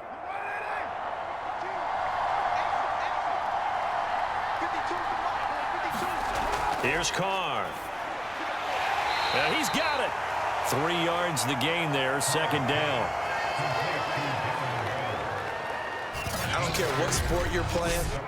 Everyone likes to build up a little momentum, don't they? And look at this, back-to-back completions to the big target at tight end. That one not as profitable as the other, but still a decent gain.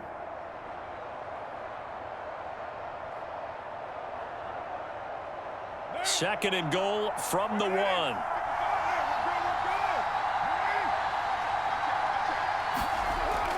They'll run it with Jacobs. And he's not going to push his way forward. He's going to be stopped at the 2-yard line. He tried to get the nose of the football across to no avail, and now it's 3rd and goal.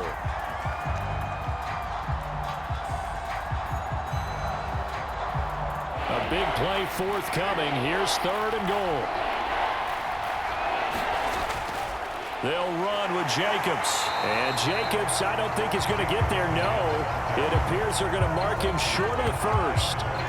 No gain on the play. And what to do now on 4th and goal. That's kind of an interesting decision. One-score game, third quarter. What do you do? Yeah, I'm willing to go out on the limb on this one and go for it. Here's why. If I set it up right now and go get the touchdown, I'm in firm control of this ball game, and my team has a ton of confidence. If I don't get it, hey, I rely on my defense. And if somehow they go downfield on me and score, so be it. I want to be in control and in firm control right now. And he's over the line and in for a Raider touchdown. Jalen Richard. Fine work there on the touchdown run. And the Raiders are able to extend their lead in the final seconds of this third quarter. This defense held out as long as they could, but ultimately the running game wears them down from the 1-yard line. And that gets set up throughout the entire drive, doesn't it? And when you put those big bodies and determination into that carry, the end result, touchdown. Carlson now to add the extra point.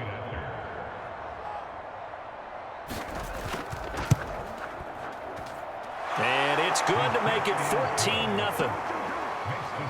That time a 9-play drive. And it ends on the Jalen Richard touchdown run.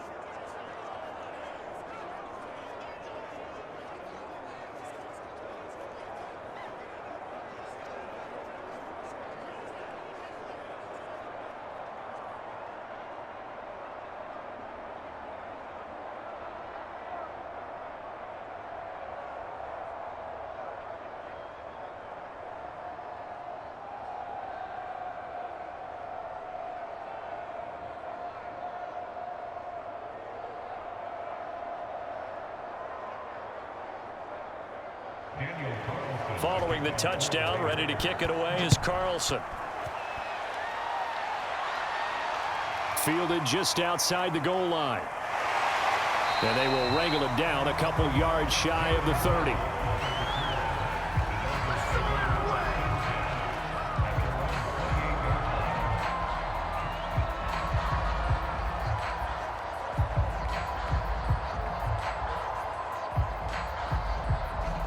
First down Miami as they get set to start the drive. And following the interception, we'll see what they can put together on this drive. I can hear my old college coach right now. He always used to tell us before every game, the team making the fewest mistakes will win. What they're hoping is that last mistake is their only one of the game. Coaches, that's all they talk about, turnovers, right? Minimizing those and maximizing opportunities.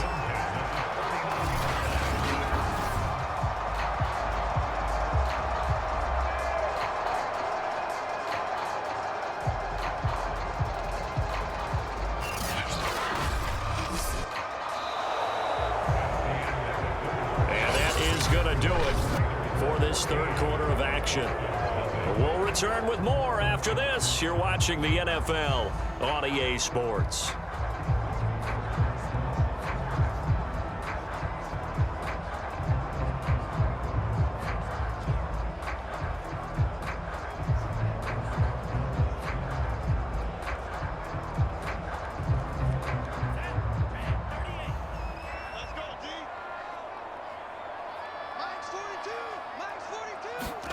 On first down, Tagovailoa. Another catch there for Waddle.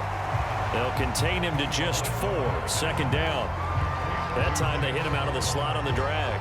And that route takes some fortitude from the guy running it because he knows he's going through the briar patch, as I like to call it, right? He's trying to work his way through all that traffic and people wanting to put a little contact on it. Really well done.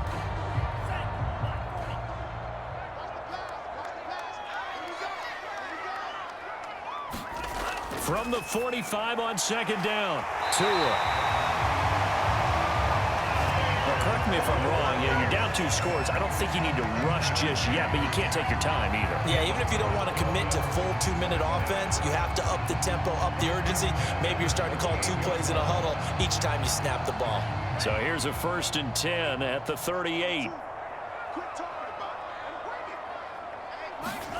Tua setting up shop to throw again.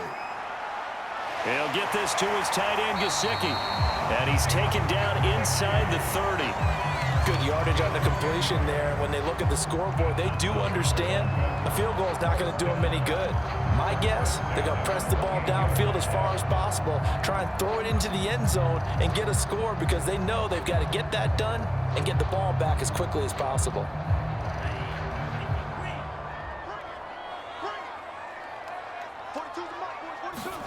Here's Tagovailoa on 1st and 10. That's going to be caught by Waddle. And taking it to the 15-yard line before he's brought down. Nice game there, partner, but you and I both know that won't do anything for the final score. They're not going to win this one. Right now, they're playing for pride and fantasy points. And just to erase that goose egg, nobody wants to be shut out. Finally, a first red zone opportunity for these guys. They've got a 1st and 10 at the 15. Now a handoff as they run left side. And so close, he gets it to the 1. Out of bounds right there.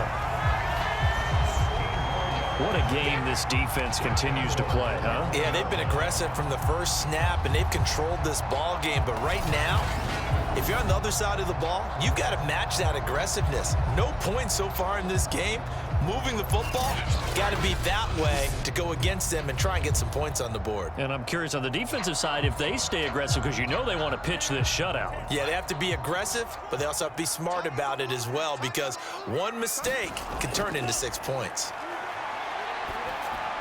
A throw to the end zone on 1st down, but it winds up incomplete. Down this close to the goal line, 1st down. Surprised that wasn't a run? I am, and you know I'm old school. I want to run the ball on 1st down in this situation because 2nd down, that gives me an option of running play action and maybe throwing it. Another shot from the 1 on 2nd and goal.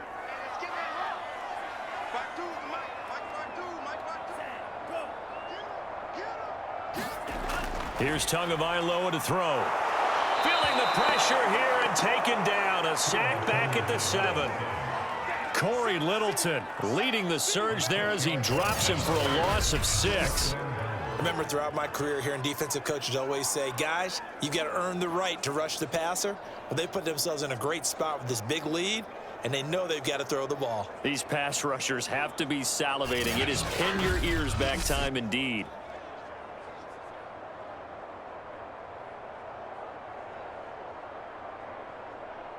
This defense has not surrendered a touchdown yet. You better believe they're determined not to here on 3rd and goal. Throwing now is Tagovailoa. Touchdown! It's complete.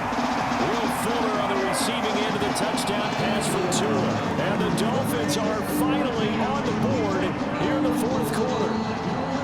So how about that for an answer? They get the touchdown there, and it's back to a 1-score game here in the 4th. And that's what these guys have done all game long because they've scratched and slashed their way to stay in this game. And by now, we should all realize they're not going away. Now the pressure again swings to their defense because they're going to need to find some way to get the ball back.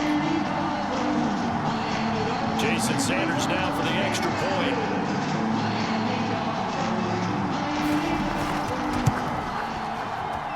And that one makes it 14-7. A good drive that time as they go 9 plays in all. And it ends with a touchdown for the Dolphins.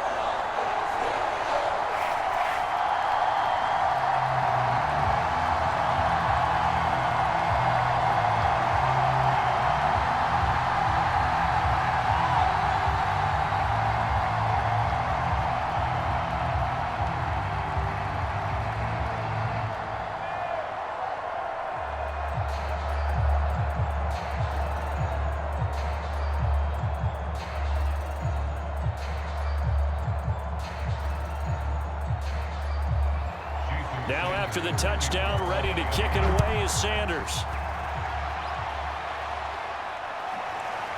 Out of the end zone comes Johnson. And he'll go down as this drive will start at the 25-yard line. The Vegas offense ready for their next possession. After the touchdown we just saw, we have a brand new ball game. And now look at the situation. You got plenty of time on the clock. Defensively, they have 3 timeouts. So do you run the football here or do you throw it? I think you have that full conversation with your offensive unit, and you tell them, here's the situation. They've got all of their timeouts, so we are not going to play this conservatively. We've got to attack them. We've got to make them use those, gain the ground that we need in order to put this game away. If you think we're just going to run it 3 times and punt it, you got another thing coming. Yeah, and by the way, also the 2-minute warning in play, so essentially 4 timeouts left. They have to be aggressive here. 50 yards on the ground for him so far.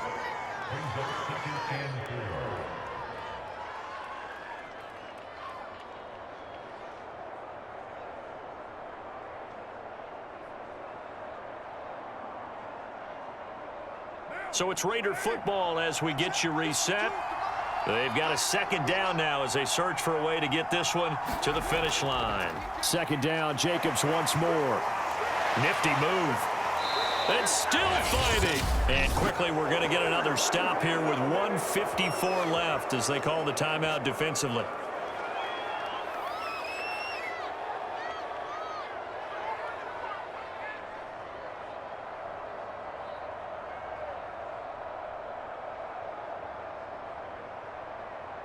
Not totally home free yet, but it's looking good as they come up 1st and 10.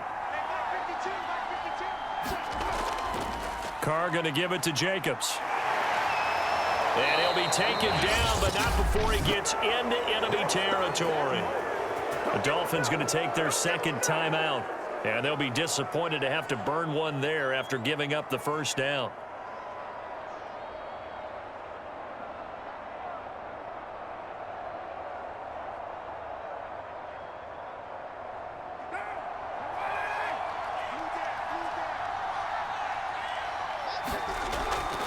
They'll try and run some clock here as they keep it on the ground. And a 5-yard gain gets them to the 42. Now the Dolphins will use the last of their timeouts as they'll talk things over prior to this upcoming 2nd down play.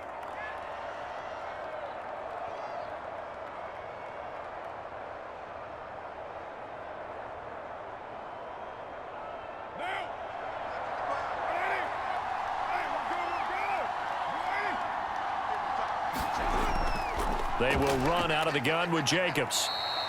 2 yards the gain there, and now they're left with a 3rd and about 4 for a 1st. And now the question everyone's wondering, look at the clock, late 4th quarter, do they put the ball in the air here on 3rd? I don't. I run the football, and I tell my offensive line, no leakage up front. I don't want my running back hit as I hand the ball off to him. I don't want any type of an issue. But if I am going to throw it, quick throw, out to the perimeter, maybe one of my best receivers running a quick slant or something like that. And that is incomplete. Well, the other day they told us when we've got 3rd and 5 or less, we have to be able to convert. And I guess every team would say that, Charles, but an opportunity missed there. What they were trying to tell us is they believe it's a matchup game at that point. And they liked some matchups that they had, thought they could exploit them, unable to do so on that play.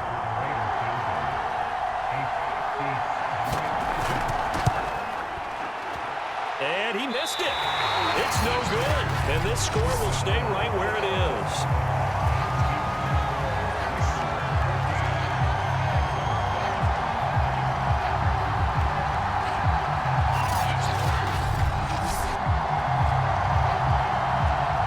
So Tua and the Dolphins down 14-7, 56 seconds to go. And the missed field goal gives them new life as they come up in a 1-score game on 1st and 10. But things just got interesting. They tried for the long field goal there to salt this one away. They don't get it, and now a little time for the other guys to mount a late drive. Well, they thought their kicker would put it through the post and finish this one off. I'm sure they discussed pooch punting it and letting their defense take over. Well, the defense now has to make it stand up, but they didn't get the best field position because the ball comes back to the line of scrimmage. Throwing for his running back, and he's got him complete. The completion, but they go in the wrong direction. A loss of yards, and now they're dealing with a 2nd and long. That was well defended, and while it was a completion, it resulted in a loss of yardage. It's really, really hard for a running back to think to himself, I probably should have just dropped it and saved the yardage. It goes against the entire training that he's had his whole career. Now Tua. That's caught. Waddle on the left side. And they'll work this down to the 40-yard line. Tackled there. Close to field goal range now. Get up, get set, and spike it.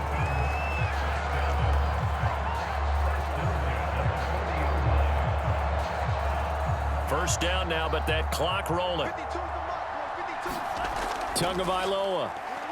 He'll take a shot for the end zone.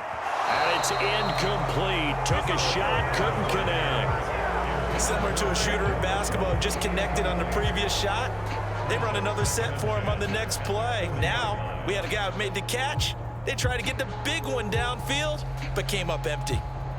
After the incomplete pass, here now is 2nd and 10. Mike scored 2. Tua.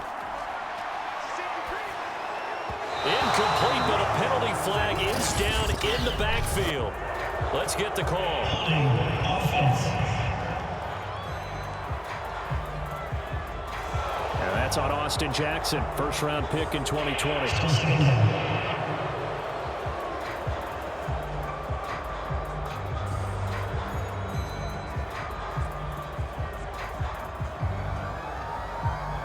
They'll come up now on a 2nd and long after the hold. Tua to throw. Oh, he's going to let this go for the end zone. A high throw there as this is knocked away, down to the ground and incomplete. This secondary as a unit, they've worked really well together in this one, especially late. A lot of cohesiveness, a lot of communication, and some great athleticism. They're playing so well now, a nickname is sure to follow. They're going to have to name this whole unit soon. An incomplete pass on that last play, and that means they'll need to come up with something here on 3rd down. Here's Tua. He's going to let it go again. And this a leaping effort, but it's knocked away and incomplete. Now one more shot at it. Obviously, again, they've got to go for the end zone. Well, we've seen it happen before. How about Aaron Rodgers throughout his career? He seems to pull it off about every other week. But if I'm the defense, I'm rushing the quarterback and making him move away from his throwing arm. That makes it a little bit tougher to get it downfield. One final try for Tagovailoa. He's going to try and go deep again. And that is going to be pulled in one-handed. Wow. Well, going into the final play of this game, they knew that they needed some type of a miracle there at the very end, but they couldn't get it done. However, we were treated to really a spectacular affair. Even though they didn't finish it off, you're exactly right. They took us down to the last play. You were wondering, could it happen? Possibly, even though we both knew it was a long shot.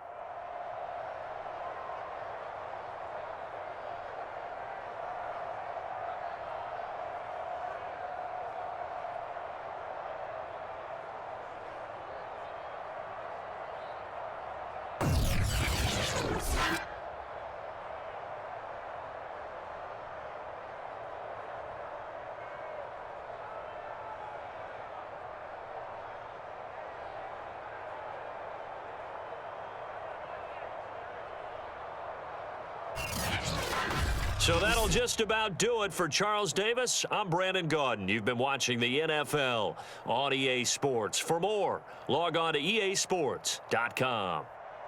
And with that, we sign off from Miami.